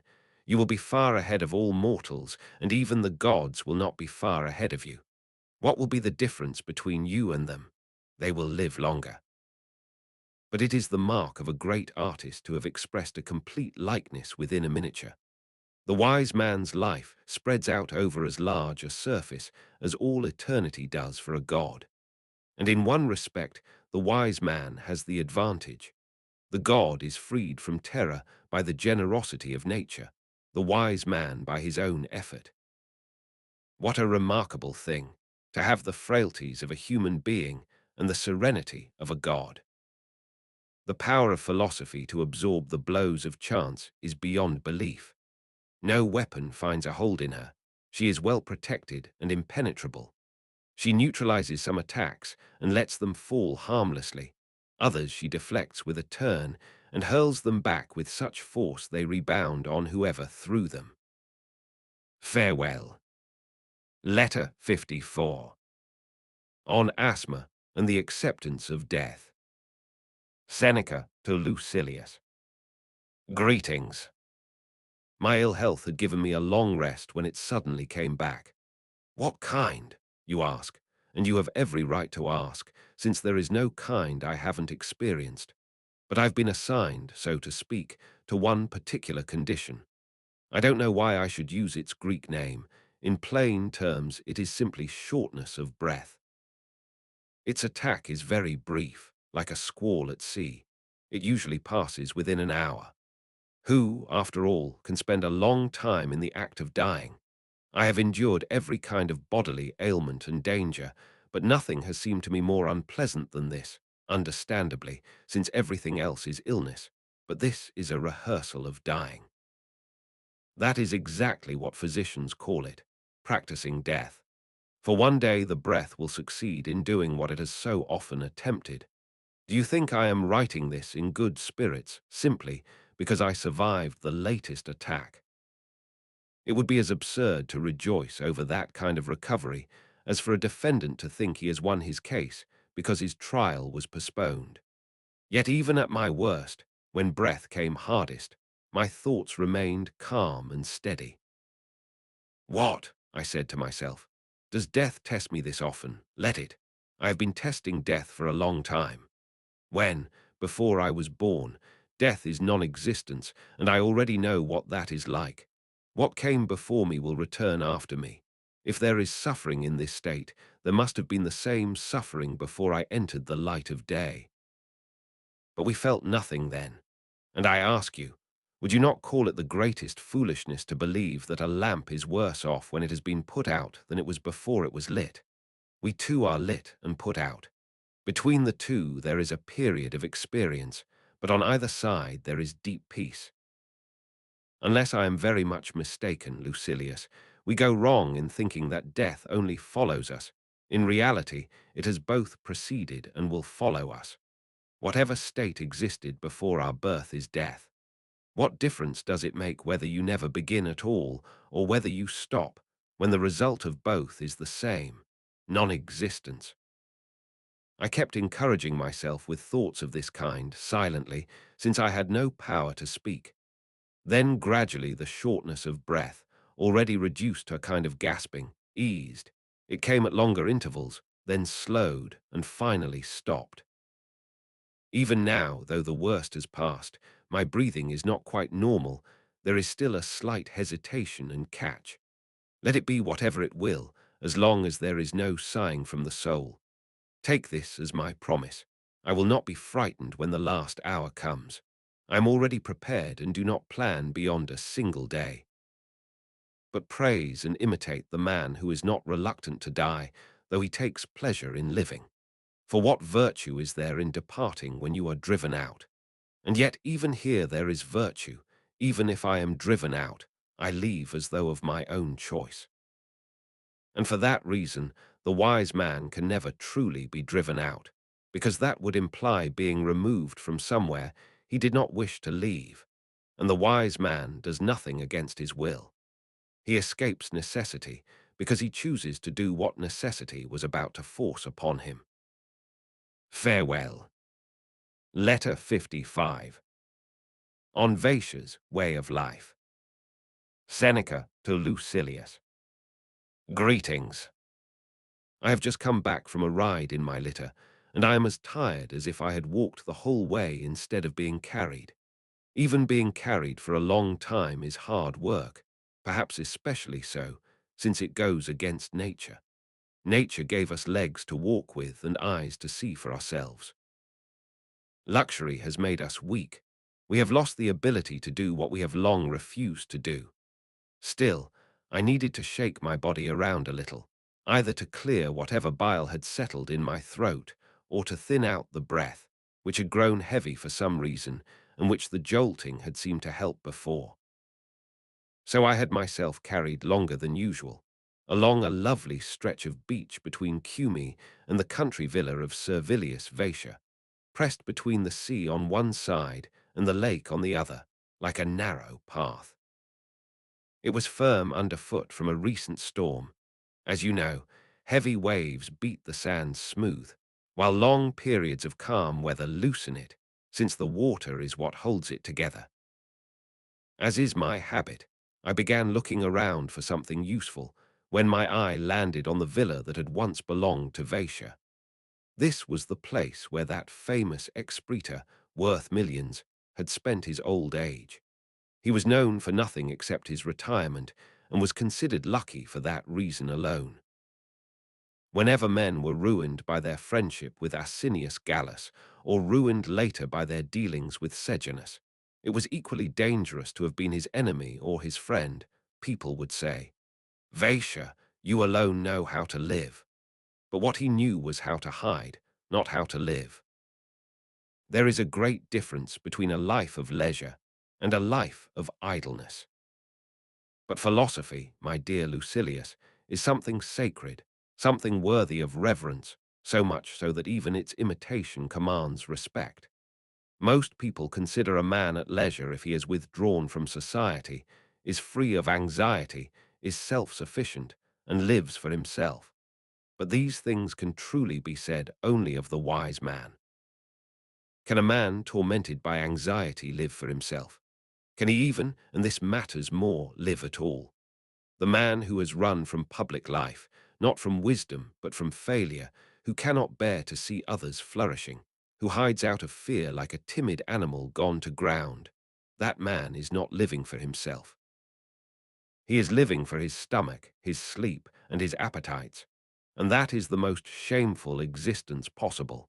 He who lives for no one does not therefore live for himself. Still, there is something to be said for stubbornness and consistency of purpose. Even laziness, when it persists long enough, takes on a kind of dignity. I cannot describe the villa accurately. I know only the front and what faces the road and can be seen by any passer-by. There are two grottos, each as large as a great hall hollowed out by enormous labor. One keeps the sun out entirely, the other holds it until sunset. Through a grove of plane trees flows a stream fed by both the sea and Lake Acheron, running through the grove like a channel and broad enough to support fish, though it is always being drawn down. When the sea is calm, the stream is left alone. In storms, when fishermen are forced to stay in, it supplies whatever is needed. The greatest convenience of the villa, however, is that bay lies right next door, so it enjoys all the pleasures of that place without any of its nuisances. I understand the appeal, and I think the villa suits every season. It faces west and captures the sea breeze in a way that leaves bay without it. Vatia was no fool in choosing this spot for a retirement that had nothing else to offer. But where you live contributes little to peace of mind. It is the mind that must make everything agreeable to itself. I have seen men gloomy in a beautiful villa, and I have seen men apparently absorbed in affairs in the middle of a wilderness. You should not doubt that your life is well placed just because you are not in Campania right now. But why are you not? Simply let your thoughts travel there. You can talk with your friends even in their absence as often and as long as you like. We enjoy this pleasure, the greatest of pleasures, all the more when we are apart. Presence makes us lazy. Because we can always talk and sit together, we think nothing of those we have just left. The separations that come from different schedules, different sleep, different studies and excursions into the country, these show that physical distance does not actually take much from us. A friend must be held in the mind. That kind of friend is never absent. He can see every day whomever he wishes to see. So study with me, eat with me, walk with me. We would be living in too cramped a space if anything were closed to thought. I see you, Lucilius. At this very moment I hear you. I am so much with you that I find myself wondering whether I should send you notes rather than letters. Such men are no better off than if they were in their tombs. Right there on the marble lintel of the house of such a man you may inscribe his name, for he has died before he is dead. Farewell. Letter 56. On Study and Silence.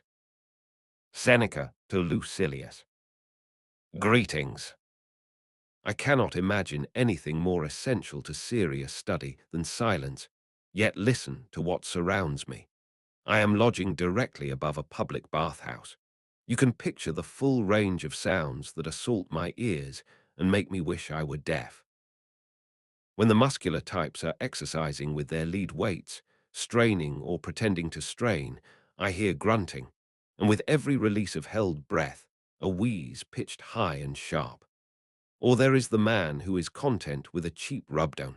The slap of the masseur's hand varies as it lands flat or cupped. Add to this the scorekeeper calling out numbers, and the scene is complete. Then comes the occasional brawler or thief being seized, and the man who loves the sound of his own voice in the bath, and the one who cannonballs into the swimming pool with a tremendous splash. Beyond all those whose voices alone might be bearable, there is the hair remover with his shrill, piercing cry, never quiet except when he is making someone else cry out. And there are the cake seller, the sausage vendor, the pastry cook, and all the food hawkers announcing their wares, each in their own distinctive tone. What nerves of iron, you say, or what deadened ears you must have, to hold your mind steady through so many different, clashing noises, when the constant morning greetings were enough to finish off our friend Chrysippus. But I assure you, this din means no more to me than the sound of waves or falling water, though I know a certain people once relocated their entire city because they could not endure the roar of a Nile cataract. Words distract me more than noise. Noise merely fills the ears and beats on them, while words demand attention. Among the sounds that crash around me without disturbing me, I count passing carriages, the builder next door, a saw being sharpened nearby, or someone demonstrating flutes at the street fountain, shouting more than playing. Furthermore, an irregular noise bothers me more than a steady one. But by now I have trained my nerves against all of this to the point that I can bear even a boatswain calling the stroke at high pitch. For I force my mind to turn inward and give it nothing external to fasten on. All the noise in the world can rage outside, as long as there is no disturbance within, as long as fear and desire are not at war in my chest, as long as meanness and extravagance are not tearing me apart.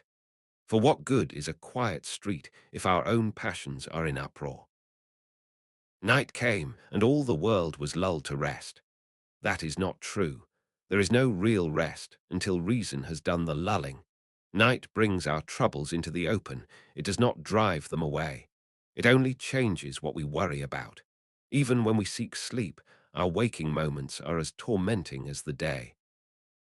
True tranquility is the state of a sound mind that has been set at ease. Think of the miserable man who orders his whole household to silence so that his sleep will not be disturbed, who has everyone tiptoe around him, and then tosses from side to side, unable to sleep, complaining of sounds he never heard. The reason: his soul is in turmoil. It needs to be calmed. Its restless noise must be quieted. Do not think the soul is at peace simply because the body is still. Sometimes stillness is itself a kind of agitation. We must therefore rouse ourselves and take up worthwhile pursuits whenever sluggishness has us in its grip. Great commanders, when they see their troops growing mutinous, keep them occupied with labor or send them on minor expeditions. The busy person has no time for mischief, and it is a common truth that idleness breeds its own evils, which hard work cures. Although people may often have supposed that I retreated from public life because I was disgusted with it or frustrated by its ingratitude, the truth is that even in this retreat, driven there by exhaustion and disillusionment, ambition sometimes stirs again. The reason it has subsided is not that it has been uprooted, but that it has grown tired or perhaps soured by failure. So too with self-indulgence, it sometimes appears to have gone, and then, just when you have declared yourself frugal, it begins to chafe, and amid your economies seeks the pleasures you have merely set aside rather than rejected. The more stealthily a vice returns, the more force it has. Hidden faults are always worse. A disease is closer to being cured when it breaks through the surface. We imagine we have retired, but we have not really. If we had truly withdrawn, sounded the retreat, and turned our backs on external things, then no outward disturbance would reach us. No music of men or birds could interrupt thoughts that had become settled and sure. A mind that flinches at words or random sounds has not yet come home to itself. It carries within it a seed of anxiety and a buried fear that makes it prey to care, as Virgil shows us. The warrior who once stood firm against spears and whole armies now shakes at every sound, burdened with what he carries and whom he carries it for. In his first state he is wise. Spears, clashing armor, the din of a falling city, none of it moves him. In his second he has lost his footing. Anxious for his own, he is undone by any cry. Any disturbance leaves him breathless. It is the burden that has made him afraid. Pick anyone you like from fortune's favorites, weighed down with responsibilities and attachments, and you will see the same picture, afraid for what he carries and for the one he carries it for.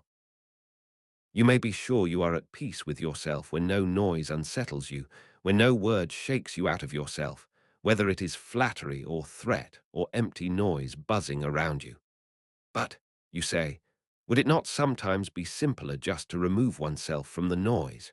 I grant it, and so I will change my lodgings. I only wanted to test myself, to see what I was made of. Why should I suffer any longer, when Ulysses found so easy a remedy for his companions against even the sirens? Farewell. Letter 57. On the Discomforts of Travel. Seneca to Lucilius. Greetings. When it was time to return to Naples from Bay, I easily convinced myself that a storm was raging to avoid another sea crossing. But the road was so deep in mud the whole way that I may be said to have made a voyage nonetheless. That day I endured the full ordeal of an athlete. After being oiled down at the start, I was then dusted with grit in the Naples tunnel. Nothing could be longer than that underground passage, nothing darker than those torches, which gave us not light to see by, but just enough to see the darkness. Even if there had been real light, the dust, oppressive and irritating even in open air, would have extinguished it. Inside the tunnel, the dust has nowhere to go. It rolls back on itself, and with no ventilation to carry it away, blows straight into the faces of those who stirred it up. So we suffered two miseries at once, and opposite ones. On the same road, on the same day, mud and dust together. The darkness, however, gave me something to think about. I felt a kind of mental stirring, a change without dread, brought on by the novelty and unpleasantness of an unusual experience. I am not speaking here of myself. I am far from being a perfect man or even one of middling virtue. I am speaking of someone over whom fortune has lost its hold. Even that man's mind is touched by a shiver, his colour changes. For there are emotions, dear Lucilius, that no amount of courage can entirely avoid. Nature itself reminds courage of its own fragility. And so the brave man will frown when the prospect is forbidding, will start at a sudden apparition, will grow dizzy standing at the edge of a great height and looking down. This is not fear. It is a natural response that reason cannot root out. That is why certain brave men, most willing to shed their own blood, cannot bear to see the blood of others. Some faint at the sight of a fresh wound. Others react the same to old, festering wounds or to the sight of a sword stroke about to fall. A man may meet the blow more easily than he can watch it. As I said, I felt a change, though nothing that could be called confusion. Then, at the first glimpse of daylight, my spirits returned on their own, without any deliberate effort, and I began to reflect on how foolishly we fear certain things more than others, when all of them end the same way. What difference does it make whether a watchtower or a mountain falls on us? None at all. And yet some men will fear one far more than the other, though both are equally fatal. So true it is that fear looks not at the effect, but at what causes it. Do you think I am alluding to the Stoics, who hold that when a man is crushed by a great weight, his soul cannot linger and is immediately scattered, having been given no free passage out? Not at all. I think those who believe that are wrong. Just as fire cannot be stamped out, but escapes around the edges of whatever presses it down. Just as air cannot be injured by blows or cut, but closes back around any object thrust into it. So the soul, made of the finest substance, cannot be arrested or destroyed within the body, but escapes through the very thing that crushes it, thanks to its own delicacy. Just as lightning, however broadly it strikes, makes its return through a narrow channel, so the soul, finer even than fire, finds a way out through any part of the body. The question then becomes whether the soul is immortal. But of this you may be certain. If the soul survives the body even when the body is crushed, it cannot be crushed out, precisely because it does not perish. For the rule of immortality admits no exceptions, and nothing can harm what is everlasting. Farewell. Letter 58. On what it means to exist. Seneca to Lucilius. Greetings.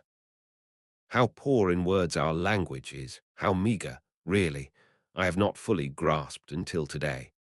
We happened to be speaking of Plato, and 1,000 ideas came up that needed names but had none, and others that once had names but have since lost them, because we became too fastidious about usage. But who can afford to be fastidious in the middle of poverty? There is an insect the Greeks call oestrus, which drives cattle wild and scatters them across their pastures. In our language, it was once called a Scilus, as Virgil confirms.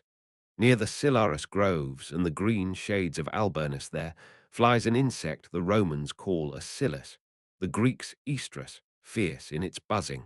It scatters whole herds in terror through the woods. I conclude the word has fallen out of use. And so as not to keep you waiting, there were once simple, uncompounded words like cerna ferro inter se, to settle a matter with the sword, as Virgil again shows us. Great heroes had come from many lands to settle matters between them with the sword. We now say discerner for that. The plain form has died. The ancients also used iasso, where we now say iacero in conditional clauses. Again, Virgil, the rest shall fight where I shall bid. I do not bring all this up to show how much time I have spent on the study of language, but only to show you how many words in Aeneas and Achaeus have gone mouldy with age. And even in Virgil, whom people read daily, some have been quietly taken from us. You will ask, what is the point of all this preamble? I want, if possible, to use the word essentia in your hearing and receive a favorable reception. If not, I will use it anyway and risk your displeasure. I have Cicero as my authority, and I take him to be a powerful one. If you want a more recent witness, I will cite Fabianus, careful in speech, cultivated, polished enough to satisfy even our fussy tastes. For what else can we do, dear Lucilius? How can we name what the Greeks call ousia, that which is fundamental, the natural foundation of everything? I ask you, therefore, to allow me the word essentia. I will use it sparingly. Perhaps I shall be satisfied with having the right to use it.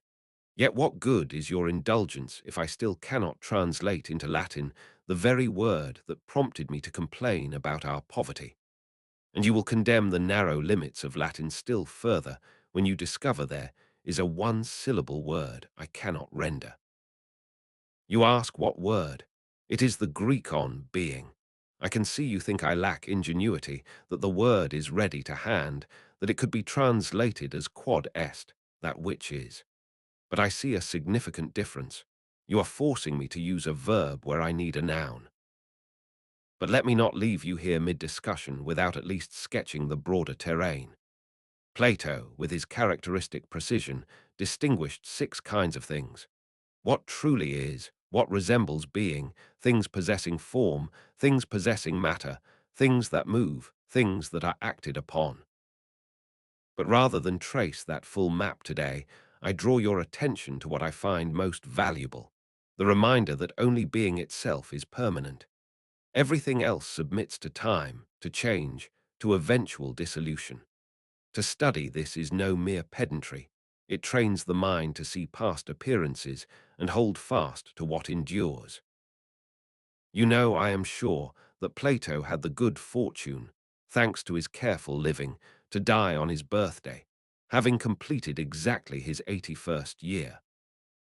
Wise men of the East who happened to be in Athens at the time sacrificed to him after his death, believing his span of years was too full for a mortal man, since he had rounded out the perfect number of 9 times 9. I do not doubt that he would have willingly given up a few of those days, along with the sacrifice. Frugal living can bring one to old age, and old age is not to be refused any more than it is to be craved. There is a pleasure in being in one's own company as long as possible, when a man has made himself worth enjoying. The real question is whether one should recoil from extreme old age and hasten the end deliberately rather than waiting for it to come naturally. A man who sluggishly awaits his fate is almost a coward, just as the man who drains the wine jar dry and sucks up even the dregs is immoderate in his drinking. But we must also ask, is the end of life truly the dregs, or is it the clearest and purest portion of all, provided the mind is unimpaired, the senses still sound, and the body not worn out and dead before its time? For it makes a great difference whether a man is prolonging his life or merely prolonging his dying. If the body is useless for service, Why should one not free the struggling soul? Perhaps one ought to act a little before the debt falls due, lest when it does fall due, one no longer has the capacity to act. And since the danger of living in wretchedness is greater than the danger of dying somewhat soon, a man is foolish to refuse a small stake when the potential gain is so great. Few have made it through extreme old age without impairment, and many have lain inert, making no use of themselves. How much more cruel, then, to have lost a portion of your life than to have lost your right to end it? I will not abandon old age if old age preserves me intact, and intact above all in the better part of myself. But if old age begins to shatter my mind and tear its faculties apart, if it leaves me not life, but only the breath of life, I will rush out of a house that is crumbling and collapsing. I will not seek death to escape illness, as long as the illness is curable and does not impede my soul. I will not lay violent hands on myself merely because I am in pain. Death under those circumstances is defeat. But if I come to know that the pain must be endured without end, I shall depart, not on account of the pain itself, but because it will prevent me from everything that gives life its reason. The man who dies just to be free of pain is a weakling. The man who lives only to prove he can endure it is a fool. I have been running on too long, and there is enough here to fill a full day's work. How can a man end his life if he cannot end a letter? So farewell. You will read this last word with more pleasure than all my grim talk about death. Farewell. Letter 59.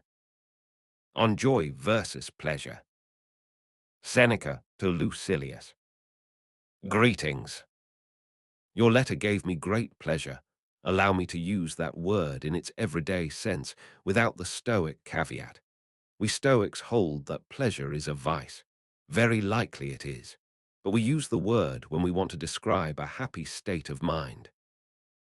I know that if we apply our principles strictly, even pleasure carries a bad name, and joy is something only the wise man can truly possess. Joy, in the strict sense, is an elation of the spirit that trusts in the goodness and truth of its own possessions. Common usage, though, has us speaking of great joy at a friend's consulship, his marriage, the birth of his child. These things, far from being causes of joy, are often the beginnings of future grief. True joy never ceases, and never turns into its opposite. When Virgil speaks of the wicked joys of the mind, the words are striking but not precise. No joy can be wicked. He has used the name of joy for pleasures, and expressed his meaning that way, conveying that men take delight in their own evil. Still, I was not wrong to say your letter gave me great pleasure. A person of imperfect virtue may feel something that deserves the name if the cause is honorable. But because such an emotion is unstable and likely to veer in another direction, I call it pleasure, not joy. It springs from an impression of a spurious good, and it runs past its proper limits. But let me come back to your letter and tell you what delighted me in it. You have your words under control. You are not swept away by your language or carried beyond the limits you have set yourself. Many writers are seduced by some beautiful phrase into wandering from their chosen subject. In your letter, there is none of that. Everything is compact and suited to the matter. You say all that you wish to say, and you mean still more than you say. This shows that your subject has real weight, and that your mind, like your words, contains nothing superfluous or inflated. I do find some metaphors in it, though not daring ones, the kind that long use has made respectable. Some similes, too, and if anyone insists that only poets may use them, he has evidently not read our ancient prose writers, who had not yet learned to seek applause through style. Those writers, whose eloquence was plain and aimed only at proof, are full of comparisons. I think such comparisons are necessary not for the same reasons as in poetry, but to bring both speaker and listener into direct contact with the subject at hand. I am reading Sextius at the moment, a keen man. a philosopher who writes in Greek but lives by the Roman standard of ethics. One of his similes struck me especially: an army marching in a hollow square through country where the enemy might appear from any direction, ready for battle at every point. The wise man, he says, should be the same, all his resources deployed on every side, so that wherever an attack threatens, his support is already in place, responding to command without confusion. We see this in armies under great leaders. An order given by one man travels simultaneously through all ranks of cavalry and infantry. And this discipline, he argues, is still more essential for us. Soldiers have often been afraid of an enemy who turned out to be no real threat, and the march they dreaded most proved the safest. But folly finds no rest. Fear haunts it from every direction, and it panics at both flanks. Folly is threatened in front and pursued from behind. It shudders at everything, is caught unprepared, is frightened even by its own allies. But the wise man is fortified against every incursion. He is alert. He does not retreat before poverty, sorrow, disgrace, or pain. He walks through them and among them without losing his footing. We are all tangled up and weakened by many vices. We have wallowed in them too long, and the cleansing is hard. We are not merely stained, we are dyed. But I will put aside one image before picking up another and ask the question I often turn over in my own mind. Why does folly keep so firm a grip on us? Mainly because we resist it too weakly, because we do not press toward our own salvation with real force. And secondly, because we do not trust enough in what the wise have discovered and do not take in their words with open hearts. We approach this great problem with too little seriousness. But how can a man learn enough about the struggle against his vices if the only time he gives to learning is what is left over after the vices are served? None of us goes deep. We skim the surface and regard a smattering of time spent in search of wisdom as more than sufficient for a busy man. What hinders us most of all is that we are too easily satisfied with ourselves. When someone calls us good or wise or holy, we recognize ourselves in the description. We accept without restraint everything that shameless flattery heaps upon us, as though it were simply our due. We agree with those who declare us the best and wisest of men, even when we know they are habitual liars. And we indulge ourselves so much that we want praise even for the qualities that are opposite to our actual behavior. A man notorious for cruelty hears himself called most gentle. A looter hears himself called most generous. A drunk hears himself called most temperate. The result is that we are unwilling to change because we believe ourselves already to be the best we could be. Alexander was ranging as far as India, plundering tribes barely known even to their neighbors. During the siege of one city, while reconnoitering the walls and probing for the weakest point, he was struck by an arrow. He continued the siege for a long time, intent on finishing what he had started. But the pain from the wound increased as the surface dried and the bleeding slowed. His leg grew numb on horseback, and he was finally forced to withdraw. He exclaimed, "Every man swears I am the son of Jupiter, but this wound proclaims me mortal." We should do the same. Each of us, in our own circumstances, is stupefied by flattery. We should say to the flatterer, "You call me wise, but I know how many of the things I crave are useless, how many of the things I desire will harm me. I will show you how to tell whether you are wise or not. The wise man is joyful, happy, and serene. He lives on the same level as the gods. Now examine yourself. If you are never cast down, if no anxiety assails your mind in anticipation of what is to come, if day and night your soul moves along its even, unswerving course, self-possessed and content, then you have reached the greatest good that mortals can attain. But if you seek pleasures of every kind in every direction, know that you are as far from wisdom as you are from joy. Joy is the goal you want to reach, but you are straying from the path by looking for it among riches and high office. Seeking joy in the midst of cares means the very things you pursue so eagerly are causes of grief, not of happiness. All such men are pressing toward joy.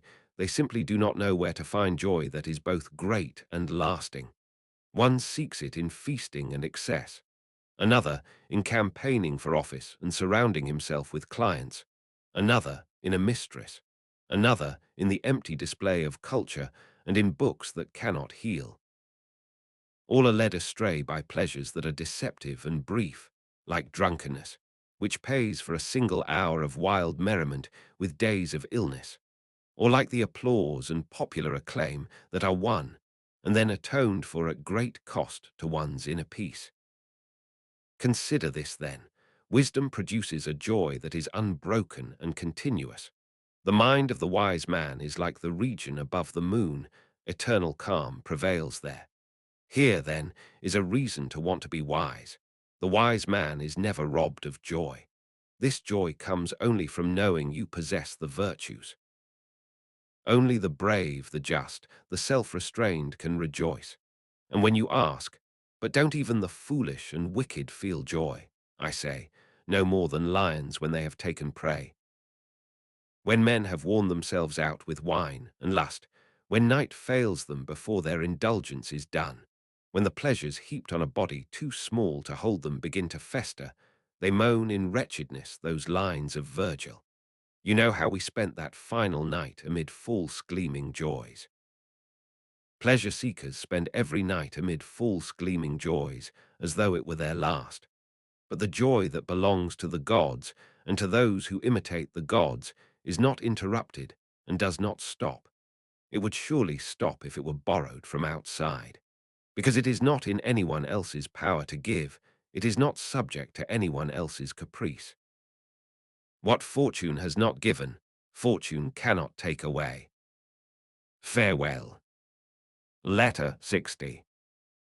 On praying for the wrong things. Seneca to Lucilius. Greetings. I have a complaint to lodge, a case to make, and I am genuinely angry. Do you still want what your nurse, your guardian, your mother prayed for on your behalf as a child? Do you not yet understand what harm those prayers did you? The wishes of our own people are hostile to us, and they become more hostile the more fully they are answered. It no longer surprises me, at my age, that nothing but trouble has dogged us from childhood onward. We were raised in the shadow of our parents' curses. Let the gods hear a different kind of prayer from us now, one that asks for nothing. How long do we keep petitioning the gods as though we still cannot fend for ourselves? How long do the grain markets of our great cities need to be kept full for our sake? NG must whole populations harvest for us. How long must fleets of ships carry the provisions for a single meal, hauling them from every sea? A bull is satisfied grazing a few acres. One forest is enough for an entire herd of elephants, but a human being plunders both land and sea. Well then, did nature really give us such bottomless appetites in these small bodies of ours, intending us to outstrip the largest and most voracious animals in greed? Not at all. How little is actually needed to satisfy nature? Very little. Nature asks for almost nothing and walks away content. It is not our natural hunger that costs us so much. It is our restless, contrived desires. Those who, as Sallust puts it, serve their bellies, deserve to be counted among animals rather than men. And certain men deserve to be counted not even among animals, but among the dead. The man who is used by many truly lives. The man who makes use of himself truly lives. But those who retreat into their holes and grow inert are no better off in their houses than if they were in their tombs. Right there on the marble lintel above the door of such a man you may carve his name, for he has died before his death. Farewell. Letter 61. On welcoming death. Seneca to Lucilius. Greetings. Let us stop wishing for what we wished for as children. I know what I am saying. Keep your old wishes behind you and make new ones in their place. Now, near the end, I am beginning to wish for this, that I may leave life neither complaining nor complained of. I ask you to think about this. How many years of your life have you spent wishing for tomorrow? How much time has been lost while you waited to really start living? That is not living, it is deferring life. Everything, my dear Lucilius, is borrowed time, and the creditor can call it in without notice. We should love this life we have been given, but the test of whether you have loved it rightly is whether you are ready, readily, not merely with resignation, to hand it back. You ask how a man can live contentedly. Make sure that your desires and your circumstances match. The man who is always wanting something more has neither pleasure in what he has nor any peace in what he lacks. Whoever was not satisfied yesterday will not be satisfied tomorrow. I do not mean that we should be indifferent, dull, slow. There is a kind of vigor that belongs to wisdom, an alert readiness to live fully today, and equally, when the moment comes, to close accounts without regret. The Stoic does not drag himself through life. He walks briskly, eyes open, until the road ends. Then he stops, turns around, and goes willingly. Let me arrive at the end of this life the same way a good dinner guest arrives at the end of a meal. Grateful, satisfied, ready to give back the cup, not drunk on more wanting, not quarrelling with the host, just full. Farewell. Letter 62. On good company in the mind. Seneca to Lucilius. Greetings. Those who claim that a crowd of obligations blocks their pursuit of learning are deceiving you and themselves. They make a show of their engagements and multiply them, when in truth their only real engagement is with themselves. As for me, Lucilius, my time is free. Wherever I am master of myself. I do not surrender myself to my affairs, but lend myself to them, and I do not go hunting for excuses to waste time. Wherever I am placed, I keep on with my own meditations and turn some wholesome thought over in my mind. When I give myself to my friends, I do not give myself away entirely, nor do I linger endlessly with people who happen to be around due to circumstance or official connection. I spend my time in the best company, wherever they may have lived, whatever age they belonged to.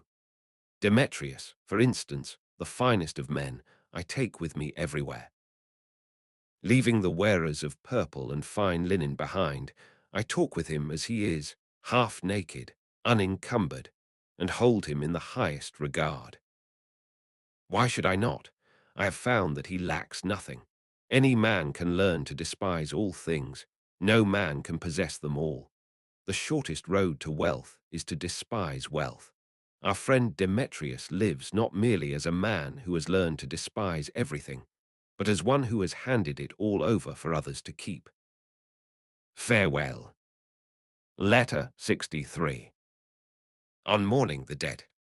Seneca to Lucilius. Greetings. I am sorry to hear that your friend Flaccus has died, though I would not have you grieve more than is fitting. That you should not grieve at all I would barely dare to insist, and yet I know it would be the better way. But what person will ever be so blessed with perfect steadiness of soul, unless they have already risen far above fortune's reach? Even such a person will be strung by a loss like this. The sting will be real, but only a sting. We may be forgiven for bursting into tears, if only our tears do not overflow, and if we rein them in ourselves. Let the eyes not be dry when a friend is lost, but let them not flood either. We may weep, we must not wail. Do you think the rule I am laying down is severe? The greatest of Greek poets allowed weeping for only a single day, telling us that even Niobe eventually turned her thoughts to food. Do you want to know the real reason for prolonged lamentation and excessive grief? We perform our sorrow as proof of our love. We are not giving way to feeling, we are putting it on display. No one mourns purely for their own sake. There is an element of vanity even in grief. But am I to forget my friend, you ask? That would be a very short-lived memory, one that lasts only as long as your grief. Soon enough some passing circumstance will smooth out that furrowed brow with laughter. It is to no distant time that I defer the settling of every sorrow. Grief, however bitter, will quiet on its own.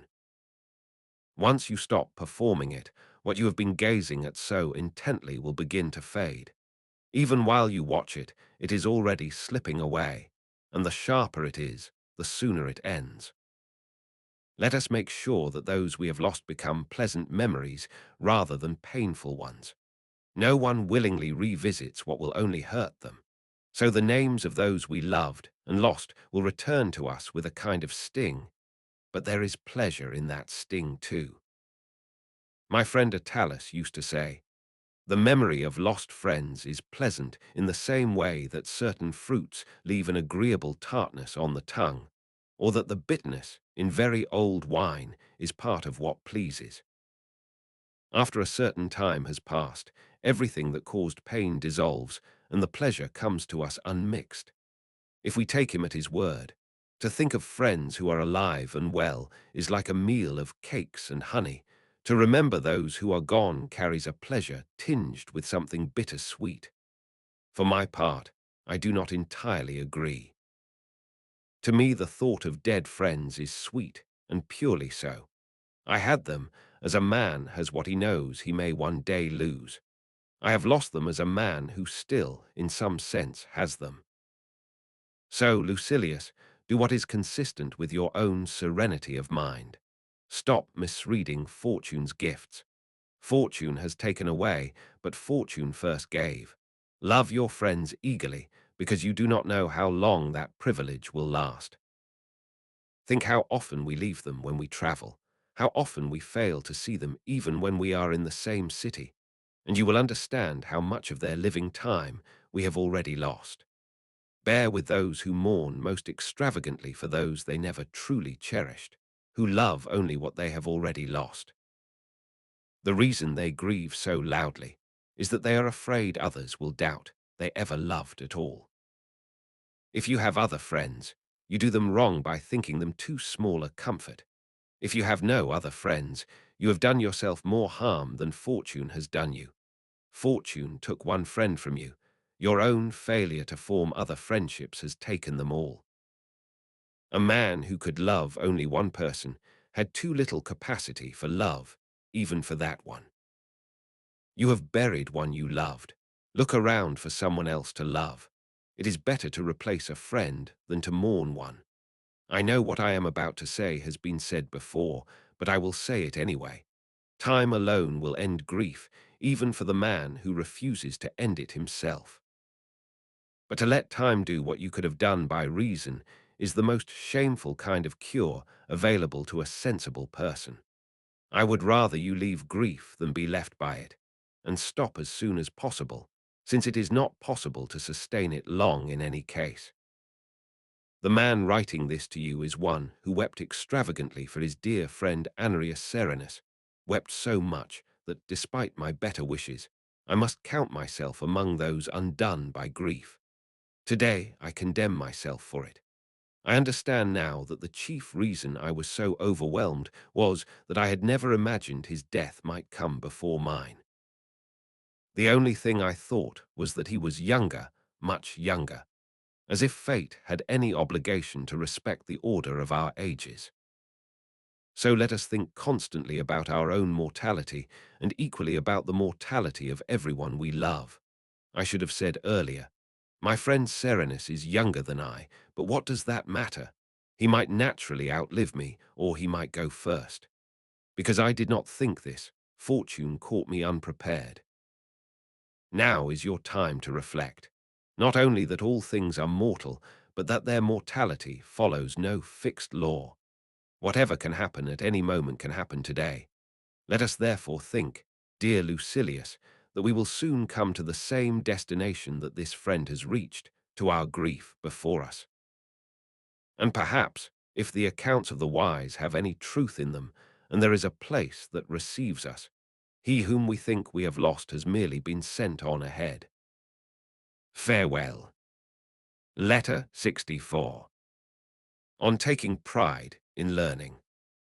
Seneca to Lucilius. Greetings. You were with us yesterday, or nearly. I say nearly, because there is a sense in which you are always with me.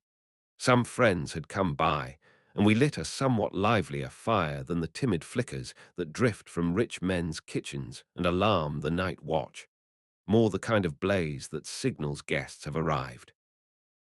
From there the conversation ranged widely, as it does at dinner, touching on many subjects, never finishing any of them, then skipping on.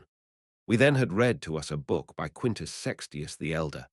He is a great man, if you trust my judgment at all, and a real Stoic, though he refuses the name.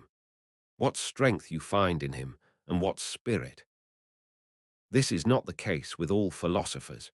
Some writers of famous name are thin. They hand down rules, they argue, they pick quarrels, but they infuse no life because they have none to give. When you read Sextius, you say, "He is alive, he is strong, he is free, he is more than human. He fills me with confident energy before I have finished the page. I will tell you what state he puts me in. I want to take on every obstacle. I want to shout at fortune. Why keep me waiting? Come, enter the lists. I am ready." I feel the spirit of a man hungry for a trial of himself, fretting among easy pastures, wanting something fierce to come down from the hills. This is another of Sextius's gifts. He shows you the grandeur of the good life without making you despair of reaching it. You see that it stands high, but that the path is open to anyone with the will to climb. Virtue herself has this effect. You admire her and still believe you can attain her. For my own part, the very contemplation of wisdom takes a large portion of my time. I gaze upon her with the same astonishment with which I sometimes gaze at the sky, as though seeing it for the first time. And so I hold the discoveries of wisdom in reverence and revere their discoverers. To enter, as it were, into the inheritance of so many great minds is a joy. It was for me that they laid up this treasure. It was for me that they labored. Yet we must play the part of a careful heir. We must increase what we have received. This inheritance will pass on from us larger than we found it. Much remains to be done, and much will always remain. A person born 1,000 years from now will not find the field already harvested. But even if everything the ancients discovered were already known, one task would always be new: the application of old discoveries, their scientific arrangement, and the work of fitting them to individual situations. Prescriptions for healing the eyes have been passed down. We do not need to find new ones. But those prescriptions must still be matched to each disease and each stage of its progress. This one for granulation, that one for swelling, this one for sudden pain, that one for dimness of sight. Then the remedies must be combined, and the timing judged, and the right treatment supplied at the right moment. The ancients have found the cures for the soul as well, but the art of applying them, knowing when to use which, and how, that remains our work. Our predecessors have accomplished much, but have not closed the question. They deserve reverence and should be honored with something like worship. Why should I not keep statues of great men to kindle my ardor and celebrate their birthdays? Why should I not greet them with honor at every meeting? The reverence I owe to my own teachers, I owe equally to those who have taught the human race, the sources from which such great goods have flowed. If I pass a consul or a praetor on the street, I will do all that such a man is customarily owed. I will dismount, uncover my head, yield the way. Shall I then receive into my mind, with anything less than the deepest reverence, Marcus Cato, the elder and the younger, Laelius the wise, Socrates and Plato, Zeno and Cleanthes? I worship them, truly, and whenever I encounter those names, I rise. Farewell. Letter 65. On Causes and the First Principle. Seneca to Lucilius. Greetings. Yesterday I kept some of my pain at bay by sharing a discussion with a few friends. I used the argument as a kind of lever against my illness, and for a while the conversation distracted the body from its complaints. I will not conceal from you what we talked about. You have appointed yourself a trustee of my studies, so everything that comes through my hands, however varied, I hand over to you. We were asking what the Stoics mean when they say there is one cause of all things. It seemed to me worth examining, since we had been discussing Plato, who identifies not one but 5 causes: matter, agent, form, model, and end or purpose. I will run through them so you can see what the Stoics take from this and what they leave out. Matter is what everything is made of. Without it, nothing can be produced. The agent is what shapes and forms it. Form is the character given to each thing by the artist, the shape that sculpture takes. The model is what the artist looks toward, what he is copying or aiming at. The end or purpose is the reason the artist undertook the work at all. Consider a statue. The matter is the bronze, without which nothing comes to be. The agent is the sculptor. The form is the particular face and bearing impressed upon the bronze. The model is the image the sculptor held before his mind. The end is what he had in view, the purpose that moved him. All 5 go into making the statue. Of these 5, the Stoics say there are only 2 that really matter, the cause and the matter. Matter sits there inert, ready to become anything. It goes nowhere without cause to move it. The cause, which is to say reason, shapes matter and directs it wherever it will, producing from it many different forms. There must, therefore, be something from which a thing is made, and something by which it is made. The first is matter, the second is cause. All art is an imitation of nature. Now apply this to the universe as a whole. The work of nature and the work of reason are one and the same thing. So God and matter are the 2 principles. God is the one who shapes. Matter is the one who is shaped. Some people, though, argue that God cannot exist without matter, that they are inseparable, since there is no cause without something to be caused.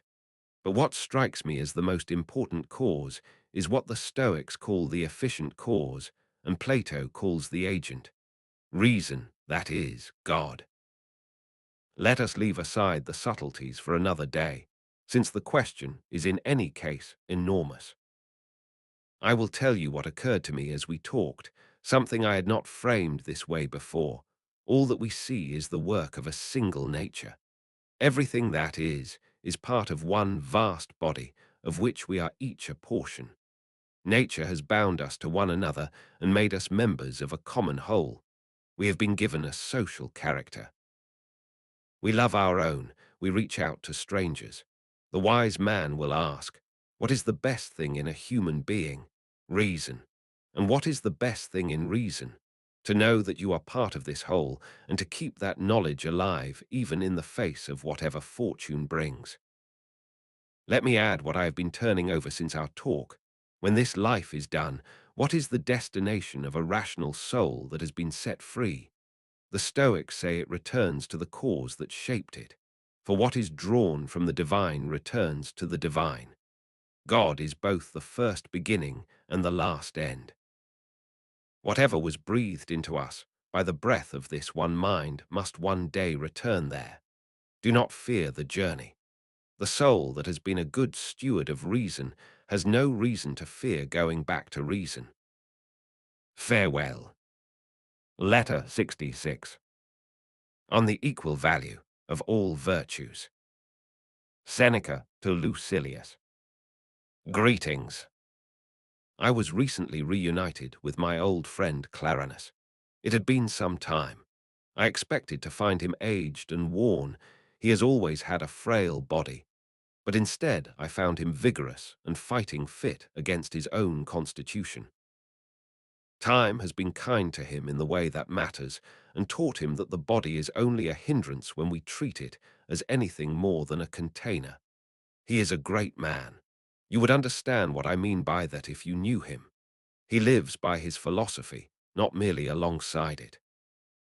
This visit gave me occasion to reflect on a question I find perpetually worth examining. Can all goods truly be equal? If the Stoics are right that all virtuous acts are good, and all goods are equal, then how do we make sense of the obvious differences between a man lying at ease on a dining couch and a man on the rack, both possessed of the same inner virtue? I know what you want to say. Are you really asking us to believe that it makes no difference whether a man is enjoying himself at a banquet or enduring the torturer? But notice what happens when you push this objection. Even Epicurus, who could hardly be accused of excessive Stoic austerity, maintained that the wise man, burning alive inside Phalaris's brazen bull, could say, "This is pleasant and does not concern me." If that position is credible, then surely mine is easier to defend. That the man at the banquet and the man on the rack may possess goods of equal worth, even though the goods themselves arise from entirely different circumstances. When it comes to a choice, I will seek pleasure and avoid pain. Pleasure is in accord with nature, pain contrary to it. But that is a preference about experience, not a judgment about virtue. The virtue exercised in each case is the same. Vexation and pain and hardship are no obstacle to the good because they are overcome by virtue. Just as the sun dims all lesser lights, virtue by its own greatness overwhelms all pain, annoyance, and injury. Wherever its radiance falls, difficulties play no greater role than a squall at sea. The proof is this.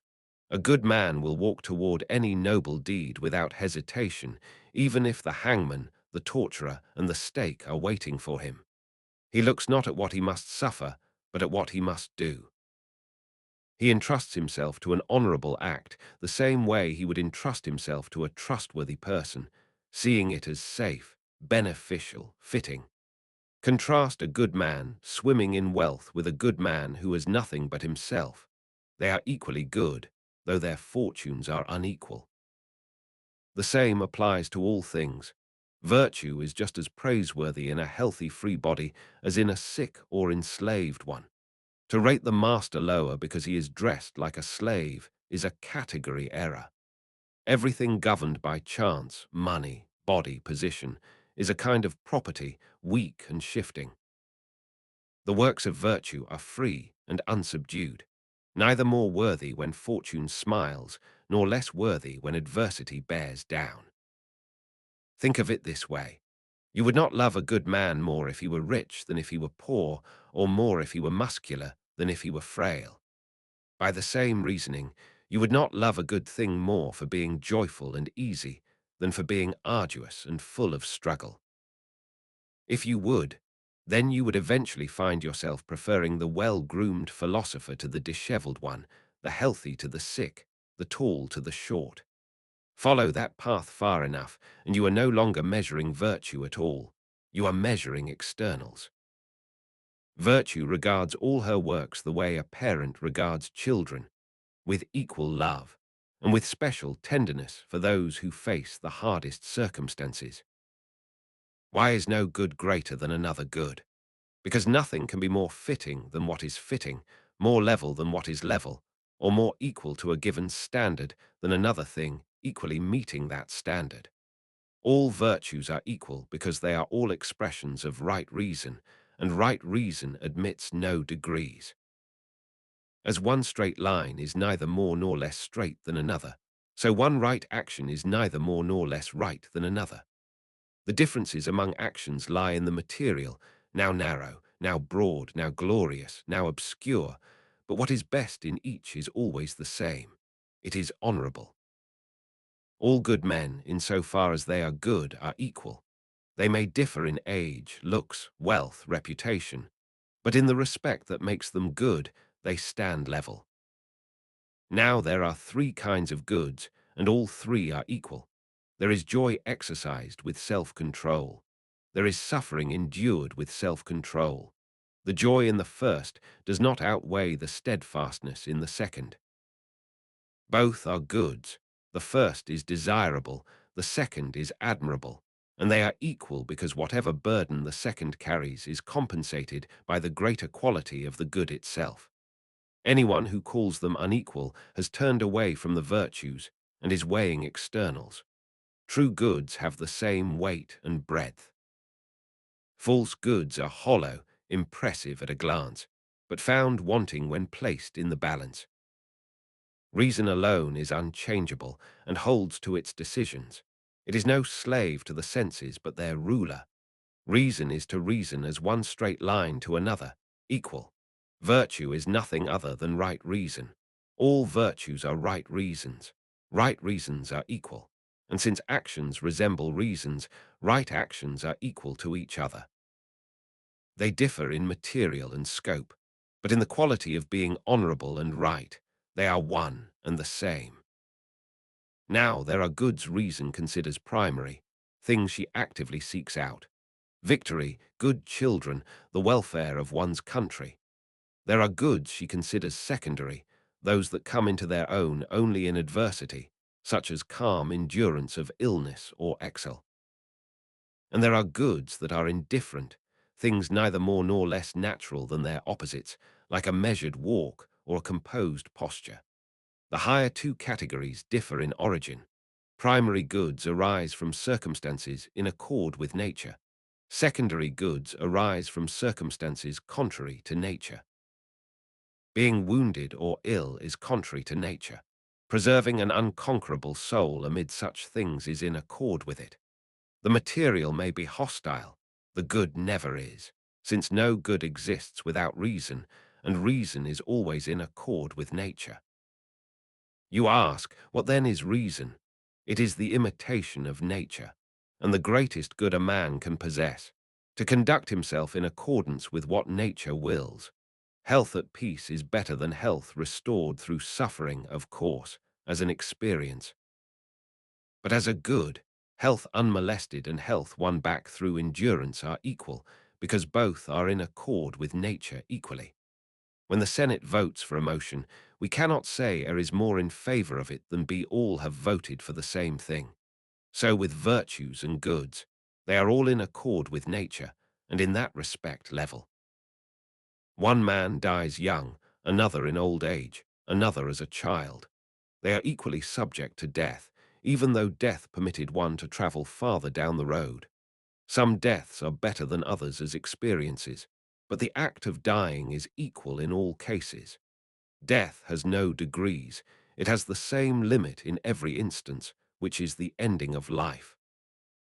The same holds for goods. One arises amid ease and pleasure, another amid struggle and bitterness. One governs the gifts of fortune, the other overcomes fortune's attacks. Each is equally a good, though one walks an even road and the other a rough one. All of them are worthy of praise. All accompany virtue and reason. Virtue makes what it acknowledges equal to each other. Even Epicurus, for what it is worth, recognizes this in his own way. His supreme good consists of two things, a body free from pain and a soul free from disturbance. These, if complete, cannot increase. What is complete admits no addition. The body is free from pain. How would you add to that? The soul is calm. How would you add to tranquility? Just as the clearest day admits no further brightening, so the man whose body and soul are both at peace has reached the summit. Whatever pleasures come beyond that are seasoning, not substance. And Epicurus himself, on his last day, suffering from a diseased bladder and an ulcerated stomach, in agony that, as he says, admitted no increase, still called that day happy. No man spends such a day in happiness unless he possesses the supreme good. Epicurus found his goods among circumstances he would not have chosen. He welcomed them and placed them on a level with the best. We cannot say the good that completed his life in that final hour was less than the greatest. Let me say something bolder still. If any goods could be greater than others, I would choose the harsh ones over the mild and easy and call them greater. It is a greater accomplishment to break through difficulties than to keep joy within bounds. It requires the same use of reason, I know, to bear prosperity well, and to bear misfortune bravely. But when the soldier who slept safe behind the ramparts and the soldier who held himself up on severed leg tendons, gripping his weapons, are compared, it is the blood-stained one coming back from the front who hears, "Well done."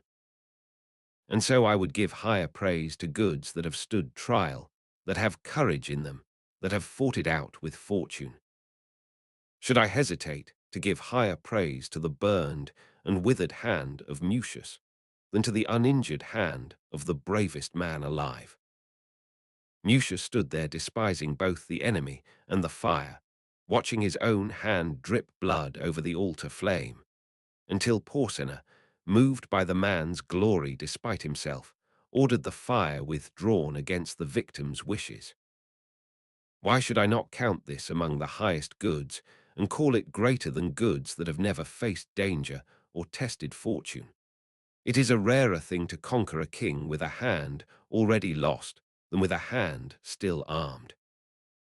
But would you desire this for yourself, you ask? Of course, for this is not something a man can achieve unless he is capable of desiring it. Mucius was all the more fortunate, I think, for handling the flames with the same calm as a man offering his hand to a masseuse. He wiped out his earlier failure. He finished the war unarmed and maimed. With that stump, he conquered 2 kings. Farewell. Letter 67. On Illness and Endurance. Seneca to Lucilius. Greetings. Spring is slowly showing itself, but just when you would expect warmth, it keeps turning cool again. You cannot quite trust it yet. I myself do not yet dare a fully cold bath. I still take the edge off the chill. You may say this shows no great fortitude in the face of either heat or cold, and you would be right. At my age, Lucilius, one grows content with the body's natural warmth, of which there is less and less. I can barely thaw myself out in midsummer, so I spend most of my time wrapped up, and I am grateful to old age for keeping me close to my bed. Why not? What I ought not to wish to do, I now lack the power to do. My company is mostly books. When your letters arrive, I feel as if I am with you, about to speak rather than write. Let us then take up your question together, as though we were sitting side by side. You ask whether every good is desirable. You put it this way: if it is a good to be brave under torture, to go to the stake with a steady heart, to endure illness with resignation, then surely these things ought to be desirable. And yet you have never heard of anyone offering a vow of thanks for having been broken on the rack, or twisted by gout, or stretched by the torturer. My dear Lucilius, you need to draw the right distinction, and then the puzzle dissolves. I would prefer to be free of torture, but if torture must be endured, I shall want to endure it with courage, honor, and steadiness. I prefer that war not occur, but if it does, I shall want to bear its wounds, its hunger, and all its demands worthily. I am not mad enough to crave illness, but if illness comes, I shall want to do nothing that is weak or unmanly. The conclusion, then, is not that hardships are desirable, but that virtue is desirable, the virtue that enables us to endure hardships well. Some in our school hold that stout endurance, while not something to be deprecated, is not truly desirable either, because we should pray only for goods that are pure, peaceful, and beyond the reach of trouble. I disagree, for 3 reasons. First, nothing can be a good without also being desirable. Second, if virtue is desirable, and nothing good lacks virtue, then everything good is desirable. Third, brave endurance even under torture is desirable. Consider, is bravery not desirable? And bravery despises danger and walks toward it. Its finest quality is that it does not flinch from the stake, that it advances into wounds, that it sometimes does not step aside from the spear, but meets it with open chest. If bravery is desirable, so is patient endurance of torture, since that endurance is a branch of bravery. It is not mere endurance of torture that is desirable, it is brave endurance, and brave endurance is virtue. But who has ever prayed for such a thing for himself, you ask? Some prayers are explicit, offered for specific requests. Others are implicit, gathering many things under a single heading. When I pray for an honorable life, I am already praying for something that may require the chest in which Regulus was confined, or the wound Cato tore open with his own hand when it had not gone deep enough, or the exile of Rutilius, or the cup that carried Socrates from prison to heaven. In praying for an honorable life, I have already prayed for those things without which, on some occasions, life cannot be honorable. What does it matter whether you pray for these things directly or acknowledge that they were desirable for others in the past? The Decius family offers the example. Father and son, each riding into the enemy to die for Rome, reciting the sacred formula with the words already made legend, asking only that their sacrifice bring good fortune, regarding a noble death as something worth desiring. Can you doubt, then, whether it is best to die gloriously in the doing of some brave act? When a man endures torture bravely, all the virtues are present. Endurance may be the most visible, but bravery is there too, and patience and long-suffering are its branches. So is foresight, for without foresight no course is undertaken. It is foresight that counsels us to bear as well as possible what we cannot avoid. Steadfastness is there too, unmovable, incapable of being wrenched from its purpose. The whole council of virtues is present and unanimous. Every honorable act is the work of one virtue, but conducted with the approval of all. What all the virtues approve, even if it appears to be the work of only one, is desirable. Do you think only those things are desirable that come to us amid pleasure and ease, that we hang garlands over the door to welcome? There are goods with forbidding faces. There are prayers offered not by crowds of rejoicing men, but by men who kneel in grave reverence. Was it not in that spirit, do you think, that Regulus prayed to reach Carthage? Put on a hero's courage, and step back for a moment from common opinion. Form a true picture of virtue, something of surpassing beauty and grandeur, to be honored not with incense and garlands, but with sweat and blood. Behold Marcus Cato, laying those unsullied hands on his chest and tearing apart the wound that had not gone deep enough. Would you say to him, "I hope things go as you wish, and I am sorry"? Or would you say, "Good fortune in your enterprise"? This brings to mind our friend Demetrius, who calls an easy life undisturbed by fortune a dead sea. If you have nothing to stir you, nothing that tests your resolution by its threats, if you lie at ease and unshaken, that is not tranquility, it is a flat calm. Attalus the Stoic used to say, "I would rather fortune kept me in her camp than in the lap of luxury. If I am tortured and bear it bravely, all is well. If I die and die bravely, it is also well." Listen to Epicurus, and he will tell you that under such circumstances there is even pleasure. I will not use so soft a word for something so honorable and austere. If I go to the stake, I go unbeaten. Why should I not regard this as desirable, not because the fire burns me, but because it does not overcome me? Nothing is more excellent, nothing more beautiful than virtue. Whatever we do in obedience to her commands is both good and desirable. Farewell. Letter 68. On Wisdom and Withdrawal. Seneca to Lucilius. Greetings.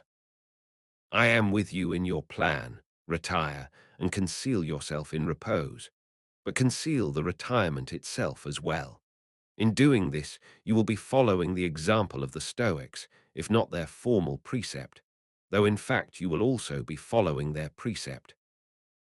For we Stoics do not urge every man into public life, in every circumstance, without qualification. Besides, when we assign to the wise man a public life worthy of him, the universe, He is never truly apart from public life, even when he withdraws. He has perhaps left only a small corner of it and passed into greater and wider regions. Set in the heavens, he understands how low the seat was when he occupied the curial chair or the judge's bench. Hold this in mind. The wise man is never more active than when both things divine and things human have come within his view. But I return to the advice I set out to give. Keep your retirement quiet. There is no need to hang a sign around your neck reading Philosopher and Quietist. Give your purpose another name, call it poor health or bodily weakness or plain laziness. To advertise your retirement is a kind of vanity. Certain animals confuse the tracks near their dens so as not to be found. Do the same. Otherwise, there will always be someone on your trail. Many people walk past what is visible and peer after what is hidden and shut away. A locked room invites the thief. What lies in the open seems cheap. The burglar passes by what is left exposed. This is the way of the world and of ignorant men. They crave to break into what is concealed. It is therefore best not to make a show of your retirement, though to be too conspicuous about one's concealment is itself a kind of showing off. So-and-so has gone into retreat at Tarentum. That other man has shut himself up at Naples. This one has not crossed his own threshold in years. To advertise your withdrawal is to gather a crowd. When you withdraw, your business is to talk with yourself, not to have others talk about you. What shall you talk about? Do what people are fond of doing when they gossip about their neighbors. Speak ill of yourself when you are alone. You will then grow accustomed both to speaking and to hearing the truth. Above all, focus on what you feel is your greatest weakness. Each man knows best the flaws of his own body. One relieves his stomach by vomiting, another supports it with frequent small meals, another purges it by periodic fasting. Those whose feet are prone to pain stay away from wine or the bath. In general, men who are careless in other respects take particular care of the ailment that strikes them most often. So it is with our souls. There are parts that are, so to speak, chronically sick, and to those parts the remedy must be applied. What am I doing with my own leisure? Trying to cure my own sores. If I showed you a swollen foot, an inflamed hand, a shrunken sinew in a wasted leg, you would let me lie quietly and apply compresses. My trouble is greater than any of those, and I cannot show it to you. The abscess is deep inside my chest. Do not praise me, I beg you. Do not say, "What a great man! He has learned to despise everything. He has seen through the madness of human life and made his escape." I have condemned nothing except myself. There is no reason to come to me for progress. No physician lives here, only a sick man. I would rather hear you say as you leave, "I thought him a happy man and a learned one, and I came ready to listen, but I was cheated. I saw nothing, heard nothing that I had hoped for." If you feel that way and say it, some progress has been made. I would rather you pardon my retirement than envy it. You may say, "Is this retirement you are recommending, Seneca? You will be falling back on Epicurus next." I do recommend retirement, but only so that you may use it for greater and more beautiful things than those you have left behind. Knocking at the doors of the powerful, keeping lists of childless old men to cultivate, wielding authority in public life. This kind of power draws hatred, is short-lived, and judged honestly is tawdry. One man will outrun me in public influence, another in military pay and the rank it brings, another in the crowd of his clients.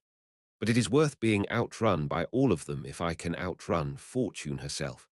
And against Fortune in a crowd I am no match. She has the greater numbers. How I wish you had come to this purpose in earlier years. How I wish we were not now discussing the happy life with death already in plain view. But even now, no delay. Experience has already told us what reason should have told us long ago, that most of what fills our days is superfluous and hostile. Let us do what late travellers do, make up the lost time by going faster. Our time of life is in fact well suited for this. The period of boiling and foaming is past. The faults that raged uncontrolled in the fierce heat of youth are now weakened. A little further effort will put them out. But what good, you ask, is what you learn only as you are departing, this good, that I shall depart a better man? And do not think any period of life is better suited to the attainment of a sound mind than this one. A mind that has overcome itself through many trials, through long and repeated regret for past mistakes, and that has reached, with its passions finally quieted, something like health. This is the proper time to possess this good. The man who has attained wisdom in old age has earned it through his years. Farewell. Letter 69. On Wandering and the Love of Learning. Seneca to Lucilius. Greetings. I do not like your habit of moving your base of operations and drifting from place to place. My reasons are two. The first is that frequent shifting signals an unsteady mind. The mind cannot grow into unity through retirement unless it has first stopped its curiosity and its wandering. To hold the mind in check, you must begin by stopping the body's flight. The second reason is that remedies work best when they are not interrupted. You should not allow your hard-won quiet, or the forgetting into which you have allowed your old life to sink, to be broken into. Give your eyes time to unlearn what they have seen. Give your ears time to grow accustomed to healthier words. Whenever you go out you will meet, even in passing from one place to another, things that will stir your old cravings. Just as a man trying to be rid of an old love must avoid every reminder of the person he once held dear, since nothing grows back so easily as love. So a man who wants to put down his hunger for all that he once craved so urgently must turn his eyes and ears away from what he has given up. The passions return quickly. At every turn they will find something worth their attention. There is no vice that does not dangle a reward. Greed promises money. Luxury promises pleasures of every variety. Ambition promises the purple robe, the applause, the influence that comes from applause, and all that influence can deliver. Vices pay wages. The life I am recommending you must live without being paid. Scarcely will a whole lifetime suffice to bring our vices to heel and make them accept the yoke, swollen as they are by long indulgence. Still less if we break into the brief time we have with unnecessary interruptions. Even constant, unbroken attention can scarcely bring any one undertaking to full completion. If you will take my advice, turn your mind to this above all else: how to welcome death, or even, when circumstances call for it, how to go out to meet it. It makes no difference whether death comes to us or we go to death. Dismiss the common saying that it is a fine thing to die one's own death. Every man dies his own death. And reflect on this besides. No one dies except on his own day. What you leave behind was never yours to begin with. You are losing none of your own time. Farewell. Letter 70. On choosing when to die. On the proper time, to slip the cable. Seneca to Lucilius. Greetings. After a long interval I have been back to Pompeii, the place of your affection. It brought me face to face with my own youth. It seemed to me that I could still do, that I had only just done, everything I did there as a young man. We have sailed past our life, Lucilius, as if on a voyage. Just as Virgil says of a sea crossing, that lands and towns are left astern, so on this journey where time moves fastest, we put below the horizon our boyhood, then our youth, then the years between young manhood and middle age, then the best years of old age itself. Last of all, we begin to make out the common harbour of the human race. Fools that we are, we take it for a dangerous reef. It is a harbour, one we must enter, which we can never rightly refuse. And if a man reaches it early, he has no more cause to complain than a sailor who has made a quick passage. Some sailors, as you know, are teased and delayed by sluggish winds and grow sick of the slow calm. Others are carried swiftly home by steady gales. The same happens to us. Life carries some men with great speed to the harbour they were always bound for, others it frets and wears out along the way. And to such a life, as you know, one should not always cling, for mere living is not a good living well is. The wise man will live as long as he ought, not as long as he can. He will consider where he is, with whom, and how he is conducting his existence. He keeps his eye on quality, not quantity. As soon as many troubles arise to disturb his peace, he frees himself. This privilege belongs to him not only when the crisis has arrived, but as soon as fortune seems to be playing him false. He looks about carefully and asks whether he ought to end things then, or wait. He holds that it makes no difference whether his end is natural or self-chosen, early or late. He does not regard it with dread, as if it were a great loss, for no man loses much when only a driblet remains. It is not a question of dying sooner or later, but of dying well or badly. And dying well means escaping the danger of living badly. That is why I find the words of the famous Rhodian unmanly. Thrown into a cage by his tyrant and kept like a wild animal, he was advised to end his life by starvation.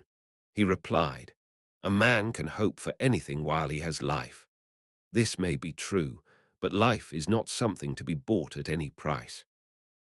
No matter how great or how certain the rewards, I will not pursue them by confessing my weakness in the most shameful way possible. Shall I dwell on the fact that fortune has absolute power over the man who lives, rather than on the fact that she has no power at all over the man who knows how to die?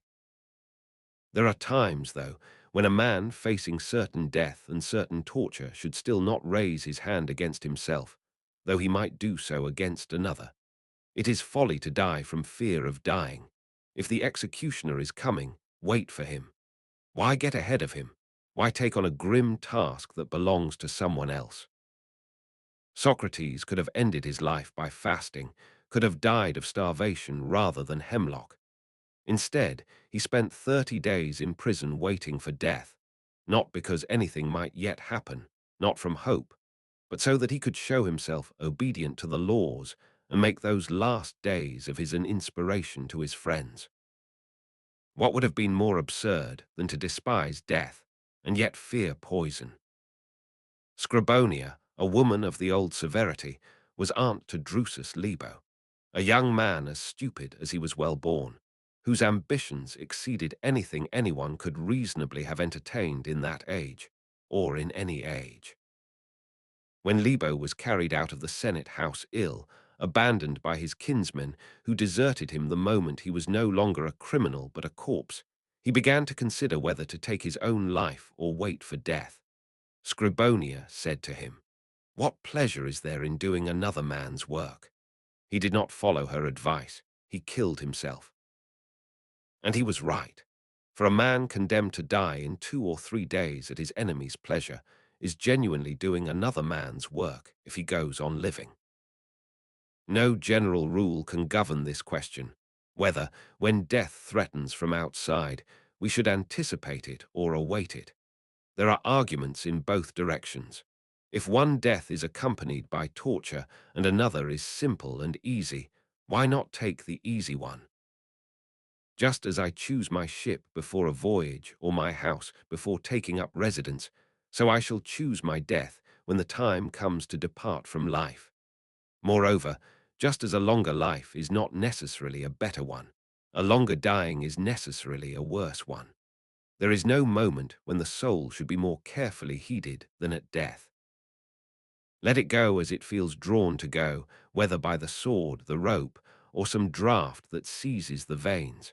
Let it free itself and break the bonds of its slavery. Every man ought to make his life acceptable to others, but his death acceptable to himself alone. The best death is the one we choose. Men are foolish who reason as follows. Someone will say I was not brave enough. Another will say I was too rash. A third will say a different death would have shown more spirit. What you should really be thinking is, this is a decision with which other people's opinions have nothing to do. Your one aim is to escape fortune as quickly as possible. There will never be a shortage of people who think ill of whatever you do. You can find men who profess wisdom and yet argue that we should not do violence to our own lives, that it is a sin to be the means of one's own destruction, and that we should wait for the end nature appoints. What they do not see is that in saying this they are closing off the road to freedom. The finest thing that eternal law ever ordained was that it gave us one entrance into life and many exits. Must I wait for the cruelty of disease or of a tyrant when I can walk out through the middle of my own torment and shake off my troubles? This is the one reason we cannot properly complain of life. It holds no one against his will. The human situation is a good one because no man is unhappy except by his own fault. Live if you choose. If not, you may return to where you came from. You have been bled many times to relieve headaches, had veins opened to reduce your weight. A wound gaping to the heart is not needed. A lancet opens the way to great freedom, and tranquility can be purchased at the cost of a pinprick. What makes us slow and sluggish? None of us reflects that someday he must leave this house of life. Old tenants are kept from moving by fondness for a place and by habit, even when they are mistreated. If you would be free from the body's hold, live in it as if you were about to leave. Keep before you the thought that someday this tenure will end. Then you will be braver when the necessity of departing arrives. But how will a man face his own end if he craves everything without end? And yet there is nothing more worth thinking about. Our preparation in other things has perhaps been wasted. We steeled ourselves against poverty, but our money has held out. We armed ourselves against pain, but our health has been good, and the virtue was never tested. We trained ourselves to endure the loss of those we love, but fortune preserved them all. In this one matter alone, the day will come that requires us to use what we have learned. Do not think that only great men have found the strength to break free from human bondage. Do not suppose it takes a Cato who tore out with his hand the spirit he could not free with the sword. Men of the lowest condition have by one strong impulse found their escape. When they were not allowed to die at their convenience or to choose their means, they seized whatever was at hand, and by brute force turned harmless objects into weapons. Not long ago, a German in a gladiatorial training school was being prepared for the morning show. He stepped aside to relieve himself, the one thing permitted without a guard present. He picked up the wooden stick tipped with sponge used for the vilest purpose in the latrines and stuffed it down his throat, blocking his windpipe and choking the breath from his body. That was truly to insult death. Yes, it was neither elegant nor refined. But what is more stupid than to be particular about the manner of dying? What a man! He deserved to choose his own fate. How he would have handled a sword. With what courage he would have thrown himself into the sea or off a cliff. Cut off on every side, he found a way to furnish himself both with death and with its instrument. From this, you can understand that nothing but the will stands between a man and death. Let each judge that man's deed as he sees fit, provided we agree on this. The foulest death is preferable to the fairest slavery. I will stay with examples from the games, since I began there. During a mock naval battle, one of the barbarians drove his own spear deep into his throat. "Why," he said, "have I not long since escaped from all this torture and all this mockery? Why should I be armed and yet wait for death?" This was all the more striking as a lesson in how dying is more honorable than killing. If such a spirit is found in desperate and dangerous men, shall it not be found in those who have prepared themselves by long reflection and by reason, which is mistress of all things? Reason teaches us that fate has many approaches but one end, and that it makes no difference at what point the inevitable begins. Reason also advises us to die when we may, according to our taste. If that cannot be, then according to our capacity, seizing whatever means offers itself. To live by robbery is criminal. To die by robbery is most noble. Farewell. Letter 71. On the highest good. Seneca to Lucilius. Greetings. You keep bringing me particular questions, forgetting that a vast stretch of sea lies between us. Since the value of advice depends largely on when it is given, it follows that by the time my opinion on some matter reaches you, the moment for it has passed, and the opposite opinion may now be the right one. Advice must conform to circumstances, and our circumstances are swept along, whirled along, really. Advice ought to be produced at short notice, and even that may be too late. It should grow while we work, as the saying is. Let me show you how to find the method yourself. Whenever you want to know what to seek or what to avoid, look at its relation to the supreme good, to the purpose of your whole life. Whatever we do must be in harmony with that. No man can arrange the details of his life unless he has first set before himself the chief purpose of it. A painter may have all his colors ready, but he cannot produce a likeness unless he has already decided what he wants to paint. The reason we go wrong is that we think about the parts of life, but never about life as a whole. The archer must know what he is aiming at, then control the arrow with his skill. Our plans fail because they have no aim. When a man does not know what harbor he is making for, no wind is the right wind. Chance must inevitably have great power over a life lived by chance. To grasp the nature of this supreme good, no lengthy argument is needed. It can be pointed to with a finger, so to speak, rather than broken up into fragments. What good is there in splitting it into tiny pieces when you can simply say, the supreme good is that which is honorable? And you may find this even more surprising. The honorable is the only good. All other goods are mixed and debased. Once you have convinced yourself of this, and have come to love virtue with your whole heart, for merely liking it is not enough. Everything touched by virtue will bring you blessing and prosperity, however others may judge it. Torture, if only your mind is calmer under it than your torturers. Illness, if only you do not curse fortune or surrender to the disease. In short, all the things others call evils will become manageable and end in good if you succeed in rising above them. Let this be settled. Nothing is good except what is honorable. Then all hardships will have a rightful claim to the name of goods once virtue has made them honorable. Many think we Stoics hold out expectations greater than the human condition allows, and rightly so, since they have the body in view. Let them turn to the soul, and they will soon measure man by the standard of God. Rouse yourself, most excellent Lucilius, and leave behind the philosopher's word games, which reduce a magnificent subject to a matter of syllables and wear out the soul by teaching it fragments. Become like the men who discovered these principles, not like those whose teaching makes philosophy seem difficult rather than great. Socrates, who brought all philosophy back to questions of conduct and held that the highest wisdom lies in distinguishing good from evil, said, "Follow these rules if my words carry weight with you, so that you may be happy, and let some men think you a fool. Allow anyone who wishes to insult you and do you wrong. If only virtue dwells with you, you will suffer nothing.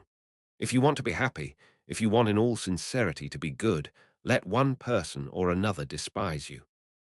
No man can achieve this unless he has come to regard all goods as equal, since no good exists without the honorable, and the honorable is in every case equal. You may ask, is there really no difference between Cato's being elected praetor and his being defeated at the polls, between his winning at Pharsalia and losing? And when Cato himself was undefeated, even though his party was beaten, Was his virtue not equal to what it would have been had he returned victorious and arranged a peace? It was exactly equal, for it is the same virtue that overcomes bad fortune and governs good fortune. Virtue cannot be increased or decreased. Its measure is always the same. You object, Pompey will lose his army. The patricians will be routed in a single engagement. The ruins of that great cause will be scattered across the world. Yes, all this may happen. But long ago fate saw to it that Cato should come to no harm. He was defeated in the end, you say. Include that among his reverses, then. Cato bore with equal steadiness whatever frustrated his victory, just as he bore whatever frustrated his praetorship. The day he lost the election he spent in play. The night on which he meant to die he spent in reading. He regarded the loss of his praetorship and the loss of his life in the same light, having convinced himself that he must endure whatever might happen. Why should he not bear calmly a change in the government? Nothing is safe from change, not earth, not sky, not the whole fabric of the universe, even though it is governed by the hand of God. All things move according to their appointed times. They are destined to be born, to grow, and to be destroyed. The stars above us and the earth beneath us will be consumed and will cease. There is nothing that does not age. Only the intervals are unequal by which nature moves all things toward the same destination. Whatever is will cease to be, not perishing, but resolved into its elements. To our minds this looks like destruction, because we see only what is nearest. Our minds, enslaved to the body, do not reach beyond its horizon. If they did, they would face their own ending with greater courage, knowing that life and death take turns, that what is put together is broken up, and that what is broken up is put together again, under the eternal craftsmanship of God. Therefore the wise man will say what a Marcus Cato would say, reviewing his life. The whole race of man, present and future, is condemned to die. Of all the cities that have held sway over the world, men will one day ask where they were, and they will have been swept away by destructions of every kind, some by war, others by the peace that ends in sloth, others by luxury. All these fertile plains will be buried by sudden floods or swallowed in earthquakes. Why then should I be troubled or grieve if I precede the general destruction by a small interval of time? Let great souls comply with God's will and bear without flinching whatever the law of the universe ordains. For the soul at death is either sent on to a better life, to dwell with deity in greater radiance and calm, or at least is mingled again with nature without suffering any harm to itself. Cato's honorable death was therefore no less a good than his honorable life, since virtue admits of no stretching. Socrates used to say that truth and virtue are the same thing. Just as truth does not grow, so virtue does not grow. It has its due proportions and is complete. Do not wonder, then, that goods are equal, both those we actively choose and those circumstances impose. For if you once hold them unequal, rating brave endurance of torture among the lesser goods, you will end up placing it among the evils. You will call Socrates unhappy in his prison, Cato unhappy when he tears his wounds open with more courage than he used in making them, Regulus the most wretched of men when he pays the price of keeping his word even with his enemies. And yet no one, however weak, has ever dared to say this outright. They deny that such men are happy, but they also deny that they are wretched. The earlier academics admit that a man may be happy even amid such torments, but not fully or completely happy. With this, we cannot agree. If a man is not happy, he has not attained the supreme good, and the good that is supreme admits of no degrees, not if virtue exists in him, not if adversity has left his virtue unimpaired, not if the virtue endures though the body is injured. And it does endure. For virtue is high-spirited and exalted. It is roused by anything that presses against it. This spirit, which young men of noble nature sometimes show when they are so moved by some honorable object that they despise all the gifts of chance, is in truth infused in us by wisdom. Wisdom brings the conviction that there is one good, the honorable, and that this can no more be shortened or extended than a carpenter's rule used to test straight lines can be bent. Any change in the rule ruins the straight line. Apply this to virtue. It is straight and admits no bending. What can be made more taut than something already rigid? Such is virtue. It passes judgment on all things. Nothing passes judgment on it. And if virtue itself cannot be made more straight, neither can the things it produces be in one case straighter and in another less so.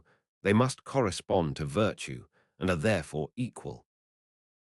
You ask, do you really call reclining at a banquet and being stretched on the rack equally good? You may find this even more surprising. Reclining at a banquet may be an evil, while lying on the rack may be a good, if the first is done shamefully and the second honorably. It is not the material that makes things good or bad. It is virtue. All acts in which virtue has shown itself are of the same measure and worth.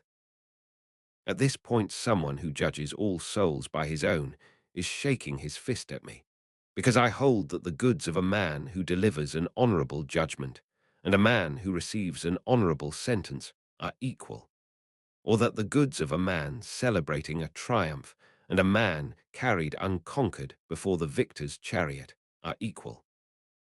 Such critics think that what they themselves cannot do is not done at all. They judge virtue by their own weakness. Why be surprised that it sometimes helps a man, and even pleases him, to be burned, wounded, killed, or imprisoned? To a man of soft living, a plain life is a punishment. To a lazy man, work is punishment. The dandy pities the hard-working man. To the idle, study is torture.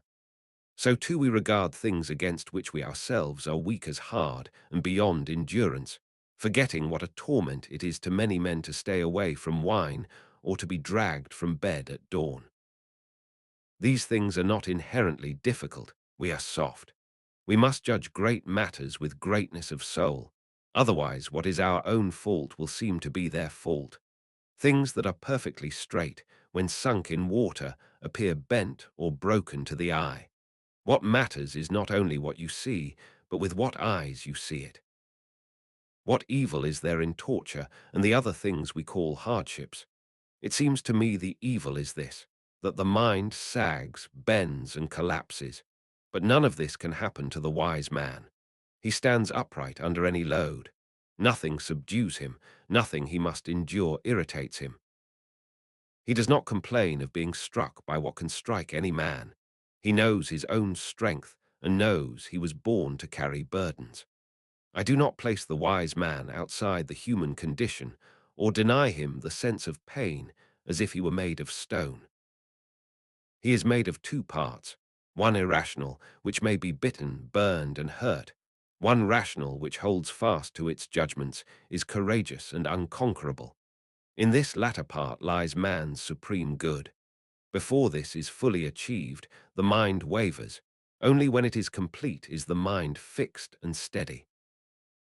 So the man who has just begun, or is on the way and cultivating virtue, or even one who is near the peak, but has not yet put the finishing touch on it, will sometimes fall back. There will be a slackening of effort. Such a man is still on uncertain ground.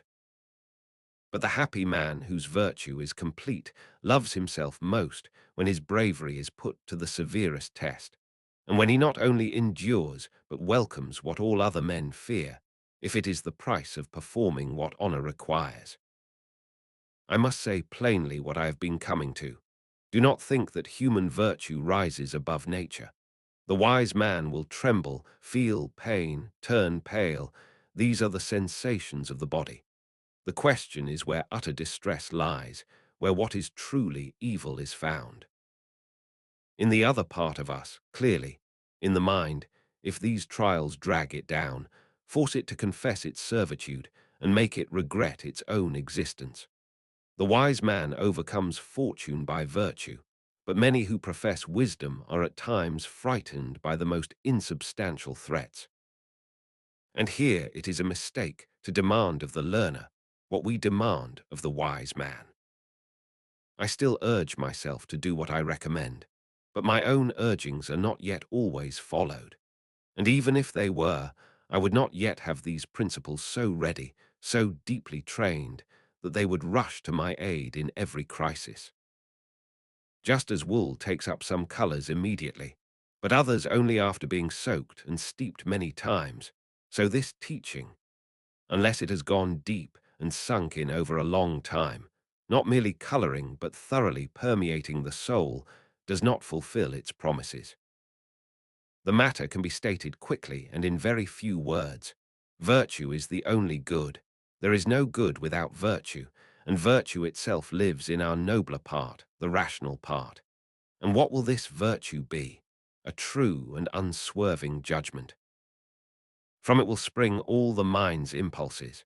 Through it, every appearance that stirs those impulses will be brought into the light.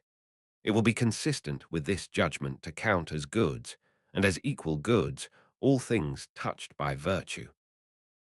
Bodily goods are good for the body, but they are not goods absolutely. They have some value, but no genuine merit, and they differ greatly among themselves. We must also acknowledge great differences among those who are still on the path to wisdom. One has made enough progress to lift his eyes and look fortune in the face, but not steadily, for his eyes soon drop, dazzled by her brilliance. Another has made enough progress to hold her gaze, unless he has already reached the summit and stands there in full confidence. Whatever falls short of perfection is unsteady, now advancing, now slipping or growing faint. It will certainly slip back unless it keeps pressing forward, for if a man slackens in effort and dedication, he goes backward. No one can pick up where he left off. Press on, then, and persevere. Much more of the road remains than we have covered, but the greater part of progress is the desire to progress. I know fully what this task is. It is what I want, and I want it with my whole heart. I can see that you too have been stirred and are hastening with great zeal toward that infinite beauty. Let us hasten then. Only on those terms is life a gift to us. Otherwise it is delay, shameful delay, spent on things that do not concern us. Farewell. Letter 72. On business as the enemy of thought. Seneca to Lucilius. Greetings. The subject you are asking about was once clear to me and required no thought. I had worked through it thoroughly, but I have not tested my memory of it in some time, and so it does not come back readily. I feel like a book whose pages have stuck together from disuse. My mind needs to be unrolled, and whatever has been stored there ought to be turned over regularly so that it is ready when needed. Let us therefore set this question aside for now. It demands real labor and careful attention. As soon as I can count on staying in one place for a while, I will take it up. Some subjects can be dealt with while traveling in a carriage. Others need a desk and quiet and seclusion. Even so, I ought to accomplish something even on days like these, days that are full from morning till night. There is never a moment when fresh business will not come along. We plant it ourselves, and so one thing sends up several shoots. But philosophy is not something to be put off until you have leisure. Everything else is to be pushed aside so we can attend to it, because no stretch of time is ever long enough, even if our lives ran from boyhood to the farthest limit allotted to any man. It makes little difference whether you leave philosophy out entirely or study it fitfully. It does not hold the position you left it in. When continuity is broken, it springs back to the beginning, like things under tension that fly apart when released. We must resist the affairs that eat our time, not untangle them, but push them clear. There is truly no time unsuitable for useful study, and yet many a man fails to study precisely in the circumstances that make study most necessary. Something will come up to stop me, he says. not for the man whose spirit is happy and alert, whatever his business may be. It is those still short of perfection whose happiness can be interrupted. The joy of the wise man, by contrast, is a seamless fabric, torn by no accident and no change of fortune. At all times and in all places he is at peace, because his joy depends on nothing outside himself and asks no gift from man or fortune. His happiness is something within. It would leave him if it had entered from outside. It was born there. An external blow may occasionally remind him of his mortality, but it only grazes the skin. Some trouble may touch him like a breath of wind, but his supreme good is not shaken. This is what I mean. A man of perfect wisdom may have surface irritations, like blemishes breaking out on a body that is fundamentally sound and strong, but no deep-seated disease. The difference between the perfectly wise man and the man still making progress is the same as the difference between a healthy man and a convalescent. For the convalescent, health means only a milder bout of his illness. If he is not careful, there is an immediate relapse. The wise man, on the other hand, cannot slip back or fall sick again. Health of body is temporary, and the physician cannot guarantee it even when he has restored it. He is often called back to the same patient. The mind, once truly healed, is healed for good. What do I mean by health of the mind? This: if the mind is content with itself, if it has confidence in itself, if it understands that all the things people pray for, all the benefits pursued and bestowed, are of no importance in relation to a happy life. Anything that can be added to is incomplete. Anything that can suffer loss does not last. Let the man whose happiness is to be permanent rejoice in what is truly his own. What the crowd chases ebbs and flows. Fortune gives us nothing we can call our own. Even fortune's gifts please us better when reason has tempered and blended them. It is reason that makes even disagreeable external goods bearable if we do not grab at them too greedily. Attalus used to use this comparison. Have you ever watched a dog snapping at pieces of bread or meat tossed by his master? Whatever he catches, he swallows whole without any real taste of it, jaws already open for the next throw.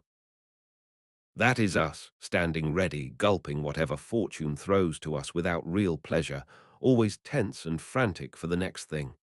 The wise man is not like this. He is satisfied. Even if something comes his way, he accepts it casually and sets it aside. His happiness is supremely great, lasting, and his own. Consider the man of good intentions who has made real progress, but is still far from the heights. His condition is one of ups and downs, lifted to the sky one moment and brought to earth the next. Those without experience and training have no bottom to their fall. They plunge into what Epicurus calls the void, empty and boundless. There is a third type, those who toy with wisdom. They have not touched it, but they are in sight of it and within reach. They are not tossed about, but they are not drifting backward either. They are not on dry land, but they are already in harbor. Given the great gap between those at the heights and those in the depths, and seeing that even those in the middle are subject to their own ebb and flow and to the constant danger of slipping back, we should not give ourselves over to the things that consume our time. They must be shut out. Once they get in, they bring others in their wake. Resist them at the start. It is better they never begin than that we must make them stop. Farewell. Letter 73. On the Philosopher and the Ruler. Seneca to Lucilius. Greetings. It seems to me a mistake to suppose that those who have sincerely dedicated themselves to philosophy are stubborn and rebellious, scorners of rulers, magistrates, and those who govern public affairs. In fact, no class of men holds rulers in higher regard than philosophers do, and rightly so. For rulers confer on no one a greater benefit than on those who are permitted to enjoy peace and leisure, those who profit most from the security of the state. Those whose whole purpose of living well depends on it must naturally cherish its guardian as a father. This is especially true compared with the restless men who are always in public view, who owe much to the ruler but always expect more, and who are never so loaded with favors that their cravings, which grow by being fed, are truly satisfied.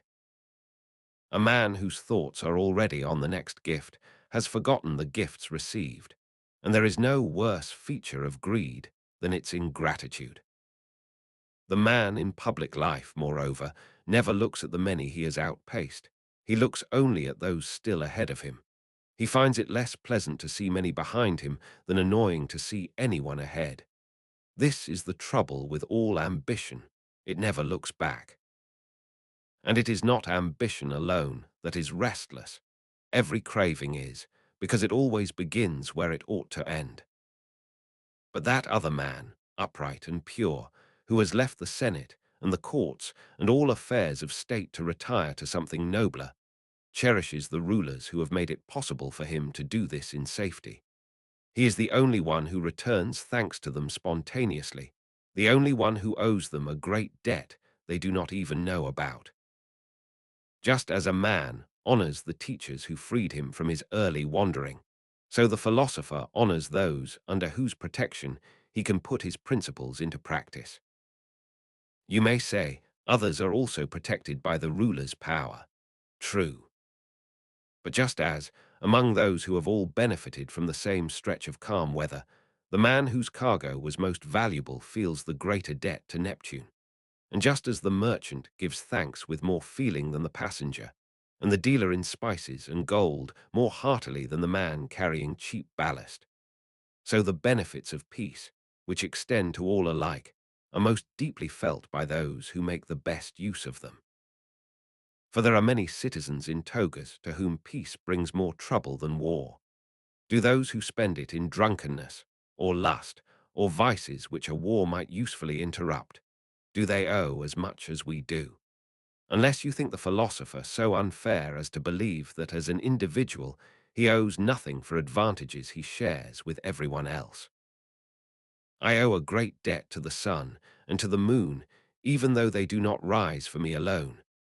I am personally grateful for the seasons and the God who governs them, though they have not been apportioned for my benefit in particular. The foolish greed of ordinary men draws a line between possession and ownership, believing they own nothing in which the general public has a share. But the philosopher considers nothing more truly his own than what he holds in common with all mankind. These things would not be common property, as they are, unless every individual had his share. Even the smallest share makes one a partner. And the great true goods are not divided out so that each gets only a fraction. They belong entirely to each person. At a distribution of grain, a man receives only what was allotted to him. A feast can be divided.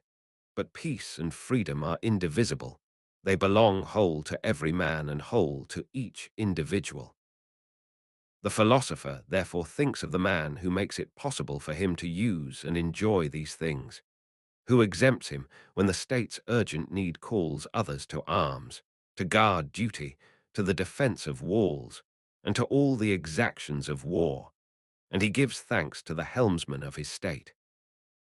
This above all is what philosophy teaches, to acknowledge debts honorably and to pay them honorably. Sometimes the acknowledgement itself is the payment. The philosopher will therefore acknowledge that he owes a great debt to the ruler whose management and foresight allow him to enjoy rich leisure, the use of his own time, and a tranquility unbroken by public demands. The shepherd in Virgil cries, "A God gave me this leisure, and he shall always be my God." If even such pastoral leisure owes a great debt to its author, whose greatest gift is that he let the shepherd turn his cattle to pasture and play whatever he pleased on his country pipe, how much more should we value the philosopher's leisure, spent among the gods, which in truth makes us gods? That is what I mean, Lucilius. I am inviting you to heaven by a short road. Sextius used to say that Jupiter has no more power than a good man. Jupiter has more to give mankind, of course, but when you are choosing between two good men, the richer one is not necessarily the better, any more than you would call the better pilot the one whose ship is larger. In what respect is Jupiter superior to our good man? His goodness lasts longer, but the wise man does not value himself less because his virtue is confined to a shorter span. Take two wise men. The one who lives longer is not happier than the one whose virtue lasted fewer years. Similarly, a god has no advantage over a wise man in happiness, though he has one in years. Virtue is not greater for lasting longer. Jupiter possesses all things, but he has handed possession of them over to others. His only use of them is that he is the cause of their use for everyone. The wise man surveys and scorns the possessions of others as serenely as Jupiter does, and regards himself the more highly because, while Jupiter cannot use them, the wise man simply does not wish to. Let us believe Sextius, then, when he shows us the path of perfect beauty and cries, "This is the way to the stars, the way of frugality, self-restraint, and courage." The gods are not disdainful or envious. They open the door to you and lend a hand as you climb. Do you marvel that man goes to the gods?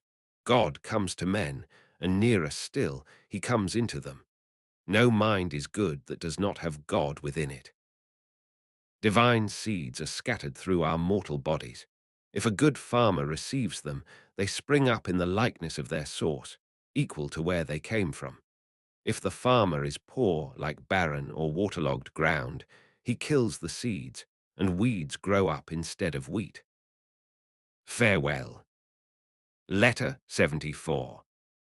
On Virtue as Shelter from Fortune. Seneca to Lucilius. Greetings. Your letter has delighted me. The point you raise is one I enjoy thinking about. Whether the good citizen's peace of mind is threatened when his country is in danger, when friends are suffering, when children are in peril. I am glad you ask it directly, because it gives me the occasion to say what I think plainly. Those men who have entrusted themselves to fortune, and who measure their happiness by whether things are going well or badly, find themselves in a condition that resembles shipwreck. They were untroubled and at ease when the anger, or perhaps the envy, of the crowd fell on them like a storm that rises precisely when one feels most secure of continued calm, or like a bolt of lightning that shakes even the ground around it.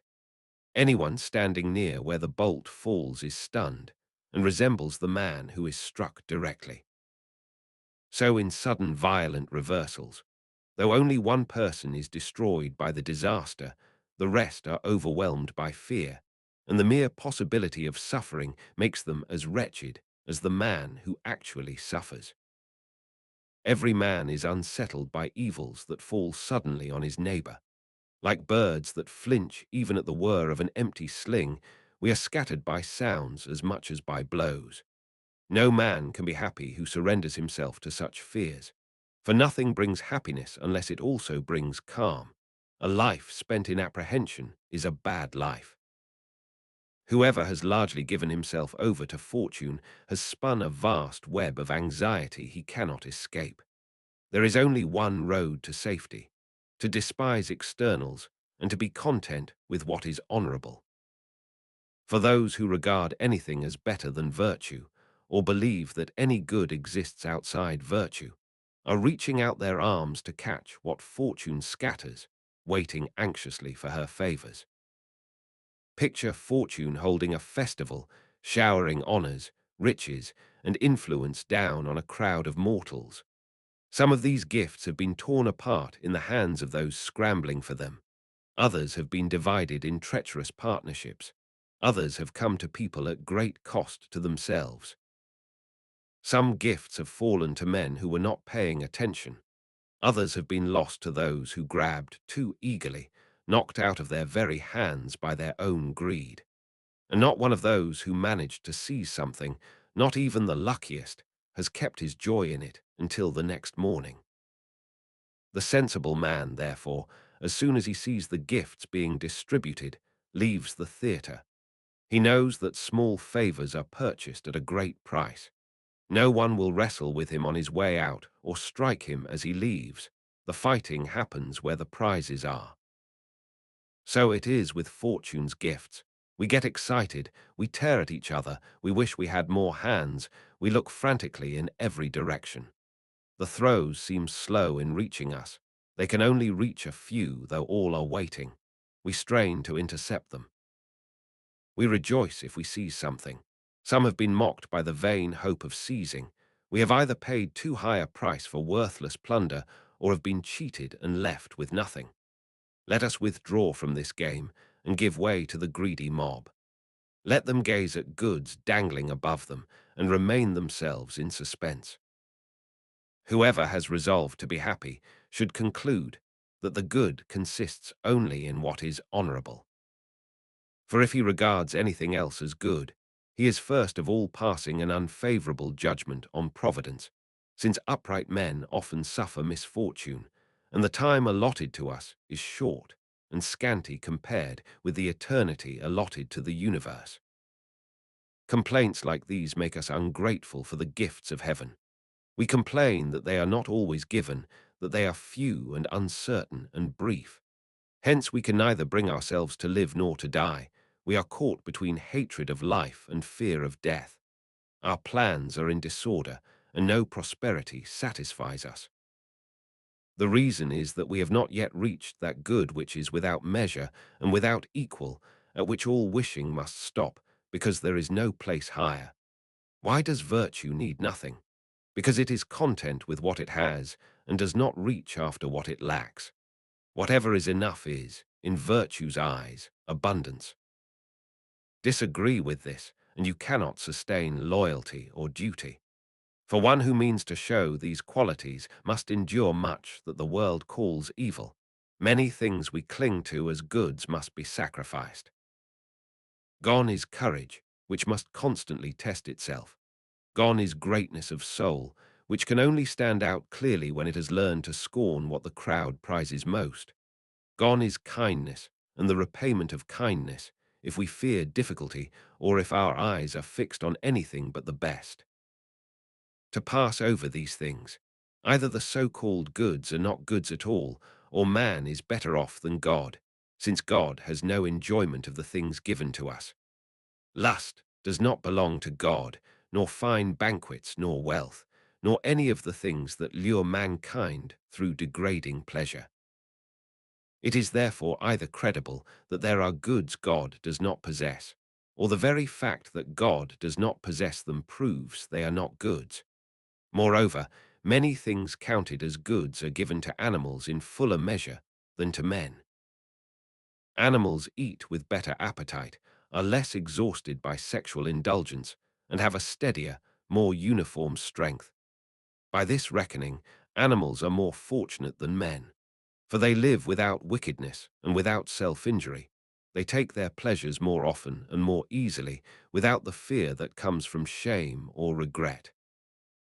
Given this, you should ask whether anything can rightly be called a good in which man is surpassed by an animal. Let us confine the supreme good to the soul. If it is taken from the best part of us and applied to the worst, that is, transferred to the senses, it loses all meaning, since the senses are sharper in animals. The sum of our happiness must not be placed in the flesh. True goods are those that reason bestows, solid and lasting. They cannot fall away or be diminished. Other things are goods only by reputation.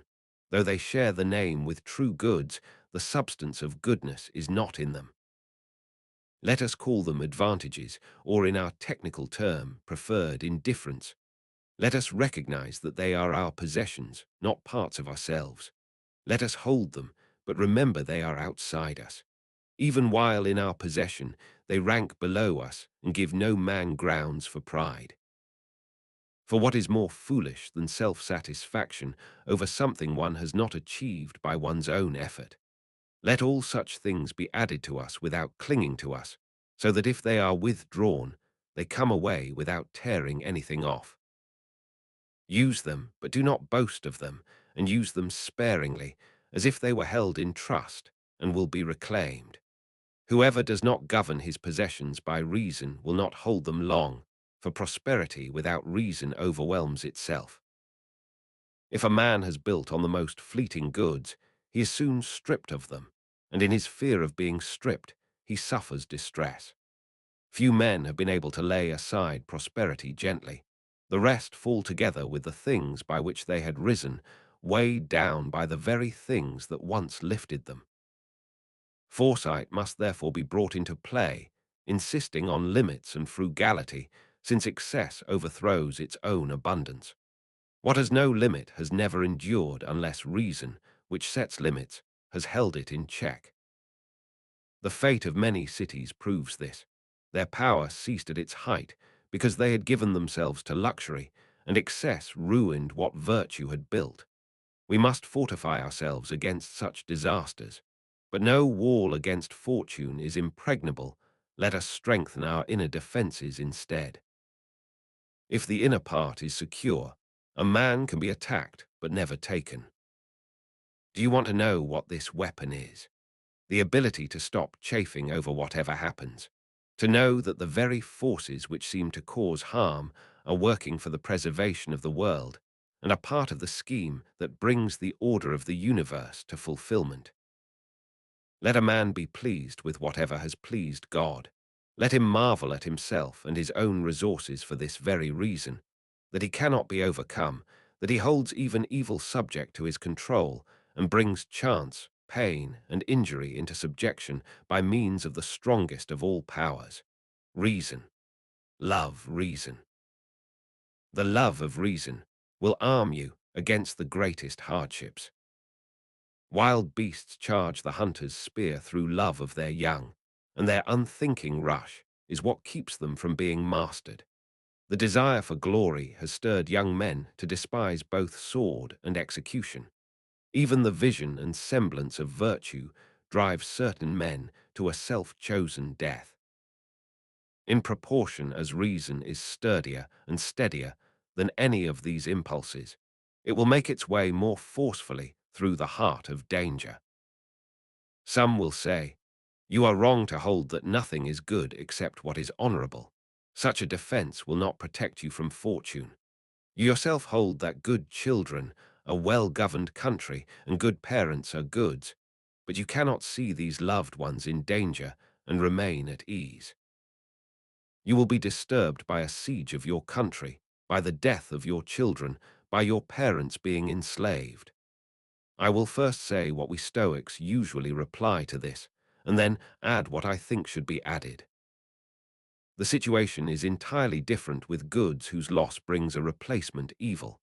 When health fails, illness takes its place. When an eye is put out, blindness follows, cut the leg muscles, and weakness replaces speed. But no such danger applies to the goods I mentioned earlier.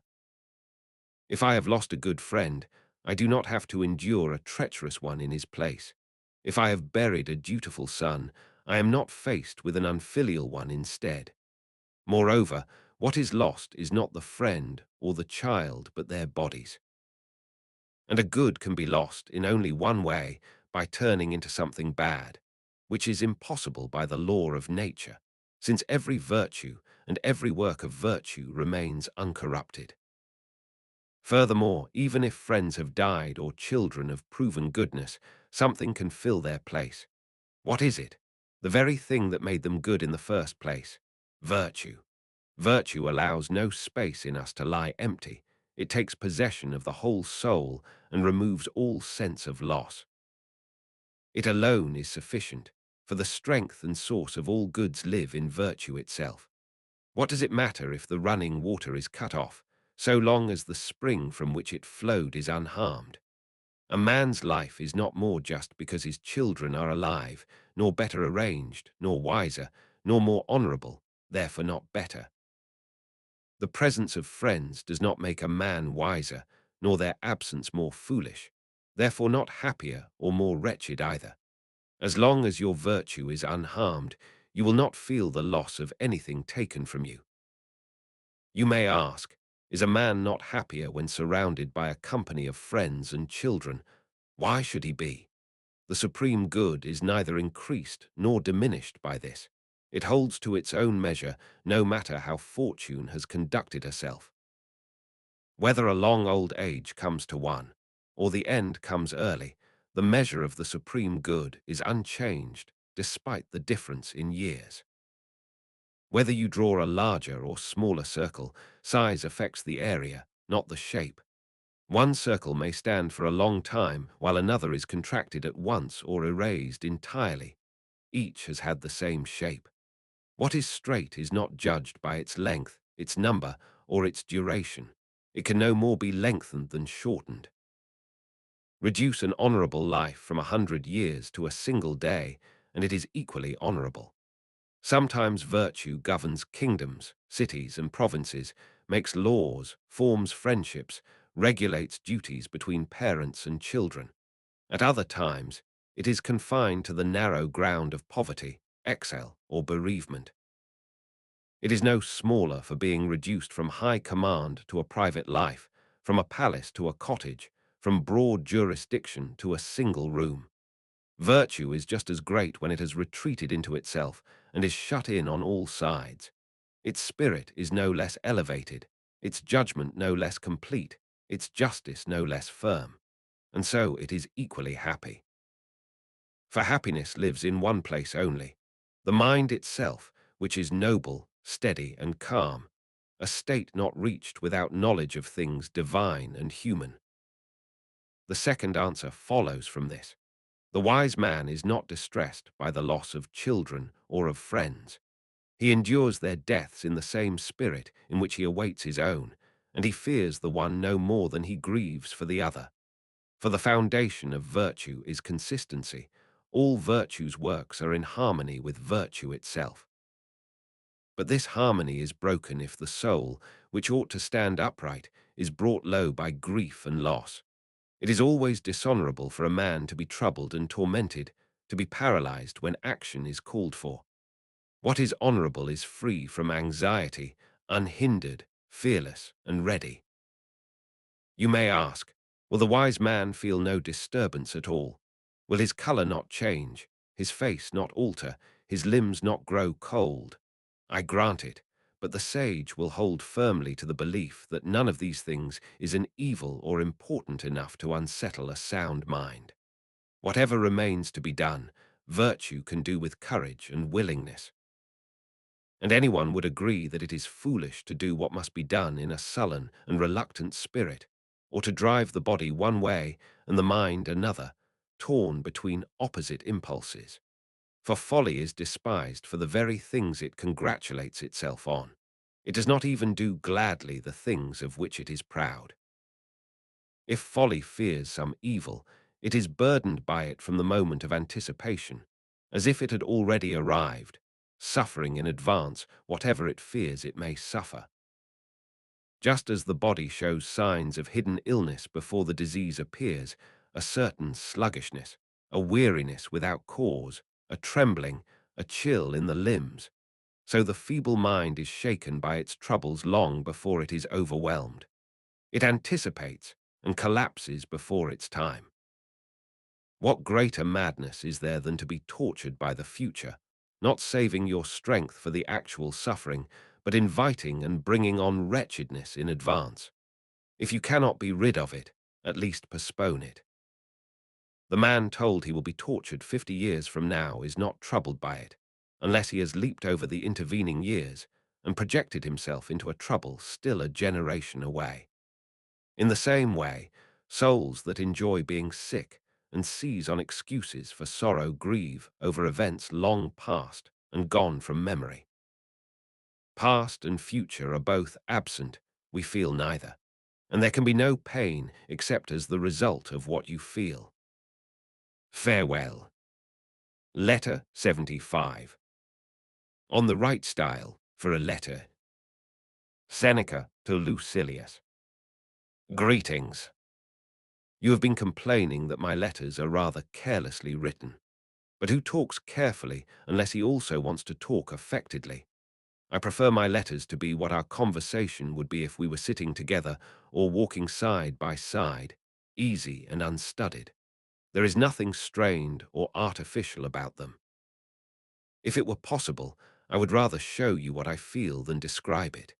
Even in an argument, I would not stamp my foot or wave my arms or raise my voice. I would leave that to the orators and be content to have conveyed my meaning to you without either dressing it up or diminishing it. I want above all to convince you of this one thing, that I mean what I say, and not only mean it, but am fully committed to it. There is one kind of kiss a man gives his mistress, and another he gives his children. Yet in the Father's embrace, restrained and reverent as it is, there is still plenty of love. I prefer, though, that our conversation on such important matters not be thin and dry. Even philosophy does not reject the company of good style. What I do not want is excessive attention to mere words. Let this be the heart of it. Let us say what we feel and feel what we say. Let our speech and our lives be in harmony. The man who has kept his promise is the one who is the same whether you see him or hear him. We will not fail to see what kind of man he is, and how great, if only he is consistently one thing. Our words should aim not to please, but to help. And if you can achieve eloquence without great effort, if you have natural gifts or can acquire it cheaply, by all means use it, but apply it to the noblest ends. Let it illuminate the subject rather than itself. A sick man does not call for an eloquent physician, but if the physician who can cure him also happens to explain the treatment elegantly, the patient will receive it gladly. Still, he has no real cause to congratulate himself on finding an eloquent healer, any more than he would for finding a handsome one. Why are you tickling my ears? Why are you entertaining me? There is other business at hand. I am to be cauterized, operated on, put on a diet. That is why you were called. You have a serious matter before you, as serious as a physician's during a plague. Are you worried about words? Be glad if you can manage the things themselves. When will you learn all there is to learn? When will what you have learned take such root in your mind that it cannot escape? When will you put it into practice? For it is not enough to commit these things to memory as you would other subjects. They must be tested in life. The man who merely knows them is not happy. The man who does them is. You reply, are there no degrees of happiness below the fully wise man? Is there a sheer drop immediately below wisdom? I think not. Though the man still making progress is numbered among the fools, he is separated from them by a long interval. And among those making progress there are also large gaps. They fall into three groups. The first are those who have not yet attained wisdom, but have reached a place near it, though what is near is still outside. These men have already set aside all passions and vices and have learned what is to be embraced, but their assurance has not yet been tested. They have not yet put their good into practice, but from this point they cannot slide back into the faults they have escaped. They have arrived at a place from which there is no return, though they do not yet know it. As I wrote in another letter, they are ignorant of their own knowledge. They may now enjoy their good, but cannot yet be certain of it. Some define this first class of the progressing, those who have escaped the mind's diseases, but not yet its passions, as still standing on slippery ground. For no one is beyond the danger of evil unless he has cleared himself of it entirely, and no one clears himself entirely except by taking wisdom in its place. I have explained before the difference between the diseases of the mind and its passions. A reminder, diseases are hardened and chronic vices, greed, ambition, that have gripped the mind so tightly they have become permanent features of it. Disease is a persistent warping of judgment, so that things mildly desirable are taken to be greatly desirable, or, if you prefer, excessive zeal for things only slightly worth wanting, or high valuation of things that ought to be valued little or not at all. Passions are sudden, violent surges of feeling that have, through repetition and neglect, become habitual and produce disease, just as a single bout of catarrh produces a cough, but years of it produce consumption. Those who have made the most progress are beyond the reach of the diseases. They may still feel the passions even when close to perfection. The second group consists of those who have put aside both the mind's greatest ills and its passions, but do not yet have a secure hold on this freedom. They can still slip back. The third group is beyond many vices, and especially the great ones, but not all. They have escaped greed, but still feel anger. Lust no longer troubles them, but ambition does. Desire is gone, but fear remains. And because they still fear, though strong enough to withstand some things, there are others to which they yield. They scorn death, but are terrified of pain. Let us think about where we stand in this. It will go well with us if we belong to this third class. The second is reached by great natural gifts and great, unrelenting effort. But even the third should not be dismissed. Think of the mass of evil all around you, how no crime goes without its example, how wickedness advances daily, how widespread vice is in private life and in public. You will see that we are gaining something considerable if we are not numbered among the worst. I hope, you say, that I can rise to a higher rank than that. I would pray for it rather than promise it. We press toward virtue while still encumbered by vices. I am almost ashamed to say it. We honor what is honorable only in whatever time we have to spare. But what a reward awaits us if we break off the affairs that delay us and the evils that cling to us so stubbornly. Then neither desire nor fear will defeat us.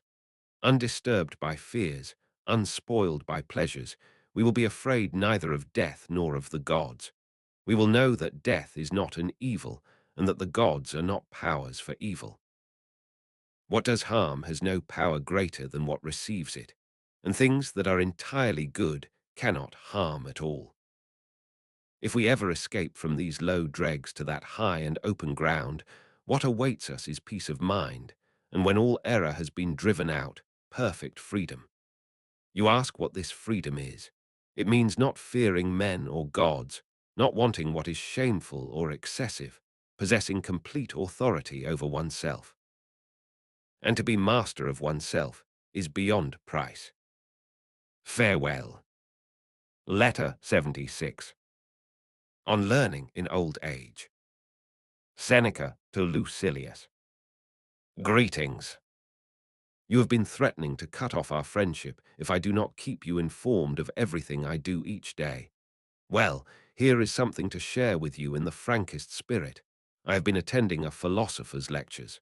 4 days in now, going each afternoon at 2 o'clock to hear him hold forth. A fine time of life for that, you say. Yes, fine indeed.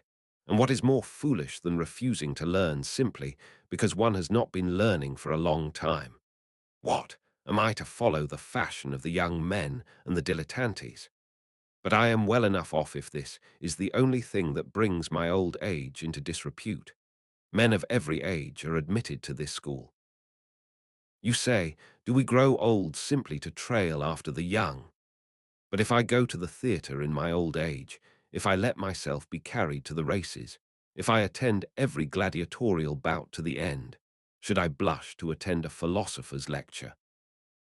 Keep learning as long as you are ignorant, which, if the proverb holds, means all your life. And the proverb fits the present case perfectly. As long as you live, keep learning how to live. Even so, I have something to teach there myself. You ask what? That even an old man should keep learning. But I am ashamed on behalf of mankind whenever I enter that lecture hall. On my way to Metronax's house, I must pass right by the Neapolitan Theatre. It is packed. Men are deciding with tremendous zeal who deserves to be called a good flute player. Even the Greek piper and the announcer draw crowds. But in the other place, where the question is what a good man is and the lesson is how to be one, the attendance is thin, and most people think that even those few are engaged in nothing useful, idlers and dreamers, they say. I hope that mockery falls on me too. One should hear the jeers of the ignorant without being moved. When marching toward honor, scorn itself. Press on, then, Lucilius, and hasten, so that you do not find yourself compelled to learn in old age as I am. You must hurry all the more because you have long stayed away from the subject, and it can scarcely be thoroughly mastered when one is old. How much progress will I make, you ask, as much as you try to make. Why wait? Wisdom comes to no man by accident. Money will come of its own accord, titles will be given to you, influence and authority may be pressed upon you, but virtue will not fall on you by chance. It can be won neither easily nor with little effort, but the toil is worth it, since at one stroke you win every good there is. There is but one good, the honorable. In all those things the world approves, you will find no truth or reliability. But why there is only one good, the honorable, I will now explain, since you judged that in my earlier letter I stated the case without proving it. I will also draw together the arguments of other writers and put them briefly. Everything is measured by the standard of its own excellence. The vine is valued for its yield and the quality of its wine, the stag for his speed, the pack animal for the strength of its back.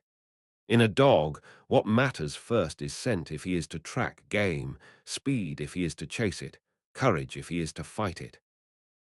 In each thing, the quality for which it was made, and by which it is judged, should be the finest quality it has. And what quality is finest in man? Reason. Through reason he surpasses the animals, and is surpassed only by the gods. Perfect reason is therefore the good peculiar to man. All other qualities he shares to some degree with animals and plants. Man is strong, so is the lion. Man is beautiful, so is the peacock. Man is swift, so is the horse. Man's voice is not even the loudest or the richest. The dog's is louder, the eagle's shriller, the bull's deeper, the nightingale's sweeter. What is peculiar to man? Reason. When reason is right and has reached perfection, man's happiness is complete. Since everything is praiseworthy when it has brought its peculiar quality to perfection, and since man's peculiar quality is reason, a man who has brought his reason to perfection is praiseworthy and has reached his proper end. This perfected reason is virtue. It is also what we mean by the honorable. It is man's one peculiar good, because it is the one quality that belongs to him alone. We are not asking what is a good in general, but what good belongs to man. If no other quality is uniquely his except reason, then reason is his one peculiar good, worth all the others combined. A man who is bad will be condemned. A man who is good will be approved. The quality by which he is approved or condemned is therefore his primary and only good. You do not doubt that this is a good. You only doubt whether it is the sole good. If a man has everything else, health, wealth, birth, a crowded reception hall, but is openly bad, you condemn him. And if a man has none of those things, no money, no clients, no rank, no long family tree, but is openly good, you approve of him. Therefore this alone is man's peculiar good.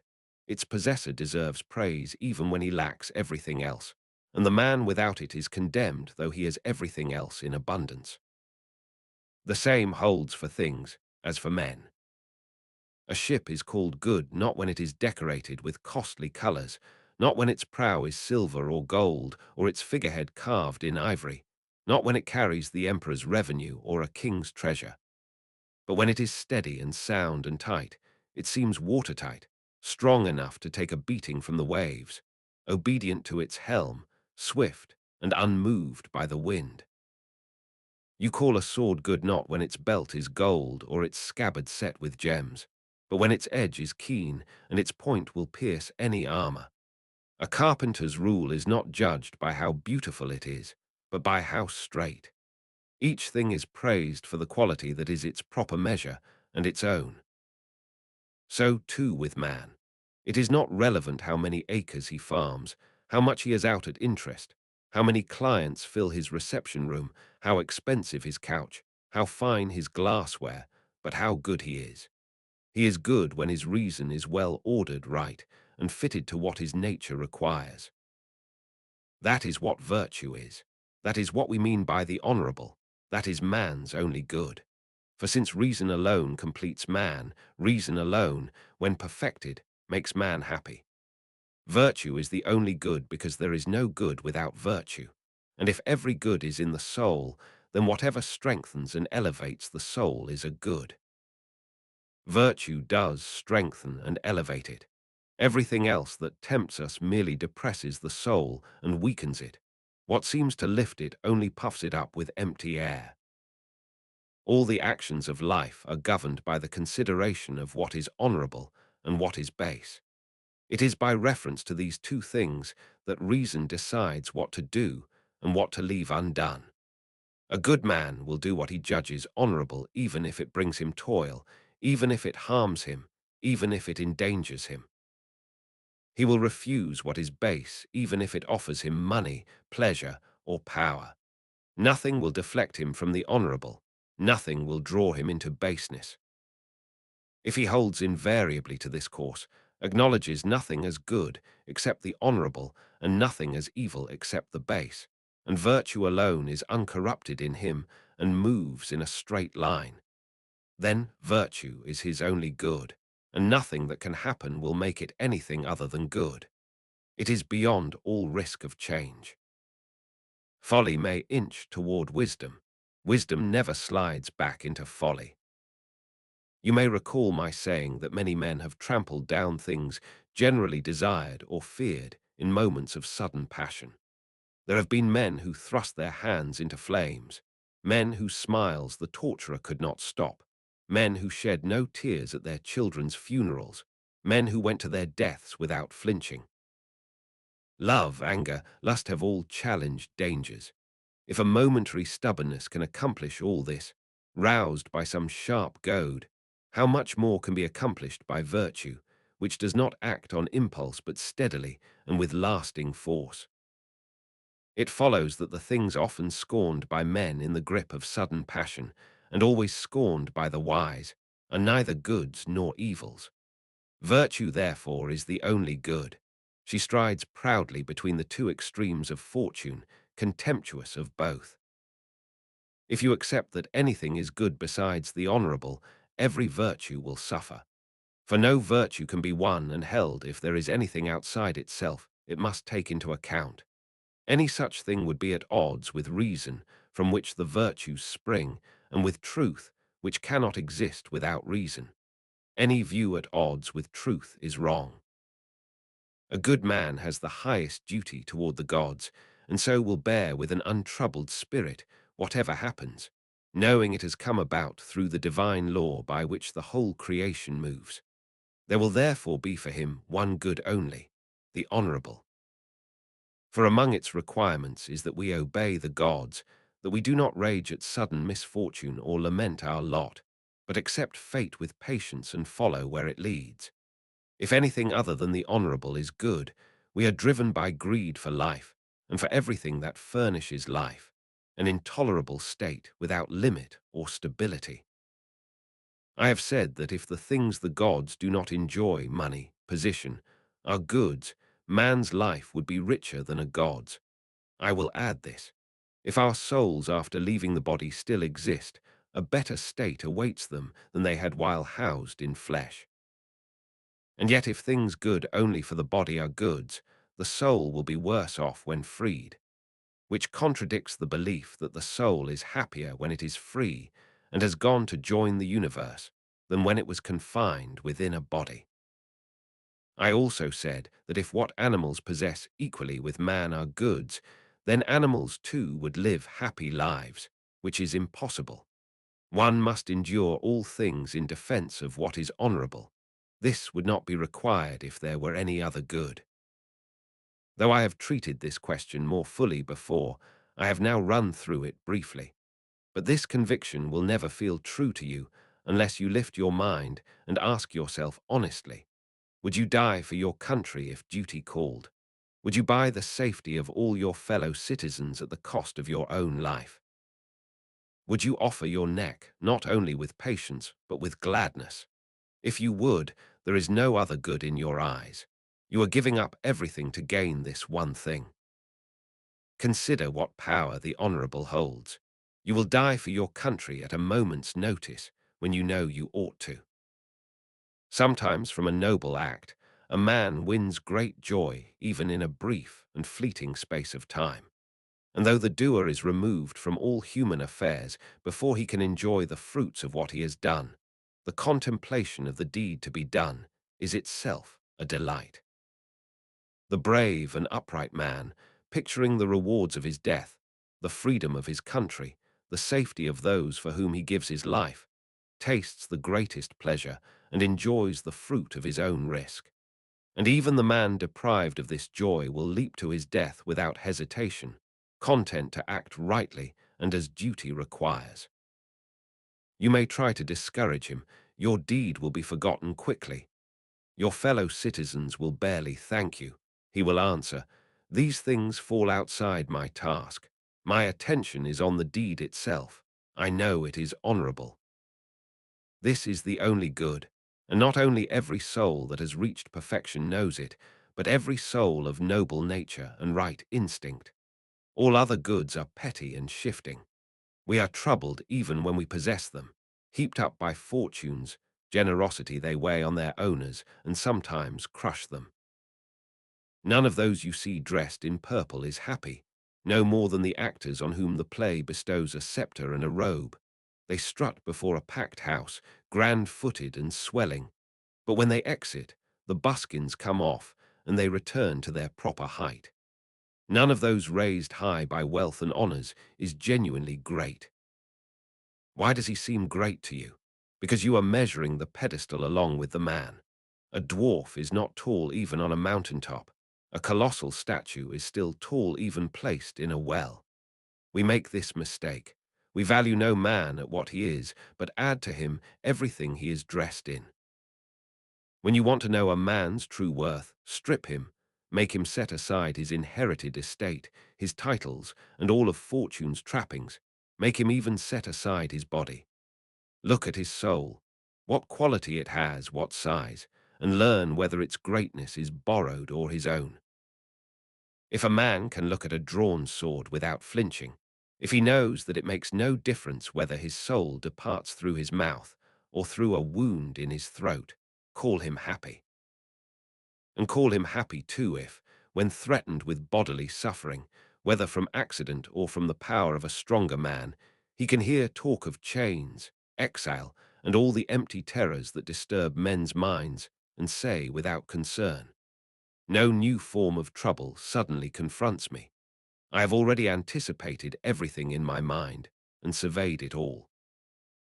Today it is you who threaten me with these things, but I have always threatened myself with them and prepared myself as a man for man's destiny. If an evil is pondered beforehand, the blow is lighter when it comes. To the fool and to the man who trusts in fortune, every event arrives as something new and sudden, and a large part of evil, for the inexperienced, is precisely its novelty. This is shown by the fact that men endure things with greater courage once they have grown used to them. The wise man therefore accustoms himself to coming troubles, lightening by long reflection what others can only lighten by long endurance. We sometimes hear the inexperienced say, "I knew this was coming." The wise man knows that everything is coming. Whatever happens, he says, "I knew it." Farewell. Letter 77. On taking one's own life. Seneca to Lucilius. Greetings. Suddenly today the Alexandrian ships came into view, the ones sent ahead to announce the arrival of the fleet, what they call the mail boats. The Campanians are always glad to see them. All the crowd of Puteoli rushes to the docks and can pick out the Alexandrian vessels from the whole mass of shipping just by the cut of their sails. They alone are allowed to keep their topsails spread, the canvas that all ships carry at sea, because nothing drives a vessel like the upper rigging. That is where the speed lives. When the wind stiffens and blows harder than is comfortable, they lower their yards, since the wind has less force near the water's surface. Once they have rounded Capri and the headland where tall Pallas watches from her stormy peak, all other ships are told to make do with the mainsail, and the topsail stands out unmistakably on the Alexandrian boats. While everyone was bustling and rushing to the waterfront, I took great pleasure in my laziness. Though letters from my friends were on their way, I felt no urgency to know what was happening with my affairs abroad or what news the letters carried. For some time now I have had no losses, and no gains either. Even if I were not old, I would have been pleased. As it is, my pleasure was greater still. For however little I have left, I have more travelling money than journey remaining, especially since this journey we are all on need not be completed. An expedition is incomplete if it stops halfway before reaching its destination. But life is not incomplete if it is honourable. At whatever point you leave off living, provided you leave off nobly, your life is whole. Often, however, one must leave off bravely, and the reasons need not be grand, for neither are the reasons grand that hold us here. Tullius Marcellinus, a man you knew well, quiet in youth, who grew old before his time, fell ill of a disease that was not hopeless, but prolonged and troublesome and demanding of constant attention. He began to think about dying. He gathered a number of friends. Each advised him. The timid friend encouraged him to do what he had already made up his mind to do. The flattering friend gave the advice he thought would please most. But our Stoic friend, a rare man, and to praise him in the words he deserves, a man of courage and vigour, spoke best, as I see it. He began like this: "Don't torment yourself, Marcellinus, as though what you are weighing were a great matter. Living is not a great matter. All your slaves live, and so do all the animals. What matters is to die honourably, sensibly, bravely. Think how long you have been doing the same things. Food, sleep, lust, that is the circuit." Marcellinus did not need someone to urge him on, but someone to help him. His slaves were refusing to do what he asked. The Stoic friend removed their fear, pointing out that the household was only at risk if it was unclear whether the master's death was self-chosen, and that forcing a man to live against his will is as bad as helping him to die. He also suggested to Marcellinus that it would be a kind act to distribute gifts to those who had served him throughout his life, now that his life was nearly over, just as, when a banquet ends, the remaining food is divided among those who served at table. Marcellinus was a generous and compliant man, even in matters of his own property. He distributed small sums among his grieving slaves and comforted them too. No sword was needed, no blood. For 3 days he fasted and had a tent put up in his own bedroom. Then a bath was brought in. He lay in it for a long time, hot water being poured over him continuously, and gradually passed away, not without a certain pleasure, as he himself noted. That slow dissolving feeling is something anyone who has ever fainted will recognize. This aside will not displease you. You will see that your friend departed neither in difficulty nor in suffering. Though he took his own life, he withdrew gently, gliding out of existence. The story may also be of use. There are times when exactly such examples are what we need. Sometimes we must die and are unwilling. Sometimes we are willing and there is no way. No one is so ignorant as not to know that death is coming. And yet, when it draws near, one turns and runs, trembles, weeps. Would you not think him a complete fool who wept because he was not alive 1,000 years ago? And is the man any less foolish who weeps because he will not be alive 1,000 years from now? The two cases are the same. You were not, and you will not be. Neither of these stretches of time belongs to you. You have been placed at this particular point. If you wish to extend it, how far will you extend it? Why weep? Why pray? You are wasting your effort. These decrees are fixed and unalterable, governed by a great and everlasting compulsion. Your end will be the end of all things. What is strange to you in this? You were born under this law. It came to your father, your mother, your ancestors, and all who came before you. It will come to all who come after. An unbreakable sequence binds everything together and draws all things in its course. Think of the multitudes already condemned to die who will come after you, and the multitudes who will go with you.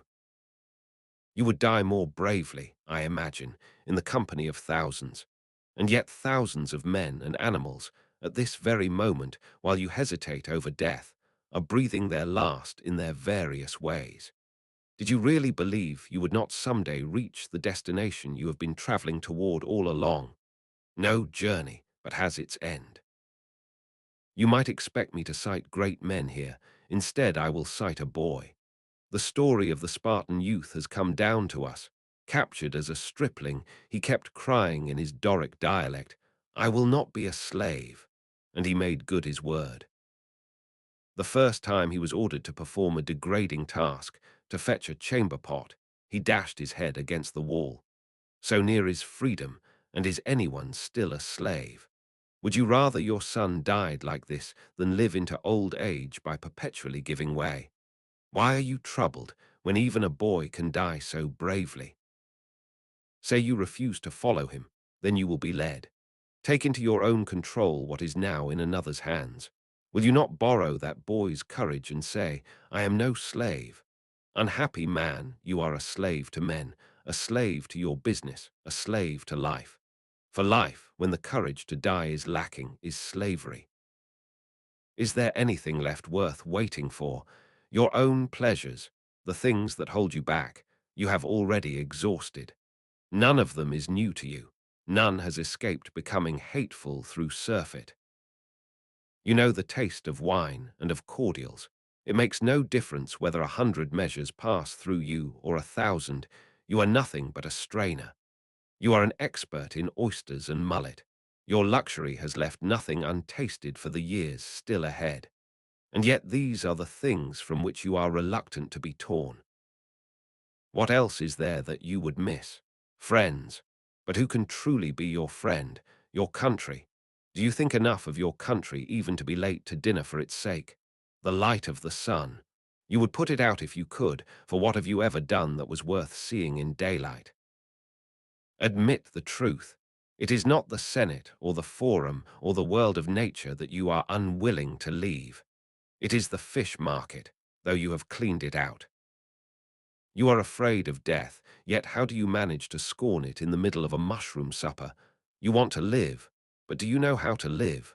You are afraid to die. And yet, is this life of yours anything but death? Gaius Caesar, passing along the Via Latina, saw a man step out from the ranks of the prisoners, grey beard hanging to his chest, begging to be put to death. "What?" said Caesar. "Are you alive even now?" That is the answer to give to men for whom death would be a mercy. You are afraid to die, what? Are you alive even now? But, someone says, I want to live. I am engaged in many honorable pursuits. I am unwilling to leave life's duties, which I fulfill with loyalty and care. Are you not aware that dying is also one of life's duties? You are abandoning no duty. There is no fixed number of them you are required to complete. There is no life that is not short.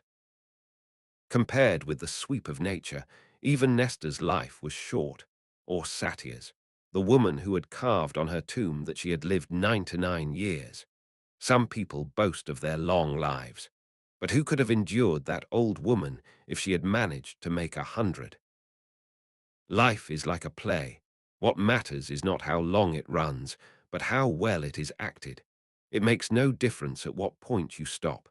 Stop whenever you choose, only see to it that the closing lines are well delivered. Farewell.